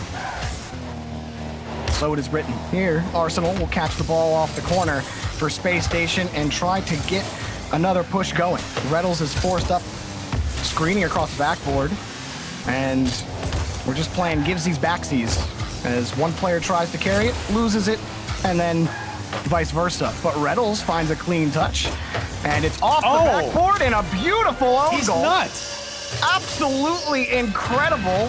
Spamming the great pass in chat. I honestly got to give him credit for this. This is a tough read, and he nails it, unfortunately on the wrong net. And for Space Station, they'll be happy to see that one go through. I think it would have been pretty dangerous either way. If Gyro doesn't make the touch there, oncoming Space Station players would have had a good crack at it. But either way, it goes in off of Gyro. An unfortunate play. He was trying to get the read. All right. I'm revising my rule. It's not just only dunks now. Only dunks and own goals. I'll take both of those. Let's see how chaotic it can really get. But Illusion finds a solid touch to Gyro, and we're right back on track for the Peeps.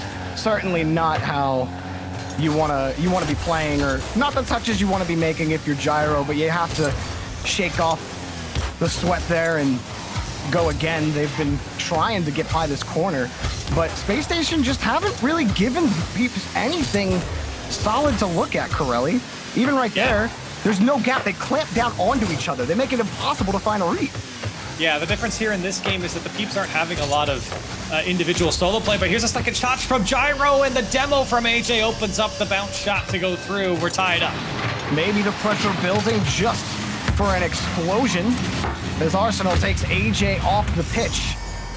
And another tie game starting to heat up. The plays are being found. Will it be a telling of things to come for the rest of the match? Well, time will tell as Typical starts in midfield. A nice little carry. He just seems to float in the air and the ball attached like a magnet. Arsenal bullies Gyro off the ball, but Gyro still in front, trying to get the bump onto Typical, and a miss from AJ will give Typical a chance. Picks his side save from Illusion. Tough situation when you're staring down Typical with the ball on top of his hood. Illusion stood tall there. Great way to slow down that block, or get the block on the ball and slow down the offense. Peeps, their chances are coming far and few between right now. Illusion trying to carry this one, looking for the flip reset. Does get it all the way across the field, and the respect came out from the defense sitting on their goal line. It can be so deceiving, especially when you're coming at a flip reset laterally like that. Hang on a second, the Peeps looking for the lead. Illusion does it! He has been solid! He gets 2 goals in this game for the Peeps. How did he slip this by Arsenal? Oh, he didn't lean back far enough, and there was just enough space for Illusion to slip it over the top in between him and the crossbar. And the Peeps take the lead here. Well, the Peeps, with a booming clear, thought Gyro would have a look downfield. Instead, it was knocked away. But the Peeps have certainly started to really get their, I was going to say feet wet in this series, but just doesn't make sense with cars in the field. Get their wheels really oiled, grease. And they're sliding around the pitch right now. Yeah, grease. Sure. There you go. Fair enough. It's only game 2, but it's starting to get a little clearer as we move down the pitch. Less than a minute left. Space Station. It's still a tight game, though, here, Jorby. Even with what we've seen from Space Station and them trying to hang on to this series lead, I mean, the Peeps are hanging in there. And for those that maybe voted against Peeps, they're really seeing what this team has to offer, even after their victory over G2 and coming into this series. This is not just a pushover win for Space Station. The Peeps definitely are up to snuff here against this Space Station team. Can they hang on? Look at the passing play from Space Station. Illusion last to keep first, as Arsenal picks the ball up. He's had the space. AJ knocks it away. Illusion was waiting, but the ball stays on his half after a diving stop in midfield. Reynolds picks this up. Space Station heating up real quick. Typical's in the air. Gyro, patient, had the clear, but Arsenal grabs the ball. The bounce for Arsenal back to Reynolds. That's not on the ground. Typical picks it back up. The shot. Oh, it's saved. The Peeps. The ball doesn't touch the ground again. Arsenal, that may do it. Yes. Oh, wow. Oh, I thought Space Station were really about to steal the game, but nope. The Peeps tie the set up real quick, Corelli. Here we go. And I think the expectation going forward is these close games, and the Peeps able to hang on this time. And they were some fantastic plays for the Peeps. I was talking about how they weren't getting a lot of opportunity in the first half of the game, but it felt like near the second half, they really got the Space Station number, controlled a lot more of that midfield, and then started executing on a lot more of those dangerous attacks, the back wall, the passing play. I thought the Peeps played phenomenal here in this game, even though it was a very close, grindy type of game, and even with an own goal from Gyro. It really was I think grind is a perfect way to describe that game, just because it felt like a whole lot of nothing. And there was a lot of setup going on the pitch, but then the challenge would never be where everyone else was kind of expecting the flow of the play to go, and the ball would just kind of die. And then you have a lot of high touches. It was an interesting first half to that game, but then the flow really started to be found by both squads. Game 3 is about to get underway. The Peeps on a hot streak. Space Station, they were on a 13-game winning streak after that game 1 win, 13 individual games. So the Peeps have broken that streak. Now, Space Station are also on a 12-match winning streak. So, for the Peeps, there's a lot that you're fighting against here. Space Station have been as dominant as everybody has hyped them up to be. But the Peeps, they stop one streak, Corelli, on the road to stop another. Yep. The thing about stats is they're all on paper, and none of them are here on the field. And right now, the Peeps are definitely dancing with Space Station right now. Another high ball for Illusion. Reynolds, also high, slow clear. Arsenal tried to keep this closer. Gyro, he was forced back, and Arsenal does a great job scooping that ball out. Set up for Typical. Low ball taken away by AJ. You can see the congestion in the box as well. A lot of sweeping demos coming through from Space Station, trying to get a piece of anyone. Pot shot comes out from Illusion, easily saved away. There's a demo from Reddles. It'll stop Illusion in the corner. Another nice carry here from Arsenal. His control has been good in this set, excuse me. And just in this past minute, he shoveled Space Station out of a couple of scrums in the corner.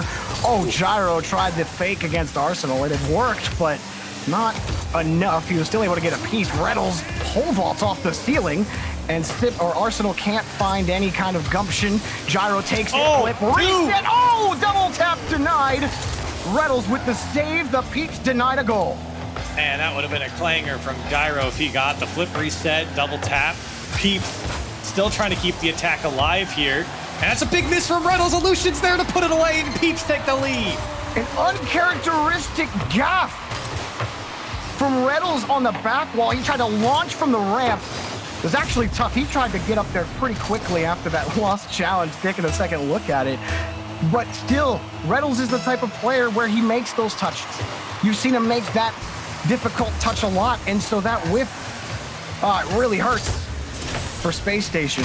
Typical pass, and Reynolds takes it high. He avoids nobody as Space Station, it was Arsenal taken out of the play. Reynolds forced back again, and the Peeps stop him for now. Lose a couple more of those challenges, they might be stopped. Gyro is flick. Not going to be for anyone on the Peeps, but the challenges remain in the orange half of the field. Gyro wins one of them. Tried to harass the net. A relaxed rotation right now by the Peeps Corelli, but they're good carries, good individual carries. Just nothing really set up for that second man yet. Well, you can see the Peeps are willing to give up a little bit of that space between the top of the box and the midfield because they know the discipline from Space Station. They're not always going to just bang the ball down the field. Space Station are wanting to bring that ball down either into the air dribble or onto the ground. So the Peeps are willing to give up that space, and it's been paying off. They've been able to move into more of the gaps on the side of the field, which has allowed them to move down the field a lot quicker as well. The Peeps are doing a good job of managing their own space right now. Everything before that won AJ carry, but Gyro back over to AJ. It doesn't matter because they kept possession, but AJ banged it off the crossbar. Insurance chance gone for the Peeps, but maybe another setup for AJ. You thought you'd like a better accurate shot from AJ on that play, having to avoid his defender. He might have beat him. Illusion sneaks it in from midfield. Well, Illusion is certainly feeling himself today.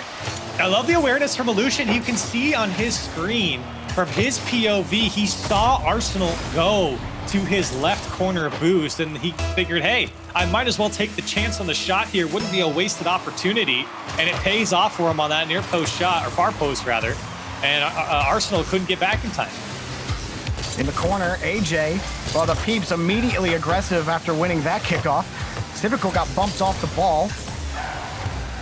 And midfield belongs to the Peeps to start, but Typical giving Space Station a chance. No, quickly up was AJ. Still, long clear. And a hard touch from Gyro has to force Reddles to create some sort of space. Space Station trying to force that ball into the gaps with those air dribble carries. Trying to force that ball away from the Peeps, but somehow, some way, the Peeps always find their way back to the ball. And right into Space Station's net. Space Station had nobody back behind the half line when this shot was taken. You could see Typical racing back, but with two players going on that last ball in the air, nobody able to at least put it to the side of the field or to the corner. It comes straight back down. And unfortunately for Space Station, the Peeps jump all over it. Space Station gotta find some sort of form again before this game ends. The momentum clearly is the Peeps. They are momentum. To be this dominant against Space Station is not something I don't think you could reasonably expect.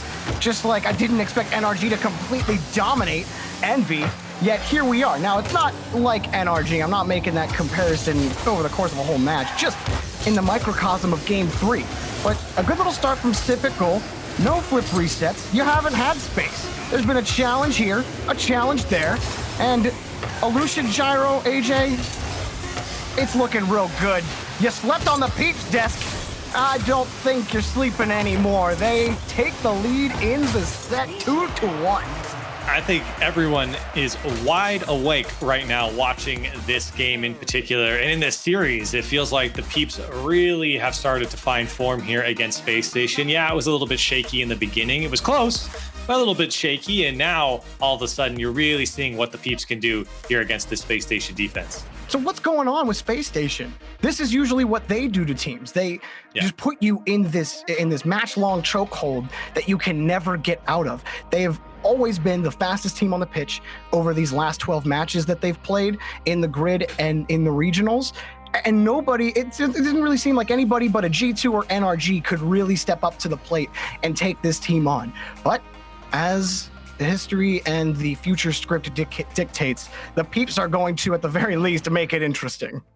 Yeah, and I mean, to answer the question, it just feels like Space Station are making positional mistakes right now where players are not back in time for a lot of these plays that the Peeps are forcing, and people losing challenges as well. And something that Space Station does so well is that they win a lot of their challenges and they force the defense to be in awkward positions a lot of times. But you're really seeing the opposite of that. The Peeps are doing this to Space Station right now, and Space Station are struggling to deal with it. So you have to play a little bit more conservatively to at least find your footing here in a game and get control of it. Because right now the Peeps, they're happy to play this chaotic gameplay. They're better at it. Space Station trying to find their way back to tie this match. It started out with a Space Station victory, but since then the Peeps have won 2. So, Space Station Gaming, what do they got? As we are underway, it's typical. You know, he had a chance at the ball after the bump from Reddles, and the shot will be good for Reddles. And Space Station, that's how you got to start. I had a feeling this one was going in when I saw Gyro go up the near post. It's tough to make a save when you come up that edge, and Illusion wasn't back in time. So unfortunate for Gyro. I don't think he expected that immediate shot to go back post on him there. At the very least, it could have been near post, and he maybe would have had a shot at it. But still, tough positioning there from Gyro. Gyro coming off the ceiling to make that challenge. Oh, and that's not what you wanted, Gyro, but you know, the pinch got you, and Space Station almost got you, but you came back. Gyro picks up that save, and Illusion still in damage control. Gyro fighting Arsenal for the ball. He'll win 1, but it'll be Sipical's touch next. AJ coming off the back wall to read it, but Sipical, he finds it off the crossbar. Here comes Space Station. Illusion didn't go quick enough here, and he's just sitting here staring at Sipical. He thought maybe AJ was going to get the touch as well, and unfortunately never made contact, and that ball just floats over Illusion's head. Great flip reset there, and Space Station back into a 2-goal lead. If there was any like momentum or pressure that the Peeps were putting on Space Station, it's gone after those 2 goals. It doesn't take... If you're Space Station here, sorry, I don't mean to cut you off, but if you're Space Station here, you need a game like this where you come out hot, everything's working, get a couple quick goals, and you really just pound the opposition is really what you want, especially for the expectation of this team. A game like this where they can really start to blow out the Peeps is where I think Space Station really get back into this. Well, the Peeps certainly aren't giving it up, and they're going to make Space Station work for the rest of it. AJ couldn't find the next touch. Gyro, first carry, and now he looks for, well, I thought he initially was looking for Sipical, but now Space Station, Arsenal grabbing the boost, but Illusion winning the ball. Now Reddles trying to pull off an excellent approach from Reddles on the save, but the Peeps, they're still coming. Gyro, carry, AJ shot, Peeps, go! They're back in it! Fabulous shot here from AJ. Look at the pass from Gyro as well. Just that second touch, he beats the first and the second in Arsenal. Plays it over to AJ, and a lovely shot there to the left side. And the Peeps back into it. Peeps looking for another. Gyro, he'll win that challenge, but Arsenal He gets there quickly. Gyro demos the last man back for Space Station, forces everybody back, but AJ can't find the mark. Misses off the crossbar. Illusion keeping the ball away from Space Station, a tedious task as Gyro gets eliminated off his own back wall. It slows down though with AJ on control. Back to Illusion, Reddles. Now that's the press that you expect to see from Space Station, where just when you think you have a route out, you have to stop because Arsenal's diving straight into you. It's a bit of a fight for the midfield right now. Arsenal in very dangerous position and good cut from Gyro, and a second block will force Reddles to just kind of pop it up and let the defense reset here. Looking to scrum in the corner. Just trading back and forth. Like now, look, there's like 3 levels of mind games going here. Like, no, you go. No, you go. It's like, nope, I'm blocking that angle. And we're still in this corner. Longer clear this time, and yeah, Space Station are done with that. They're like, let's just back up and try again. Ooh, Gyro tried to sneak that touch by Arsenal. He did get the follow-up touch, but Space Station resetting from midfield again. That reset from Space Station actually did them wonders, because it was really, you just couldn't really tell what was going to happen out of that corner earlier. But since they pulled it back, they're going to go for this air dribble. Peeps, they had the read, but Gyro didn't get a solid challenge. So Space Station's starting to mix up what they're seeing from the Peeps, but a breakaway maybe. Gyro, he's got Illusion waiting on the challenge too far to the left, and whoops. Wins out of the sails there from the Peeps. Good air dribble there from Arsenal, and you can see every single touch from Space Station is well orchestrated and has an idea behind it right now. And very tough for the Peeps to break out. He was trying to win the ball again in the corner. They just can't win that follow-up touch. They get that first touch clean, but then Peeps are right there. I mean, the positioning has been pretty solid for both teams, like not letting any unnecessary passes through, maybe 1 or 2 chances. But other than that, and your occasional double commit by the Peeps, that happens. AJ will win this challenge. He's got Gyro and Illusion. Pick your poison. He picked Illusion, but the pass again cut off by Space Station. And they have the lead, Corelli. They keep cutting these passes off. Their defense keeps on like this. Can the Peeps really score? Illusion denied by Typical. AJ, catch, wrapping around. Another catch, flicks it up here for Gyro. Can the Peeps develop? Maybe an opportunity. No, another chance knocked away, even if it was a chance at all. Very dicey situation as Arsenal parks himself on the near post, just being a nuisance in front of everyone. This is the last chance for the Peeps. Denied by Arsenal for now, but right there is AJ. High ball, back to Illusion, to AJ! Too far to the wrong side of AJ. Space Station do climb right back into this. We're going at least 6 in this semifinal. Oof, and it's another close game. I mean, look, at the end of the day, even though Space Station comes out on top, I don't think the Peeps could be too upset with how they played here in this game. Evenly matched on both sides here. I think at this point, Jorby, I mean, like you said, we're at least 6, but I mean, we might be looking at 7 if this keeps up. I certainly agree. I think that it's one of those games where, you know, both teams have an idea of what they want to do when they go down the pitch. It's like, we got to have a guy at least on the wing for first and second man, or second man takes the lead pass or something, or get a demo or have something. If they don't get a single component of what they're looking for, they end up pulling off the ball, because I think you said it earlier, Corelli, the respect is definitely there. And the Peeps deserving of that respect, because they've thrown away a lot of what Space Station have given them, but Space Station are just so strong at taking away options in their defensive third. It's going to be tough for the Peeps, man. I don't know. If Space Station looked as good on defense again, it's going to be tough. It is, but the Peeps have been creative. Haven't seen the same creativity that we saw in the first couple of games. They've slowed down just a little bit here, but still, I really like the way the Peeps have been approaching the offense, and with AJ behind the ball, you know good things are going to happen. And Space Station will be the ones behind the ball to begin this push. Arsenal's challenge forced a dead ball. Gyro, low carry. And it might be an air dribble bump that ends up being what breaks through Space Station, or the Peeps for that matter. Space Station haven't scored that many more. A pop-up ball, a demo in front for Sypical. They'll keep the ball over in the blue half for a second as Illusion carries the ball out, but there's a ball again for Gyro. His shot denied by 2 players on Space Station. 2 committed, and quick rotation from Arsenal will take the ball out again. Quick shot from Sypical, denied by Illusion. It heated up quick. Reddles back over to Sypical. AJ the next man up. The Peeps not relenting on defense. Another clear. Yeah, Peeps got to be a little careful not to commit too hard on these offensive tries. You saw there Illusion just barely getting back in time on that far post to make the save. But again, I feel like for the Peeps, you just can't get a little too anxious to put one in the back of the net. You really got to pick and choose when to go.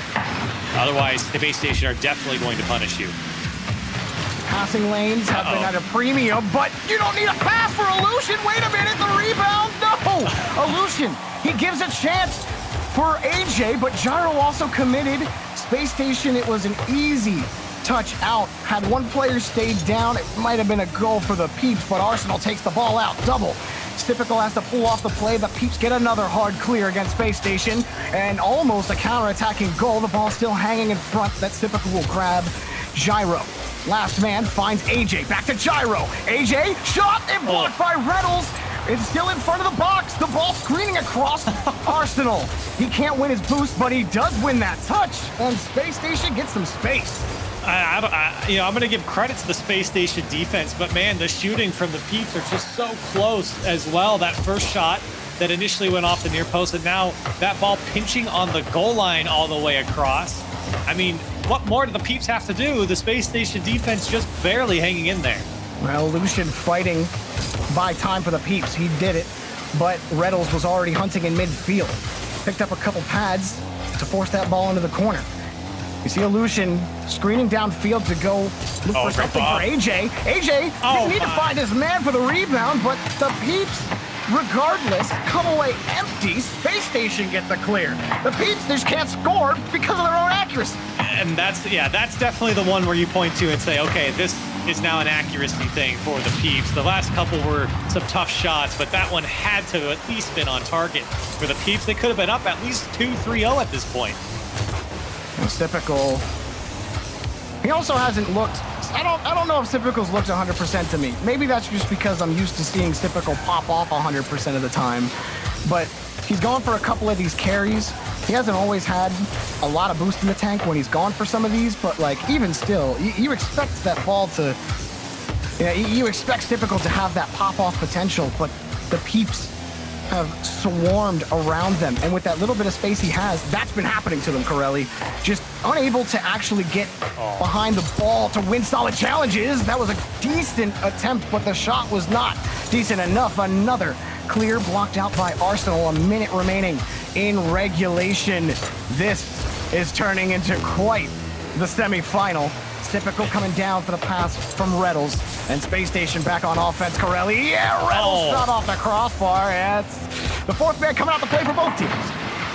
10 shots for the Peeps for the 5 of Space Station Gaming. Might get a 6 here as Typical carries it across the box. Space Station haven't had as dangerous attacks, but they've been spending a lot of time here on this Peeps side as the clear comes out. But it has been a bit frustrating for the Peeps, and I worry that frustration might get to them here. 30 seconds left. They're surely in this game. Can they put one away? Arsenal's on the push. Typical following them close. The corner blocked out, but all 3 players on the Peeps in the corner. Reddles tried to take advantage with a demo. The whiff from AJ will give Typical another chance. Looking, but denied again by Arsenal. Well, by Illusion, actually. Here comes Space Station. That's a shot and a goal! Arsenal finds the mark! Space Station with 4 seconds remaining on top. He's done messing around with the Peeps. This is a shot that's tough to save. And AJ goes for the in and out play there. Out of the net, I don't know why. I guess he just assumed the Arsenal shot was going to be tough to read. But either way, it gave space for that low shot on the goal line. And the Peeps might have given away the game here. They're going to keep it up. Can they keep it up for long? They get a fortunate bounce here, and Gyro's going to still push it towards the sideline. It will drop, and Space Station will put Peeps on match point. One more for Space Station to go meet NRG in the grand final. But make no mistake about it, the Peeps have made them work for their food, Corelli. It has been a difficult, grindy, gritty, dirty series. There's no flash. If you love the dirty grinding challenges, bumps, and demos, I mean, this is your match. If you like the flash and flip resets, double taps, I don't think either of these teams are going to let that happen. They might not let it happen, but boy, they're going for it a lot. They are, but they just block everything. Yeah, the defense is extremely strong on both sides, to your point, Jorby, and it's been impressive to watch. The question is now, can the Peeps hold on? Look, they were that close in that last game. They had plenty of shots to find the back of the net. Can they actually convert here when their back's against the wall? Game 6 means we're on Wasteland Night. The Peeps hoping that their carcasses don't litter the field, but Sipical wants to end the run here. First goal, Space Station. Great lift here from Sipical up and over Illusion as he just puts it over his left shoulder into the net. Only had 40 boosts going up for that play as well from Sipical, so it was a tough aerial.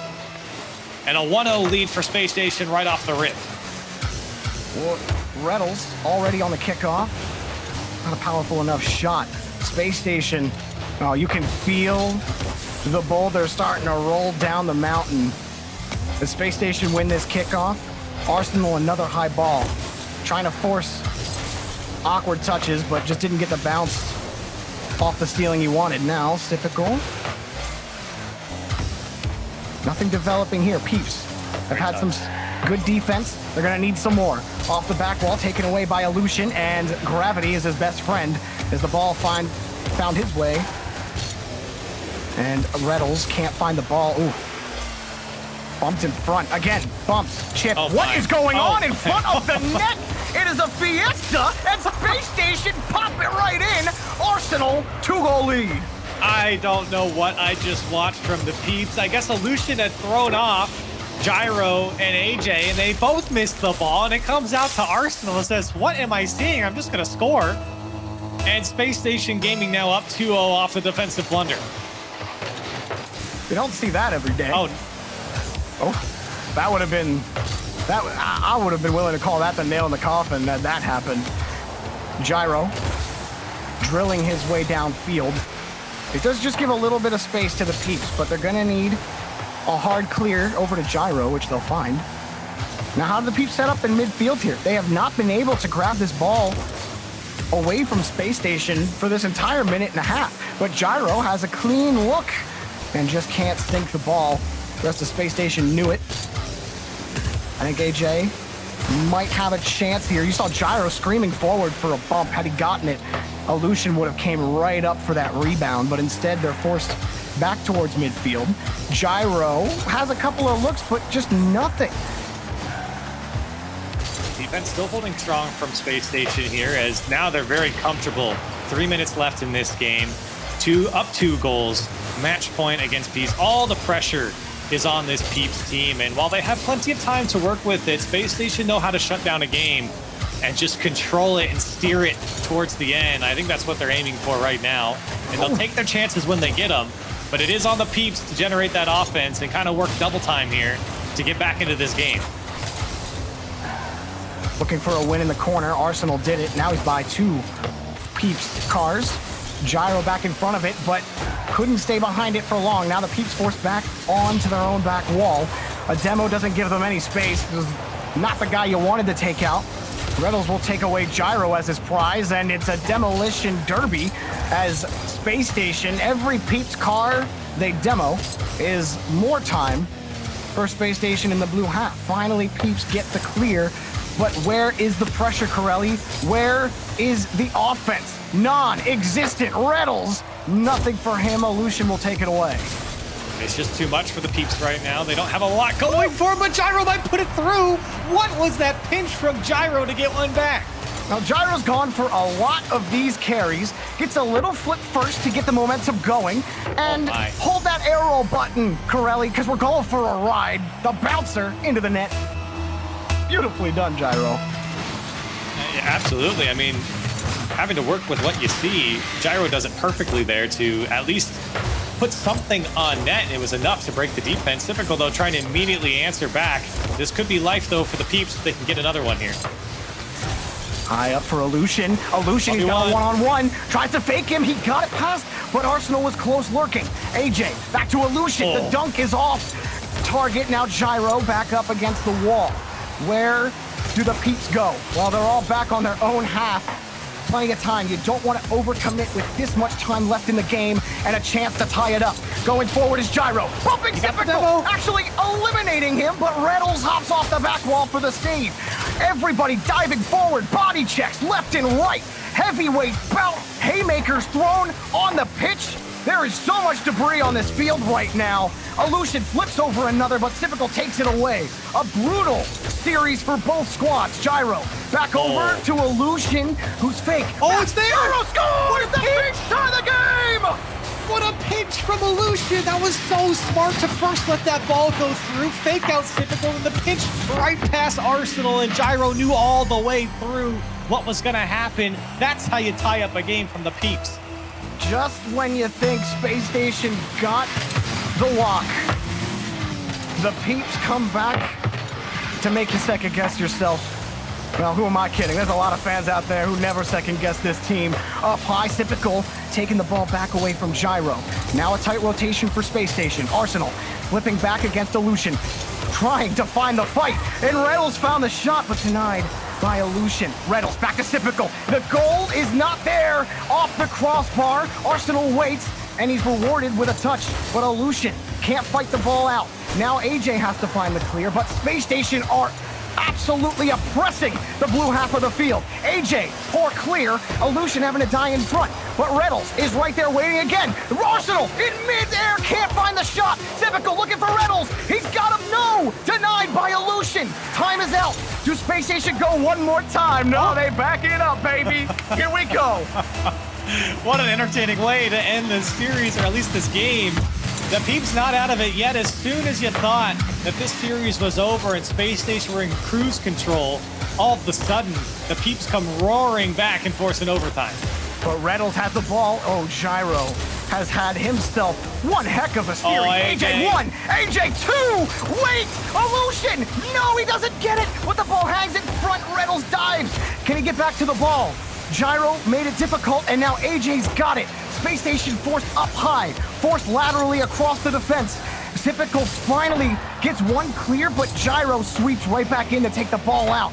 Space Station got a clear. Corelli trying to get the step back on offense. Whew. Man, oh man, what can you say, Jorby? Right now, it really is who is going to break first. While the Peeps are feeling a lot of the pressure for Space Station, they're not breaking at the moment. There's a lot of shots on both sides as well. It's dangerous play formulating here if Space Station get a hold of it. Oh, Arsenal had a gap on the net. It was tough. He was coming from the opposite side. Couldn't find a goal. Space Station. We saw Typical. He's trying to find that read against Arsenal. He will eventually come away with the ball. Now Typical dive bombing towards Gyro, but Gyro picks up the ball. He's there! The for the Peeps! They force game 7! We're going the distance! It couldn't be more entertaining for the Peeps. They finally take down Space Station in this game where they played a lot of defense. They felt a lot of pressure. They had to come back. They scored 3 straight, the last one in overtime.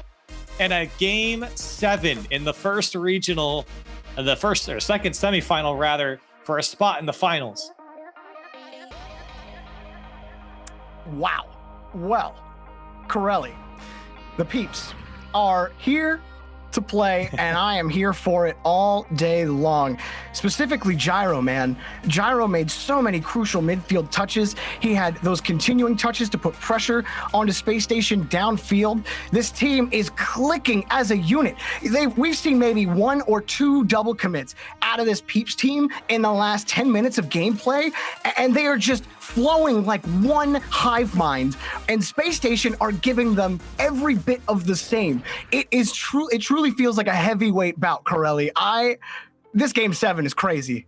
And I truly believe that I don't think either team is playing particularly poorly. I mean, there's very few things that I could point out to say, oh, wow, that wasn't very good. Of course, when they give up a goal, we can break it down and say, yeah, they missed the ball.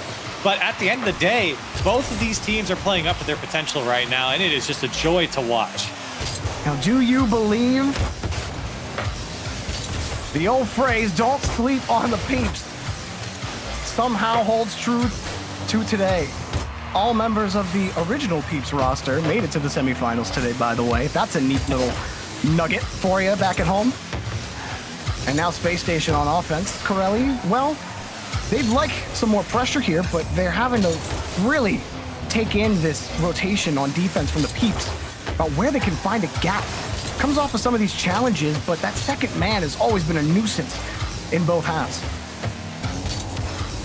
And I'm curious to see how this game opens up for both teams after a thrilling Game 6. Is it a more conservative, slower approach that we often see, or is it just right back to what we were watching? About a minute goes by, and it is silent for now. I mean, it is tense. Lots of crazy games on Champions Field in competitive Rocket League history. Space Station trying to get set up in midfield. They do get a look on the pass, forcing two up early from the Peeps, but the clear was good enough that it doesn't matter, and maybe the whiff doesn't help either for Space Station, but they get right back behind it. Dangerous pickup here for the Peeps if they can get back to it. Gyro tried to get back down, and Typical clears it away. That space being given up by Space Station is so scary. You know what people like Gyro can do. I mean, we've watched him throughout this series take this ball and air dribble it directly at the defense over and over again. It's a nice catch from Arsenal on the backboard. And the Peeps weren't trying to be overly aggressive, although that long lateral ball was the gap in their rotation. But again, that first touch from Space Station just wasn't enough to keep possession. So trading back and forth, maybe something develops now for Space Station here. Reddles, no. AJ bumps into him. Reddles will give him a taste of his own medicine. Reddles is hard looking for this clear against Gyro.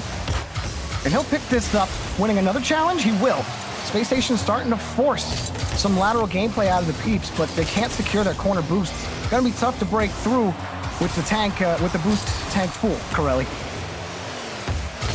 Peeps are struggling a little bit to break out from their end, and when they do, not a lot of boost here for Lucian to work with, but does have options to AJ, and immediately is eliminated by Arsenal. Quickly down the field, here comes Space Station. You can see both teams trading blows so quickly, so efficient to break out from their own end. And now the holes start to open for passes. Typical. Demoed by Lucian. AJ waiting to see how it developed, but Arsenal gets by both Gyro and AJ. Oh, that's not the best touch. Oh, he got back to it. Never mind, AJ. Sorry, I doubted you. They'll take this ball away from a clear, and now Lucian will take it by. This is a decent approach by the Peeps. They are winning inch by inch of the field here. Challenge after challenge, and Gyro wins a handful of them there. They do appear to be winning a lot more of these challenges right now, as Lucian has a huge miss there, but it does feel like they're benefiting off them the most. You can see Gyro has a bit of space to work with here, and that's really what those challenges buy you, is that space through the midfield kind of entry onto attack, and it gives you options on the pass as well. So for Space Station, there are some gaps forming here, and the Peeps are slowly exposing them as they break out. In case you blanked, 4 minutes of Rocket League have been played. I've been at the edge of my seat. Shot! Ooh, almost forced two onto the ball from Space Station. Reddles gonna receive from Typical. Actually, he's gonna let it drop for Typical, who then gets bumped out of the way. Another dead play for Space Station. Reddles, next carry for him. He'll get a win, but again, Arsenal, he's gonna play off and try to win the touch against Lucian. But Space Station can't press. Peeps haven't given them the look. They haven't given them the mistake. And Space Station haven't been able to clear a lane. Reddles might have just done that, but Lucian picks up the save. Now Typical takes one next, and Gyro, another hard touch. Lucian gets by, another, that was Arsenal. Typical will take the pass from Reddles for Space Station. Reddles blows his way past another. Open net, Reddles! Demolition Derby towards the net, 13 seconds. it was the 1v1 and the sharp cut to the left side, and it gives an open net for Reynolds. That could be the space station ticket. The Peeps now need a miracle. There has been nothing. This whole game 7, they go for the fake kickoff. How does it work out for them? Illusion playing it slow. Off the ceiling, the shot denied by Reynolds, and it's a long, powerful clear. Reynolds wins another touch. Typical kills it, and that will do it. Reynolds stepping up big time in the final 30 seconds to send Space Station onward to play NRG. Wow, what a series for the Peeps here and for Space Station. My, oh my, that one is going to go down as one of the better series here for a regional final spot. And this is just the first regional, so we got more. But my goodness, what a game, what a series from the Peeps. Hats off to them. I don't think a lot of teams, a lot of us gave them credit for how far they made it. That was a tough series against arguably the best team in North America, and they really took it to them and kept it close. Yeah, maybe fans at home or Space Station fans, and we know the desk was sleeping on the Peeps, but Space Station, the players, never slept on the Peeps. They respected them from kickoff number 1 at the start of the set, Corelli, and I want to see more of this team, more of this Peeps squad.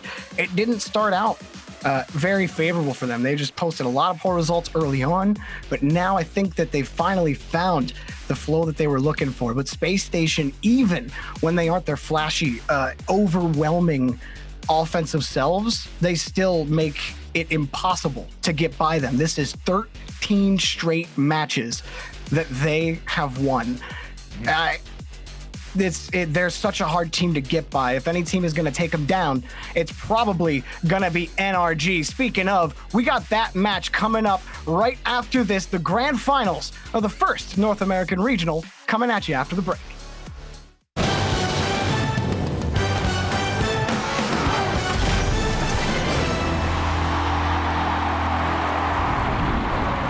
Verizon knows how to build unlimited right. Start with America's most awarded network. I'm on my phone 24/7. Then, for the first time ever, give families more entertainment with Disney+, Hulu, and ESPN+, now all included. We're a big soccer family. Handmaid's Tale. I love Frozen. Then give families plans to mix and match, so you only pay for what you need. You get so much more than this, a great network. With plans starting at just $35. The network more people rely on gives you more. This is unlimited built right, only on Verizon.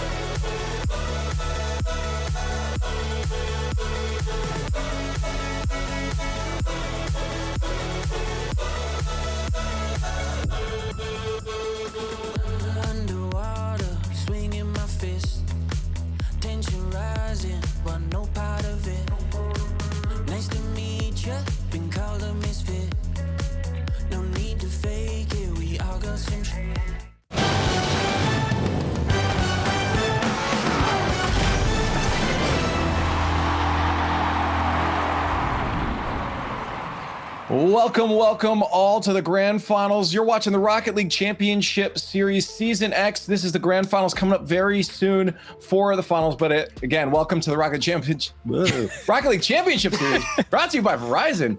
I'm just too excited for those finals. I just lost all my words. Gibbs, start talking about that last match.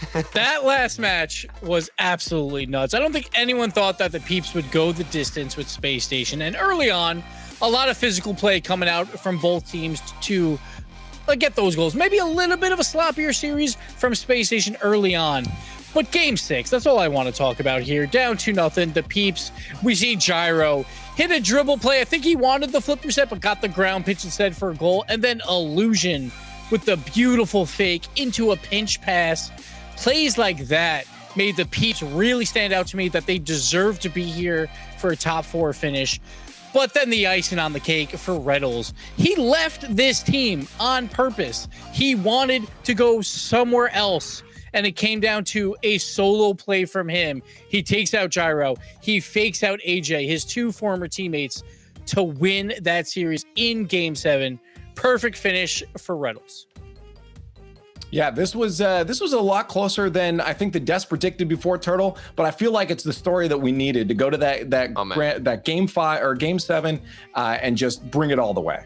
Yeah, I'm in the same boat, as Gibbs, where it was Game 6. That was the turning point in the series. You know, the Peeps, I thought they would win a couple of games. So whenever we got to Game 6, I was like, okay, this is where Space Station start to ascend. You know, they just start destroying the Peeps. It's not even going to be close. But then Gyro was a beast in this series. It was like every game he had an impact. Every game he was making a play. Illusion was starting to pop off towards the end as well. It was so fun to watch. And it's series like this that I love because, you know, there's underdogs who, you know, you always want to root for, but then they start playing so evenly. It's not just one-sided the entire series. It's back and forth. One game goes one way, the other, it's for the other team. It's just so fun to watch. This is what makes Rocket League amazing because you never know what's going to happen, man. Well, let's take a look back at the day so far. We're in stage number 3 now of the North American Regionals for Season X, and it's been quite an interesting day as we look at the bracket, Gibbs, especially starting in that first round even with the Peeps taking down G2 Esports as well. It looked like there should be a clear favorite 4 coming through, but again, that was the start of the upsets. Yeah, that was a huge upset where G2 was up 2-0 in that. And then we saw some domination. Space Station and Energy took care of business. But the Pittsburgh Knights, huge shout out to them. The only team from the rival series to come out and make top 8. And they took Team Envy to Game 5 at the very least. So great showing for them. But then you got some series pretty unexpected, honestly. Like Energy versus Envy, we thought that one would be close. Energy has absolutely rolled over everyone today. And then Space Station versus the underdog in the Peeps, we thought that would be the blowout, but Space Station narrowly wins that in Game 7. And now we got the final that everyone wants. We saw this 2 days ago for the grid finals where Space Station beat Energy 4-2, where they won 4 in a row. On top of that, Space Station also beat Energy yesterday 3-0. So they have their number lately. They've also won 4 matches in a row versus Energy. But the wild card, it's Championship Sunday. This is where Energy shines. And they have looked like the better team today. But we'll see if Space Station can finally get that big win that they've wanted for so long. Well, Turtle, I was going to ask if you wanted to add anything to that, but I'm pretty sure Gibbs nailed it all there. That was beautiful. He's doing my job for me. I'll just sit here, relax. Hey, you know what? I'm excited to watch the grand final. Let's bring up another graphic that he can talk about again. Let's talk about the prize pool here because there's money on the line. And, of course, we also have the RLCS points that always count towards the major looking forward, Gibbs. Lots of points on the line, 351 for first. The reason why we add that one in is so later on down the line when we're looking at points, we'll know how many times you have won a tournament by just looking at your odd number at the end. That's what everyone wants. They want a crooked number for their very last one. But this final, tons of points on the line, but $15,000 on the line as well. So a big prize increase. But this is going to be fun. We all expected Space Station Energy. They took vastly different roads. It's going to be really fun. Well, let's talk about this first match then, because our grand finals is coming up, a best of 7 between Space Station Gaming and NRG Esports. Turtle, talk to me about this match, because this is not going to be a super easy one to break down. We got Space Station Gaming, who's been dominating North America for the past few weeks. You watch their grid performances, you watch them in the RLCS, but the NRG down to the wire on today. Look what they've been doing, man. It's been full sweeps the whole day through for them. I mean, they don't stop NRG once they start getting, you know, a little momentum. The ball, they just start snowballing. You know, it starts out with this little snowflake that lands on a hill of snow, and it turns into this giant, like, you imagine mutators in Rocket League. You can make the ball, what, extra large or whatever in mutators. That's what NRG are right now. And they are tumbling down. They 3-0'd Alpine. They 4-0'd Envy. I don't think you can stop them. Justin is in his bag right now. He's playing outstanding. Garrett G's looking confident. I saw him in the interview. He looked like, you know, I'm just here to play. Whatever happens, happens. And then Squishy obviously is back there, probably not even calming at all, super relaxed and just dominating. So I personally think NRG have all the momentum, especially after that close game 7. Well, this is going to be the closest one. As you guys can see, it's time for the Verizon fan chat. So make sure you're putting your hashtag. I see you guys all in there doing it now. Hashtag NRG or hashtag SSG. Because I feel like this is going to be one of the closest fights we've ever seen from chat here. There's no way that it's not going to be split down the middle, but we got to see if we're split down the middle first here as we look at our predictions. We got to put them on the board. I'm going to start with you, Gibbs. You're a smart guy. I need you to set the playing field here on which way it's going to go. This is so tough because that's why you got energy. You have all the experience, the Championship Sunday experience that they always have, and they've shown it throughout today. Space Station, though, is the best team in North America. Maybe they haven't shown it too much yet throughout today. I'm going to pick with my heart, though. Like I said at the beginning, I wanted Space Station to win because I want them to get over that last hurdle. They need to win a big one. And I think Space Station will show up in this series. There's no way that NRG will easily win this series. It will be a battle. And I want to see Space Station pull it out. So I'm going in 7 games. I'm going Space Station Gaming. Okay. Turtle, you're going to be up next here. It's tough to follow Gibbs. Anytime this man mentions anything, he's either roasting me or he's got I didn't say anything. That's why I'm giving you the second word. Look, I'm always scared of Gibbs, but here's the thing. I look at hunger, and I think Space Station, they are so hungry to be on the top of North America. It's been... I don't even think they've ever been at the top of North America. But then I look at NRG, they've got a new roster. The same amount of hunger for them to prove themselves is there. They're matching it. Say we'd have an NRG esports team that has had the same roster that's already been on top, I would pick Space Station. But the fact of the matter is they have Squishy, they have this new team. They want to prove themselves right here, right now. I'm feeling NRG. All right. You thought it was tough for you, Turtle. You got to split the table here. I got to decide it now at this point. This is, again, I think from the top, Gibbs has said it, and this is, we say it all the time with Rocket League, but this is legitimately one of the hardest decisions to make right now. Space Station Gaming or NRG. I'm going to have to go with momentum, with confidence, and I'm sitting on the side of NRG right now. I know Space Station has been dominating Gibbs, and again, it could go either way. The classic phrase in Rocket League, it could go either way, but NRG is what I'm going to have to put down on the board. And I am curious to see right now, if we got those results in, how chat was split. What? Oh my goodness! What? That is not as close as I thought it would be. Wow. 22% in favor of Space Station with 78 to NRG. Momentum. Like, do they not realize Game 7, Reynolds does not lose. He backs up his words. He's like, this is my old team. I will put this team on my back and win it. He's going to do the same thing here with NRG. This man will not lose because he will never hear the end of it. So, I don't know. Twitch chat has been wrong a lot today, I feel like, or a lot throughout this weekend. So I'm feeling pretty confident. That's messed up. Don't blame Twitch chat, okay? It's not their fault. It's not their fault that they went with the right decision, okay? Well, they may never hear the end of it, but it's time to hear the end of us as we head to the grand finals. Get on Twitter, though. I want to hear from you first before we do with the hashtag RLCSX at RL Esports. Get your final thoughts in before the grand finals. Now, over in the Verizon Skybox, we have our first North American regional grand finals. Get up, get loud. It's game day time to crown ourselves a regional event champion here. First time for North America. I'm Wavepunk, joined here by Achieves. We've got 2 Titans of North America. 1, the old guard that never loses an online finals, and 2, Space Station, the new hotness. And it's going to be one heck of a battle. As Gibbs said, two very different roads for how to get here. And I'm glad we're at the end of it. We get to see how it all turns out. Well, we will get into this grand finals here. A best of 7.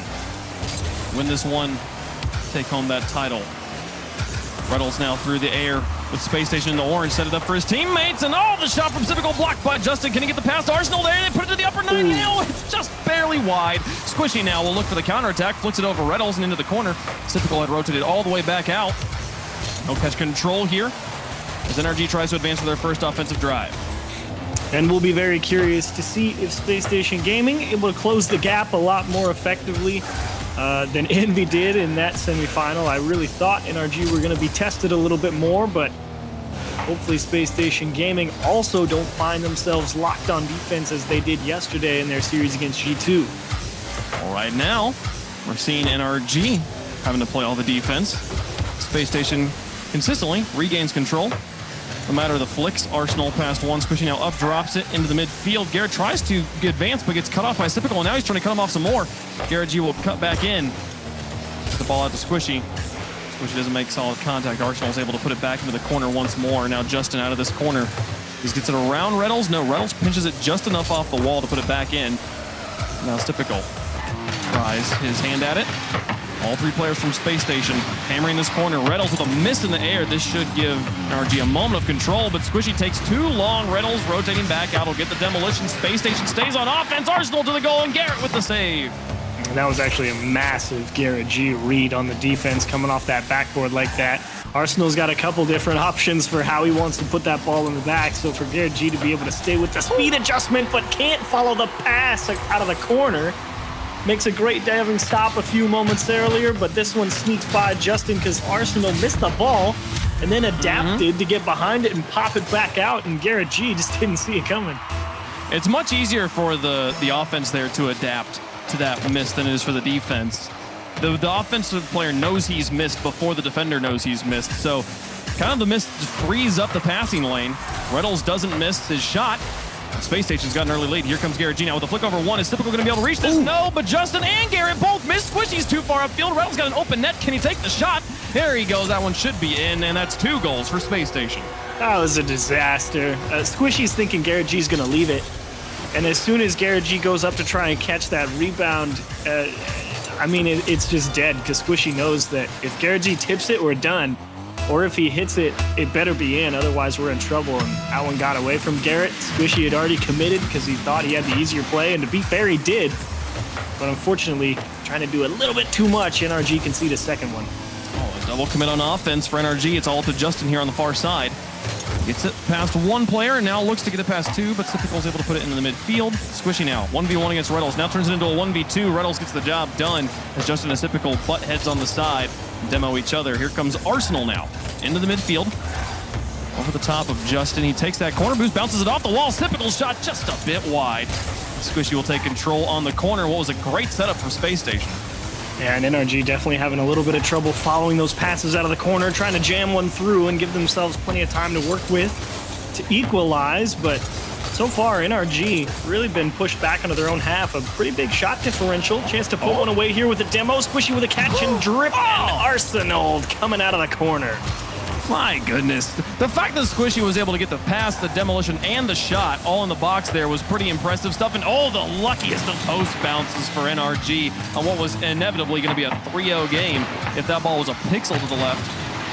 And here Justin out of this corner looking for the oblique angle. Arsenal's got the clear. In this game, by the time we finish talking about 1 shot or 1 save achieved, it's like 2 more have happened. Yeah, it's definitely a quick transitions game here for game 1 is Garrett G and Justin trying to figure out how they want to approach this. And again, SSG looking to tighten this clamp on them. Garrett, wild positioning. Perfect understanding of where that shot was going to be coming in. Keeps it at a 2-goal game, and here looks like maybe the best chance they've had in a while to get on the board. Justin up against Arsenal. Arsenal does just enough. Typical breaks it up in the midfield. Reddle's trying to get it past Squishy, and the ball goes neutral to the side. Garrett G trying to extend the play, gets demolished, and then a bump in the backfield. Typical should be able to put this one in for free, and does not. Garrett G on the respawn gets that one out. Now here comes for another goal. Squishy gets the block as Reddles couldn't find the demolition. Oh my goodness, 40 seconds left though. Space Station's got that 2-goal lead. That's all they need right now. Not a good game one from NRG, especially combined with that. Squishy again having to make the reaction save. Earlier you had to dodge a demo, but I think you can write this one off from NRG's perspective. Just not able to get the offense started at all. It's a shot differential of 14-6 in favor of Space Station Gaming here for game one. Oh, this could be a goal. If they could just get one in, there technically is a chance. But Reddle's going to try and hold on to this on the wall. Gets it past one, and will just air dribble all the way to the other end, looking for that third goal. That would be the absolute nail in the coffin. At this point, the clock is going to decide the game. NRG gets shut out here in game number one, unless they manage to put one away in garbage time. Not going to happen. Space Station 2-0, game number one. And boy, did they have the shots. So it looked to me like NRG had, I'll give them 3 quality chances on goal out of the 6 shots they took. And unfortunately, 2 of them were mis-executed, and the third one, Arsenal made a big save. So Space Station Gaming definitely 100% in the driving seat. Really not much too else to say about game one, other than the fact NRG really struggling to follow the ball out of the corner, as both goals were products of passing plays out of the corner from Space Station Gaming here in game one. You see this first one from Arsenal, like you said, hard to adapt from the defense, and then this one just the put away pass that got through the defense in the midfield line. Yeah, Arsenal key here on the passing game. Reddles put away both the goals, but man, NRG 9 saves they had to put up in a losing effort. They weren't able to get the few times they did get onto offense where they ran into a stalwart Space Station defense here. And NRG's defense, it was like, man, that was impressive how few goals went in, given how absolutely strapped down they were on the goal line. Squishy and Garrett in particular putting up 4 saves apiece. It was impressive to watch, but if you can't back it up with some sort of firepower on the other end, it's not going to matter. And definitely going to need some time to adjust as well. NRG, like you said during the interview, I think you asked the question, what do you guys do in between? They're like, we just hang out, discuss the games. And so currently, they might have been wishing to get a few reps in. It was Gibbs asked the question. To quote Garrett G, he said, be bored. We just sit around and be bored. So, but hey, you know, when you're as good as these guys, I'm not going to question their in-between game tactics. Garrett takes us to the corner. Arsenal with a nice flick over Justin. Squishy's up to read it. Now onto the backboard. It's going to be played by an SSG player. Reddles gets it away and gets it through 2 now. Going to be challenged by Garrett G next. Rolls it past him. Squishy will try to move in and close it with Justin, but Reddles just absolutely dismantling everything here. Can Arsenal double tap this? He's got so much boost. Look for the triple. No, Garrett G. The triple was just 1 too many touches. Garrett was able to get up and read it. Real nice composure, and Garrett G with a big adjustment. Squishy into the middle and denied. 2 players from Space Station combined. They punch the ball out to safety. And it lands on Reddles' hood.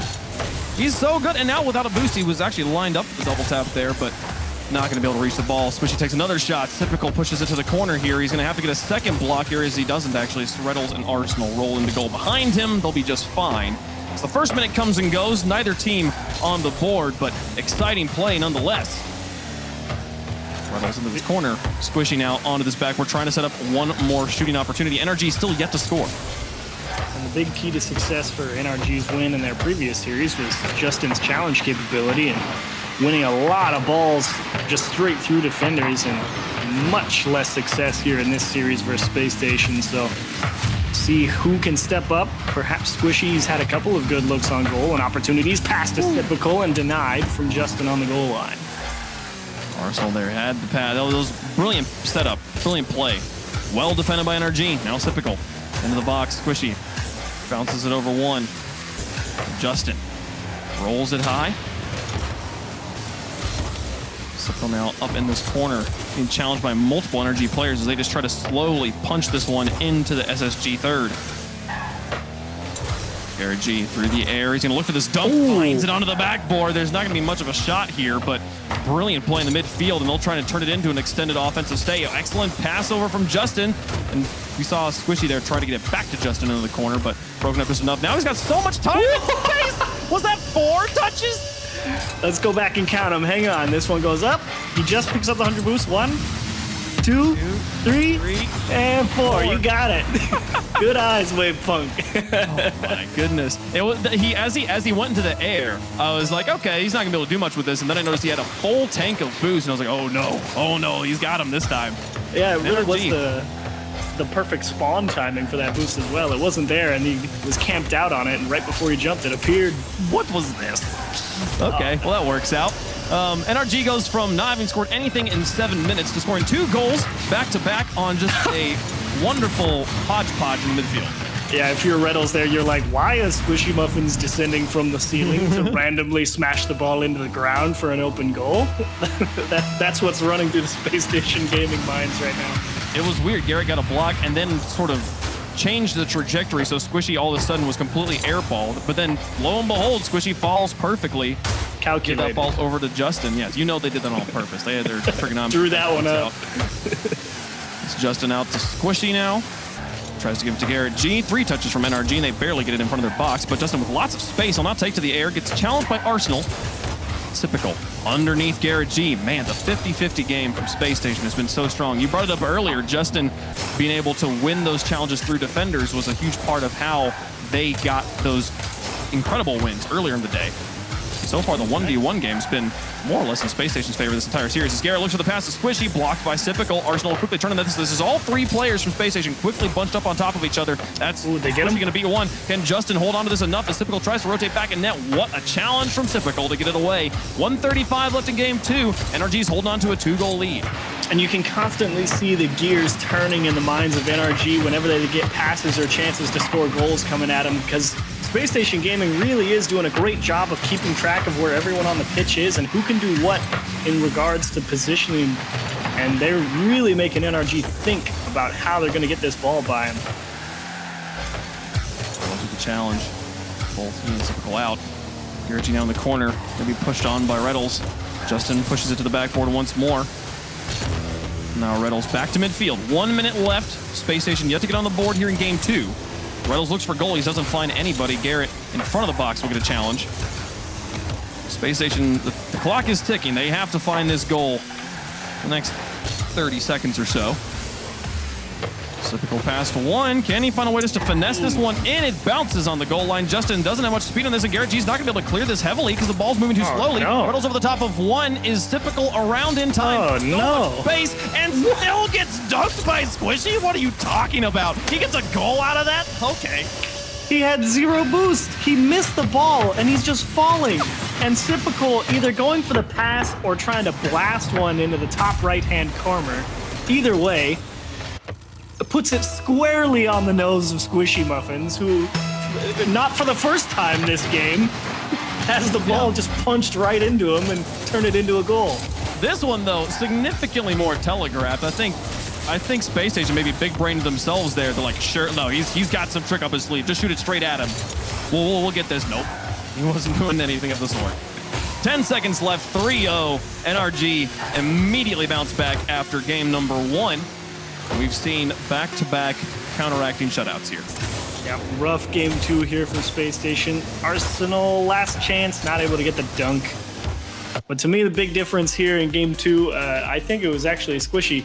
Obviously, 1 for the 2-goal swings that he provided, but 2, just the ability to put the pressure on the defense and get those balls into positions where his team was able to really slow down pace of play and try and command the ball a little bit more really helped NRG, because going for those challenge games, I mean, Arsenal was all over the pitch in that first game in terms of stopping possession for NRG. So NRG really being able to slow things down here, I think helped a lot. They did slow things down there. Garrett G opening up a donut shop. First time I've said that sentence in I don't know how long here. Didn't get his goal, assist, save, or shot that game. But didn't really need to. Honestly, like you said, like this game was defined by the calculated plays from the team here. Squishy kind of just being in spots Space Station wasn't ready for, even in moments when maybe they should have been a little bit more ready for him to be there. Justin as well. That quadruple touch goal to kind of open things up here. We talked about multiple times that we need to see Justin really step up, strap this team on his back when he's popping off, when he's got those clutch plays. NRG looks deadly. That was a great way to get that started for them. Yeah, definitely a great game 2 from NRG. You're definitely looking for some watch, rinse, repeat as well. And whenever you can get Justin the ball with a little bit of space, good things can happen. So NRG and SSG, I think they've both had, 5 minutes to themselves to really figure out what's going on here. And I think game 3 is really where you start to see the series kick up into another gear. Now we're basically back down to best of 5. So, well, I'll keep on doing that as we go through it. I'm going to give you guys the updates on best of 3 and best of 1 as well. It's lots of fun.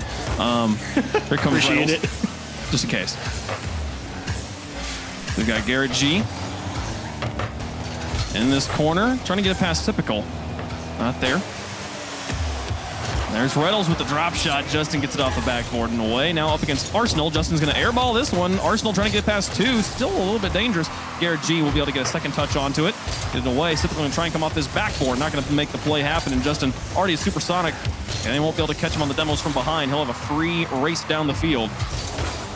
Garrett G not going to get a touch onto that one, though. Switching out this corner up against Arsenal, back in front of the goal. No one there from Space Station, and Justin will have a nice long clear. NRG going to try and score. NRG playing a dangerous game, going with that long clear game. Garrett G looking for maybe himself, but Arsenal has just enough in the tank to make sure the ball gets to safety. NRG going to have to reset here, but they're going real hard at these challenges at the midfield line. Garrett G. Back through. Here's Arsenal off that backboard. Squishy with a miss. Well, he got just enough of it to put it onto the backboard once more. NRG doing a good job keeping this ball deep in enemy territory. Space Station struggling to find meaningful clears. There's Garrett G with another win. Reynolds puts it off to the side, but he's going to need some help from the rest of his team. The rest of NRG falling back. Finally low enough on boost to have to rotate out. But look at that. Just like this, Squishy all by himself back down into the box once more, trying to box out one player on the wall. Garrett G will try and challenge as well. Now Justin will look for a pass. Is Squishy going to get set up in time? His Typical almost gets bumped in net. Manages to hold his ground against Garrett G. Into the corner, Garrett G with a stop on 1. Challenged by 2, gets it onto the backboard. Here's Arsenal. Heinel needs some teammates to help him. The drop blocked by Justin. And some adjustments coming through from Space Station Gaming. And there's the lift off for Arsenal, and he will indeed hop up there and tip that one down home. Squishy trying to dribble it out, gets pinched off. Reynolds is able to give it to Arsenal. Arsenal to Reynolds, and then back to Arsenal again. The 1-2-1 to put Space Station on the board. We've seen alternating shutouts here so far. We have yet to see both teams score in a game. This is easily the latest goal we've seen so far in the series. Both teams starting to really settle into this difficult game. I really like how Arsenal has been the guy to always have the ball put in his possession here. As things actually will take a pause here, and we'll figure out what that's all about. But as I was about to say, really enjoying Space Station Gaming. I like how they're getting the ball into the hands of Arsenal, because I think he's definitely been the most effective in terms of setting up chances for Space Station Gaming throughout the series, digging the ball out of the corner and really putting the pressure on NRG whenever they get them pushed back onto their own defensive half. Yeah, I've loved seeing this one go back and forth between the two teams. I'm excited to see both teams manage to put together this strong offensive showing at the same time. We've seen them kind of get trapped into a loop. Right now, we've seen NRG pushing up into SSG's half over and over again, managing to keep the ball there. And the question comes down, why is Space Station struggling to find clears? It could be a matter of boost. And then once we see NRG finally kind of losing control of the boost game, having to fall back into their half, we're seeing NRG move out. But we had a player disconnect apparently. That is so we're gonna let them figure out that stuff on the back end. We'll be back in the gameplay shortly here at Chiefs. But yeah, these are definitely the two teams that need to be playing in the finals today. I think it's the two teams that everybody also wanted to see, right? Because everyone, I think, for the longest time has been big fans of NRG, and of course to see them make a big roster swap, losing Turbo Pulsa, and you're always curious how that team shows up. So you've kind of got that mix of old fan favorite versus the hot new kids on the block who are just absolutely going through a tear. And I think today they've absolutely both been the best two teams, and it's good to see them both make the grand finals. But we will be getting back into the game here shortly. It's game 3, currently NRG 1-0 up at 2 minutes 35 on the clock. So we'll get started back up, and we'll see who can continue on this one, as apparently I believe it's SSG just waiting to make sure that everything is all spick and span before they get going. We want to maintain a competitive environment, and it's always crazy the way that this year has changed everything. Everything has to be online right now, but it's a crazy concept in esports, right? That the virtual reality that we compete within can just spontaneously cease to exist sometimes. But yeah, it's fine right now, so we'll keep going. They'll restart on the kickoff. Here we get back into game 3. Space Station starting on an offensive. Arsenal gets flicked. Reddles actually kind of passes here. Justin's going to try and reach this one. Gets it off the backboard. Is anyone home? No. Squishy kind of bailed on this. They could have easily gotten 2 shots out of that. And they were just certain that SSG defense would be back around in time.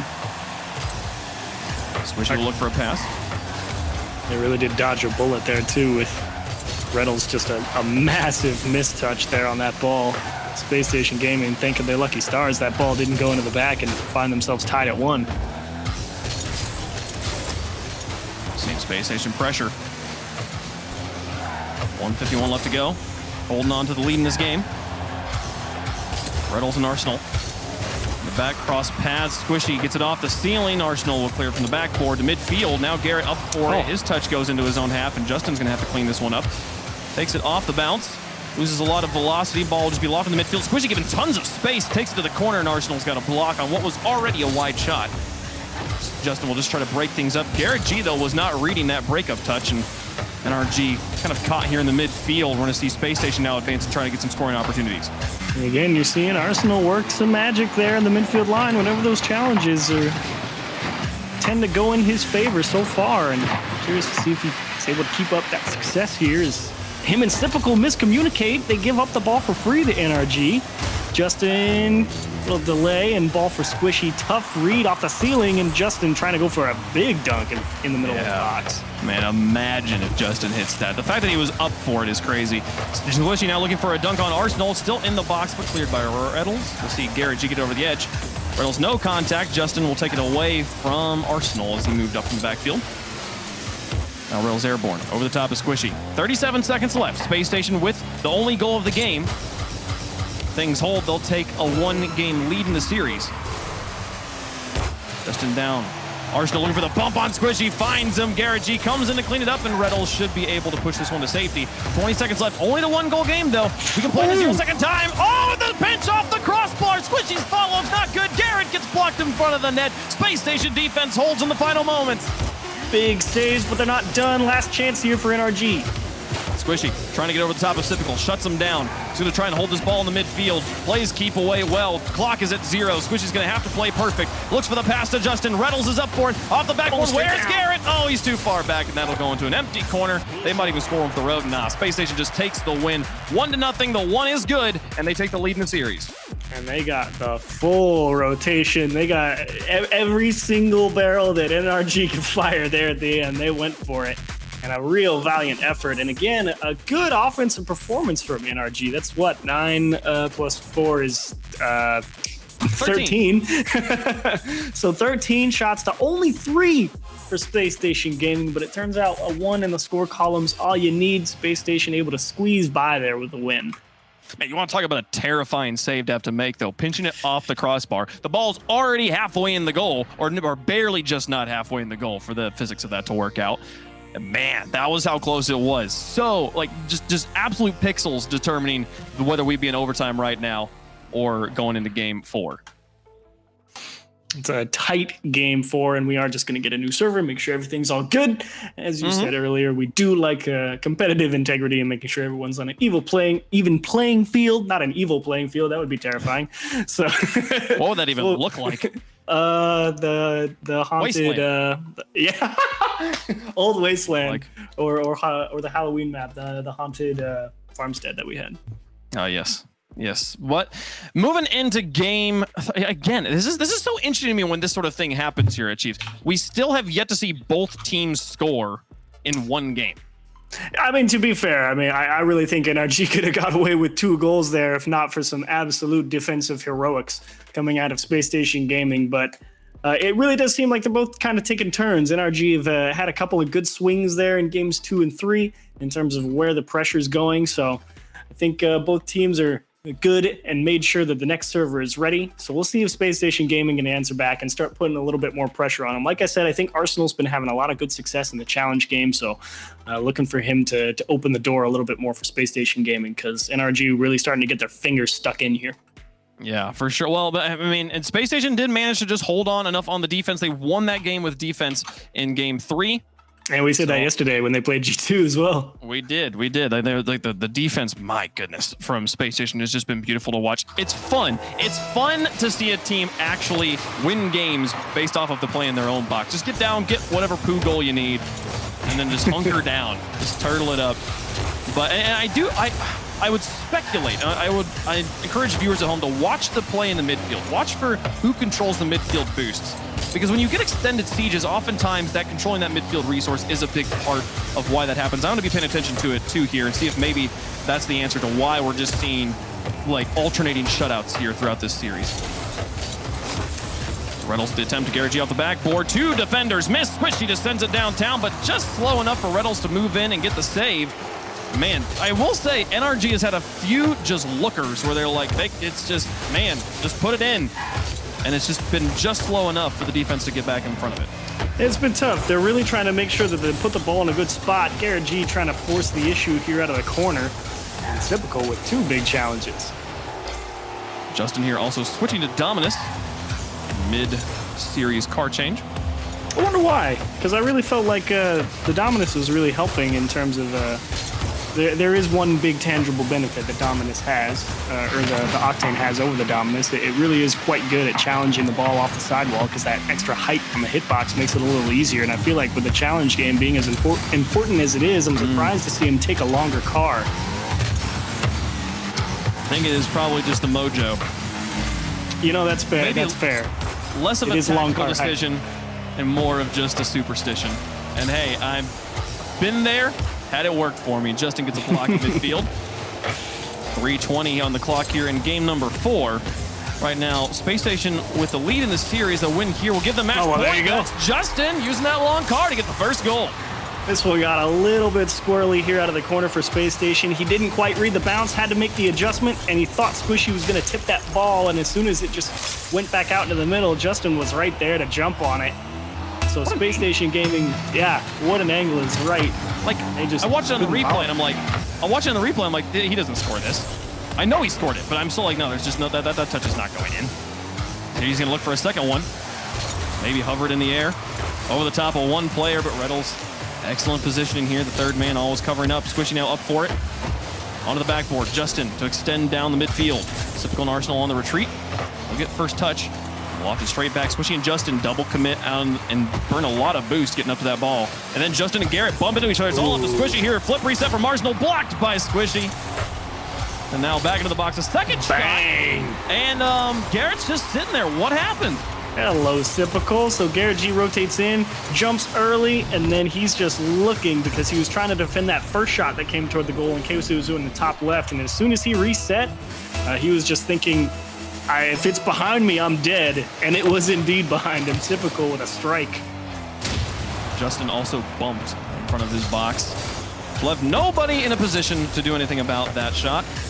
Oh, it's in. Finally, this kid, man, NRG got a great lead from that first goal from Justin, and then immediately it's taken away by Space Station.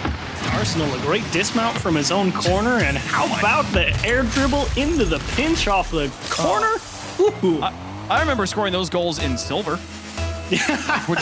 How do you not have someone that can stop that? That's what a crazy circumstance. Squishy now onto the backboard here. Take it over the top of one. Now there's 4 players committed, I believe. Here comes Garrett G onto the backboard and puts it right on the Typical's hood, but he'll chase this one down himself. Taken away by Reynolds, and now back down the field. Onto the backboard for the double tap. Squishy reads it, blocks it at the point of contact. Now Garrett G up against Arsenal. That's Reynolds bopped into the enemy corner. He's going to be late on the rotation in, but the pass over to Squishy is wide and behind him. Half rotate back in to take control.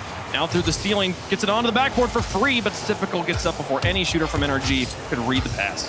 Yeah, Justin didn't really want to commit just in case there was a defender going there. Sure, he could have beat him, but I think he just felt that the chance of scoring it or having the play work out better than if he just waited for the clear just wasn't worth it. So they end up giving possession. They buy a little extra time. Typical delays it off the wall, and Arsenal just a little bit too tight, couldn't keep the momentum up, so he had to hit the brakes to make sure he didn't overshoot the ball, and that means he got beat to it on the bounce.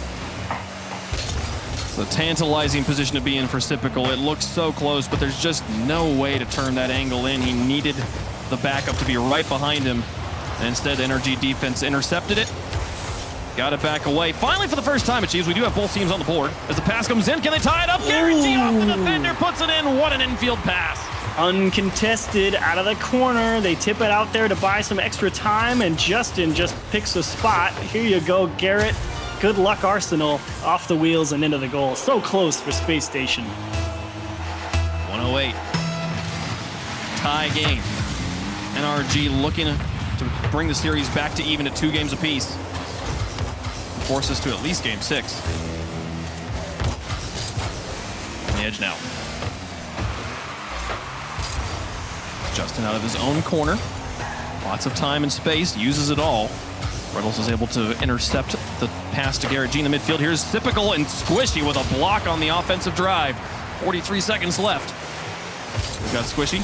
Nice flick over one. Sypical and Arsenal kind of on top of each other. They might double commit here. A little bit of one. Sypical does ground back in time, but Justin now with a pass to Garrett G. Infield once more, and Arsenal is able to weave through the traffic, pick up ball control, flick it over one. Squishy will try and stall it out, but can he hold on? Sure can. Picks it back up. He's got Justin on the flank. Gonna try and push this through, but Justin reading Sypical's position. He'll pick it up. Now Reynolds. What a dunk. Back into the corner. 18 seconds left. Tying game. Looking for the infield pass. It's just wide. Justin kind of gives it back to Arsenal, and they'll look to keep pushing this one in the final 10 seconds. Now Arsenal rotates out. Gives it to Sypical.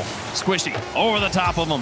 Arsenal looking for a pass to Reynolds, but it's too hard. Justin off the wall. Is Garrett G there? Squishy takes the shot himself. It's blocked by 2 players. That should be enough to get us to overtime, and it is. Overtime in game 4. That was a tight one both ways. Almost a must-win game if you're on Space Station. You really want to feel like you've got a good handle on the series. Otherwise, who knows what happens in the next couple.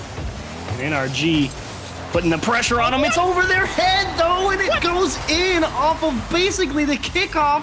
Squishy gets beat. Justin wins, but Sypical's just camped on the wall.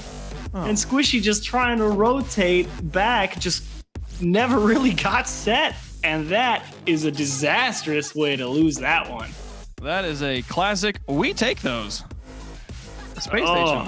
Happy. Thank you very much. Match point. Don't mind if I do. You guys gonna be positioned that poorly. We'll do it. We'll take those shots every time. I said it feels like a must-win for them, and they really didn't have to work too hard, did they? Because now you got 3 chances to put NRG away, and that really is a big collapse there at the start. It's always so interesting to watch how kickoffs break down at a professional level, especially with NRG in such good command, it felt like, throughout that one. And honestly, a couple of those goals, like that Arsenal pinch off the side, I mean, how does that one find its way into the back? As you said, very much a will take those from Space Station here in game 4 as Garrett G side flips. I wonder if Garrett tipped Squishy there. Either way, that last goal just hurt to watch. Well, we'll be going into game 5 with Space Station on match point. You heard it from Gibbs earlier. He's excited. He wants this team to finally get that big win, and this would be a great statement to make. First regional event of RLCS X. Reynolds playing with so many rosters over the course of the offseason finally settles on this team. They have come out of the gates hot.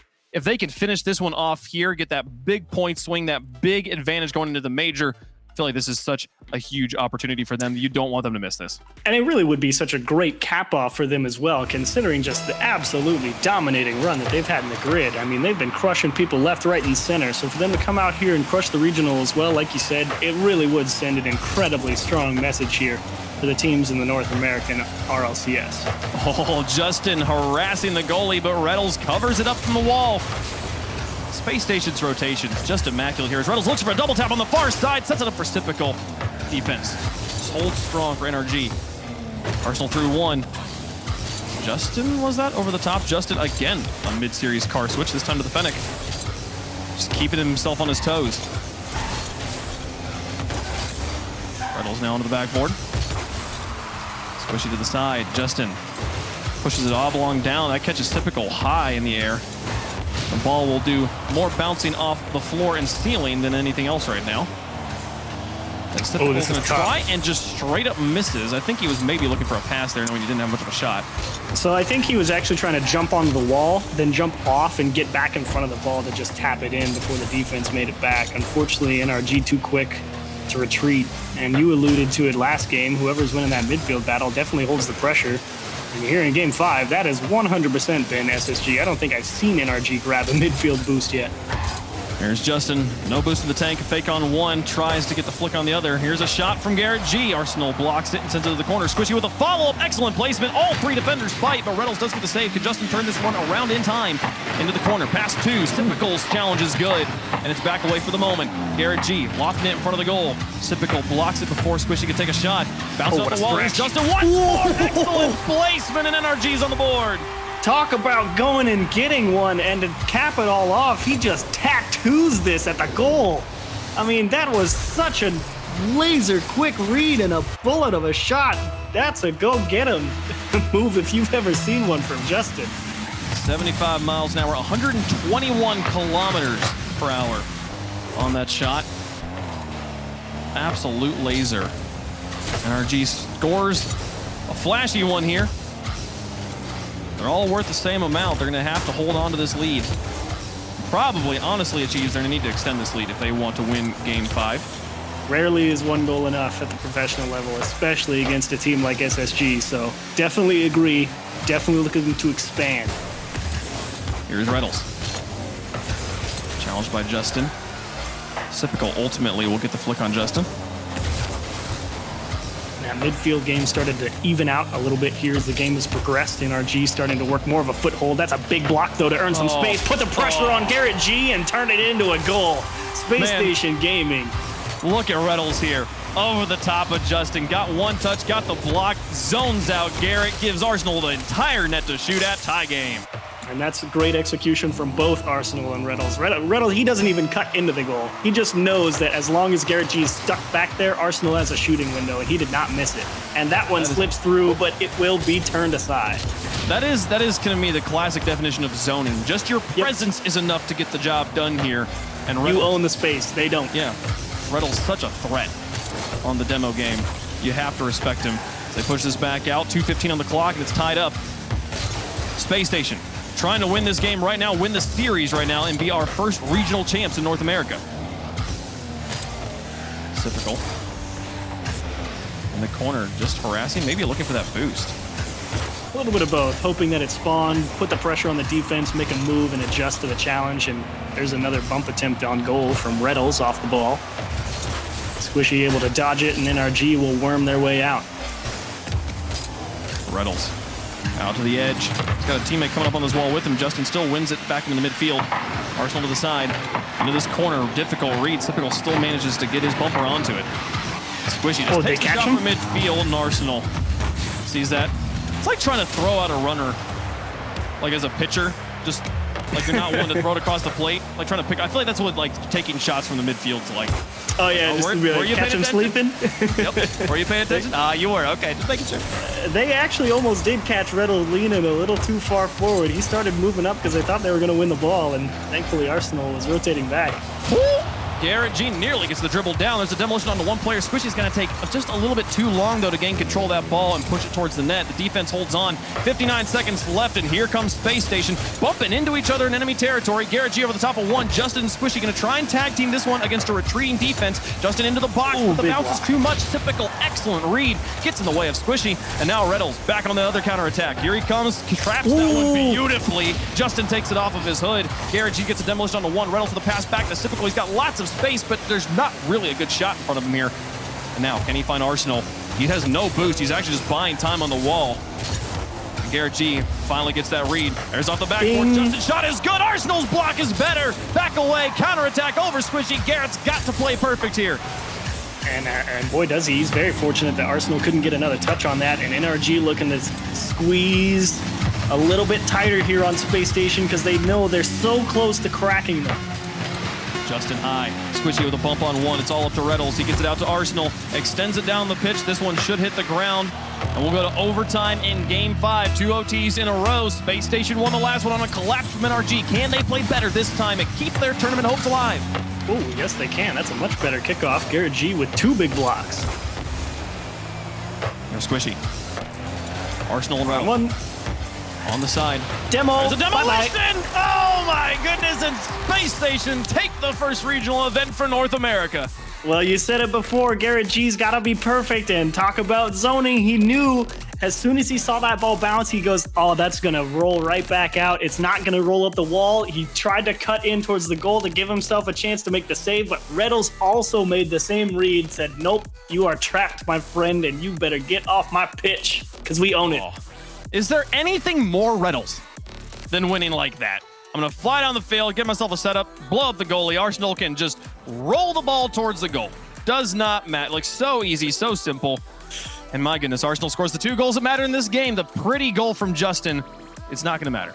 And again, really the defense from Space Station Gaming propelling them to another big victory over a top team in North America. Spent a lot of time on defense in those final few games, but always coming through, always making big diving stops coming across the corner, and that is not something that you can forget. Yes, they own a lot of space and they make pretty goals, but it's the defense, I think, that really got them all the way to this regional win here. Absolutely. 9 shots from NRG, 8 saves from Space Station. Defense from Space Station, so strong. Beautiful stuff. And my goodness, this was a wonderful day of playoffs. We got some great Rocket League today, Chiefs. We really did, and I honestly don't think we ever do. We ever have a bad day of Rocket League? I don't think so. And the best part is that there's more. There's what did Gibbs say? There's 10 months of Rocket League. So yeah, we got a bunch more good Rocket League coming up. There's not really much. There's not really such thing as a bad day of Rocket League. It was a lot of fun. It was fun coming to you guys from 16-bit land over here. Not sure why that's happening, but appreciate you guys hanging out with us. Now, let's go back to the desk and let Gibbs break down what this win means for Space Station. Why Gibbs? What about us, Turtle? You guys were wrong.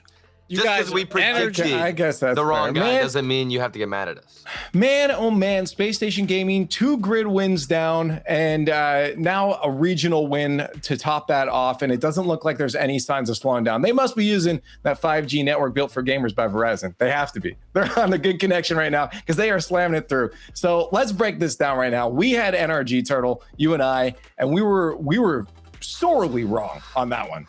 Oh yeah, Space Station Gaming. I mean, they were not only scoring quality goals where they would work hard for it, but then they had some creative pinches all throughout the series. It was like they'd be getting these giant booming clears that NRG didn't expect. They'd push their defense way too forward, and then Space Station would capitalize. I mean, a lot of these replays, you can tell, are going to be goals that come in from midfield or go off of a pinch or even a solid 50. Justin did his thing. We obviously saw the fancy goal right there, but other than that, they were really shut out.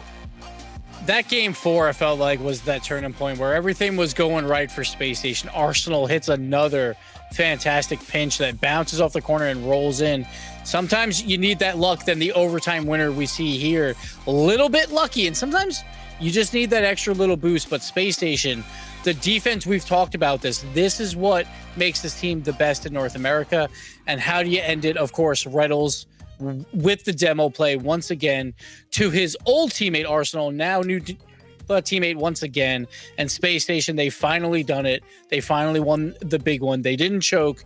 This is great for them. Can't wait to see what they do going forward. Yeah, this was just an absolute domination. You mentioned that name there too, Reddles. He's been calling this as well. He's been saying, hey, you throw me on this team with these 2 teammates and we're going to crush it. And I think, if I'm not mistaken, he's actually joined us on a call here to talk about that victory. Reddles, congratulations on that victory, man. We're even worried for like a second there. Like, it's NRG. You had to be worried for a second. I was worried for Peeps. Game 7. Okay. That is a team that we do not play. We kind of avoid the annoying teams of scrims because we don't want to get tilted at ourselves. But NRG is good. Justin is the best player in the world. When he whipped out the Dominus, I was like, oh no, I was scared. But we ended up closing it out. So you guys, I want to know. You know what? Go ahead, it's okay, Turtle. I want to know because I was gonna bring up Gibbs anyway. Gibbs was the only guy here who actually had you guys back, and he believed in SSG. Me and Leaf picked NRG. I mean, how does that make you feel? Do you support Gibbs now? Because you're roasting him before. You guys had some. You got the Gibbs power. Is that squashed now? I mean, me and Gibbs always been tight, you know. But I'm not sure you guys are voting against us by now. But I mean, you know, happens. Well, not anymore. That's for sure. Yeah, not anymore. No, we're done. We're done. All right. So just don't post my DMs, okay, Reynolds? All right. Anyway, let's get into this real quick. Like, I want to talk about your roads here. Like, Energy, they play in the first semifinal and they get a sweep, but you guys go to Game 7, have to play back-to-back into the grand finals. Which would you prefer normally? I'd rather play back-to-back to be still warmed up, but I mean, it doesn't matter too much. We were really confident going into Energy. That's a team that I think we're their kryptonite. We play really well against them. Myself, particularly, that's the one team that I feel really good against. So, I mean, it was whatever. Yeah. Well, I mean, I'm curious. Did you prefer, or were you at least happy? Obviously, nobody ever wants to go to Game 7, but you're happy you got a couple of games under your belt while going into the final. Right. That was intense. Game 7s are the worst. They're way too nerve-wracking, but I mean, sweaty palms. Yeah. Oh my, I can't even explain it. They were so loud when we scored that goal at 13 seconds, but it was good. It was a good series. Well, now just looking forward, I mean, we got to look at the rest of the landscape. You guys, this is such an incredible finish. You know, again, a good chunk of change for you guys. More importantly, the grid points, or not grid points, sorry, the RLCS points. You guys have a lot of grid points as well. But these points going forward, you're in a good position. I'm just worried about what we're going to see in your eyes, having played all these teams now.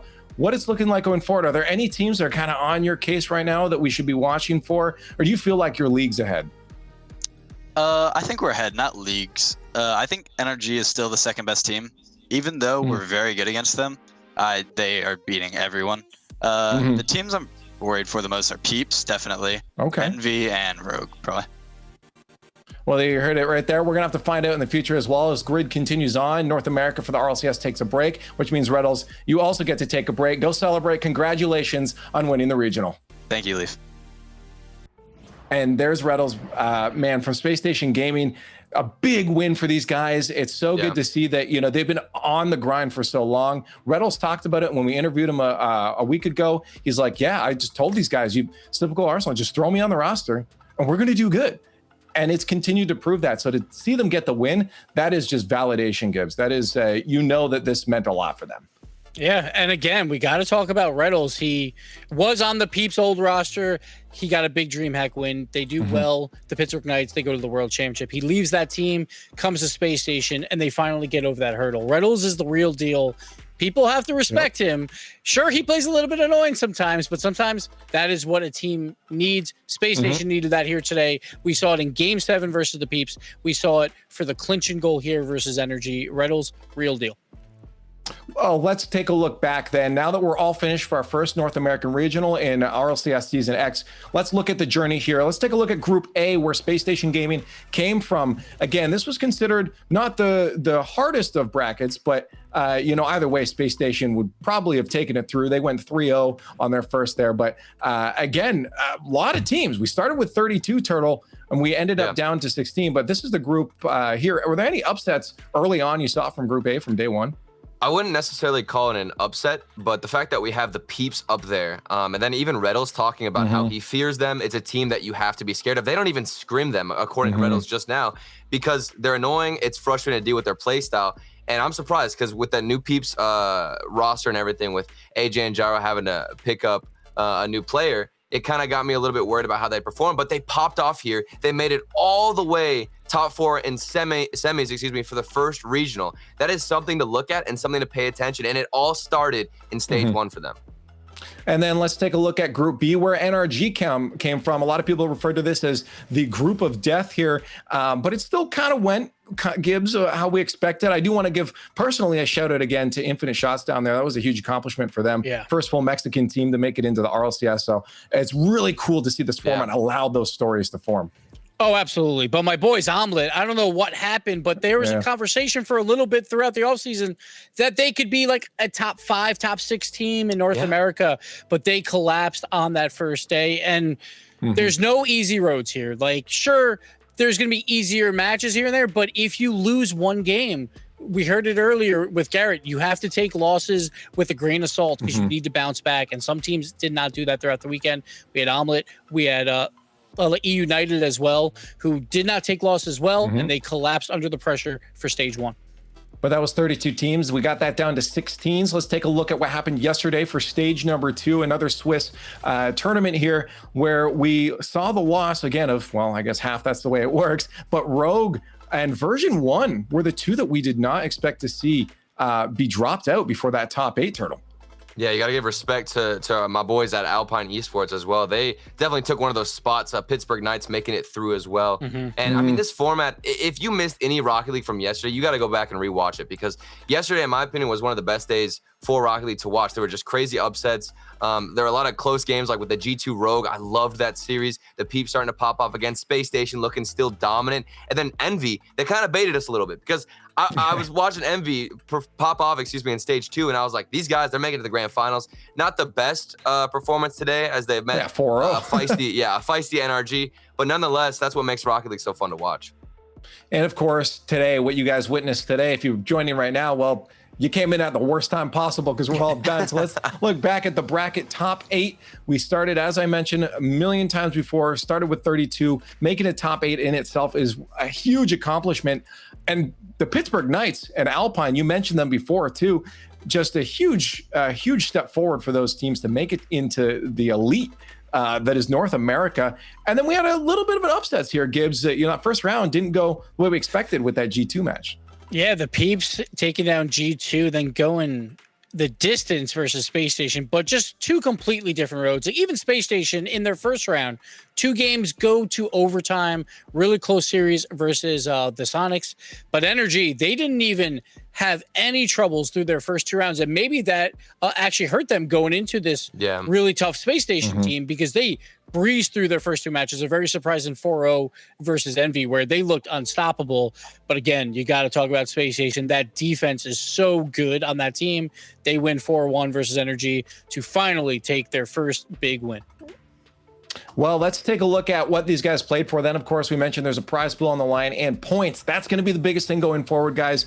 Make sure you're paying attention to these points. Right now, it's just going to be an order, since this was our first regional, Gibbs. 351 points going to Space Station Gaming. That puts you out into the lead. That's a whole 101 points ahead of NRG. Yeah, that's absolutely huge, because if you think about that, for a team like Rogue, who tied for 9th, they only got 100 points. The difference between first and second is 101 points. So for Space Station, they have a huge lead right now. But again, 2 more regionals, then a major, then we do it all again for split 2 and then split 3. There's so much Rocket League to be played. 10 months long, but Space Station, they have the early lead. Will they hold it? Well, it's time. We've come to the end of the first regional for North America, so we're going to have some final thoughts here from you guys. Turtle, how was we've been through Europe, we've been through North America, now we've seen what they can do. What's your thoughts on North America? Oh man, the only takeaway I have of this is what Reddle said to me. Why did you pick against us? I'm never going against SSG. I got confidence in them now. NRG, they let me down a little bit. It was so fun to watch, man. Every single day, every single stage, the playoffs. You can't get any better Rocket League than this. I'm just happy with how it all turned out, and the new format is definitely, making things entertaining. And Gibbs, for yourself. Played over 100 games. I said this for Europe. So much Rocket League to be played for North America. And it's sure that will benefit those top teams, but it also benefits the teams down in that top 32 area, 24 through 32. They get to play versus the very best, which they normally wouldn't get these opportunities to do so. So now, when we start all over next week for Europe, there's another open qualifier, not only obviously to make it into the prize money, but you want to qualify for that tournament to get that experience versus the very best teams to grow your team over these next 10 months. It's so important. So the open qualifiers are going to be a blast to watch. Over these last 2 weeks, we learned a few things. One, that it's not easy to get to this point. A lot can happen. So many good teams in North America. We also learned Space Station Gaming is really good at Rocket League. We also learned don't sleep on the Peeps, and we also learned that Gibbs is annoyingly right all the time. But thank you guys so much for joining us. To all the fans out there, on behalf of Turtle, Gibbs, myself, and all the production, everybody that makes this together. North America's done. Europe is up next. We better see you there. And for the grid, lots of Rocket League to come. So we'll see you then.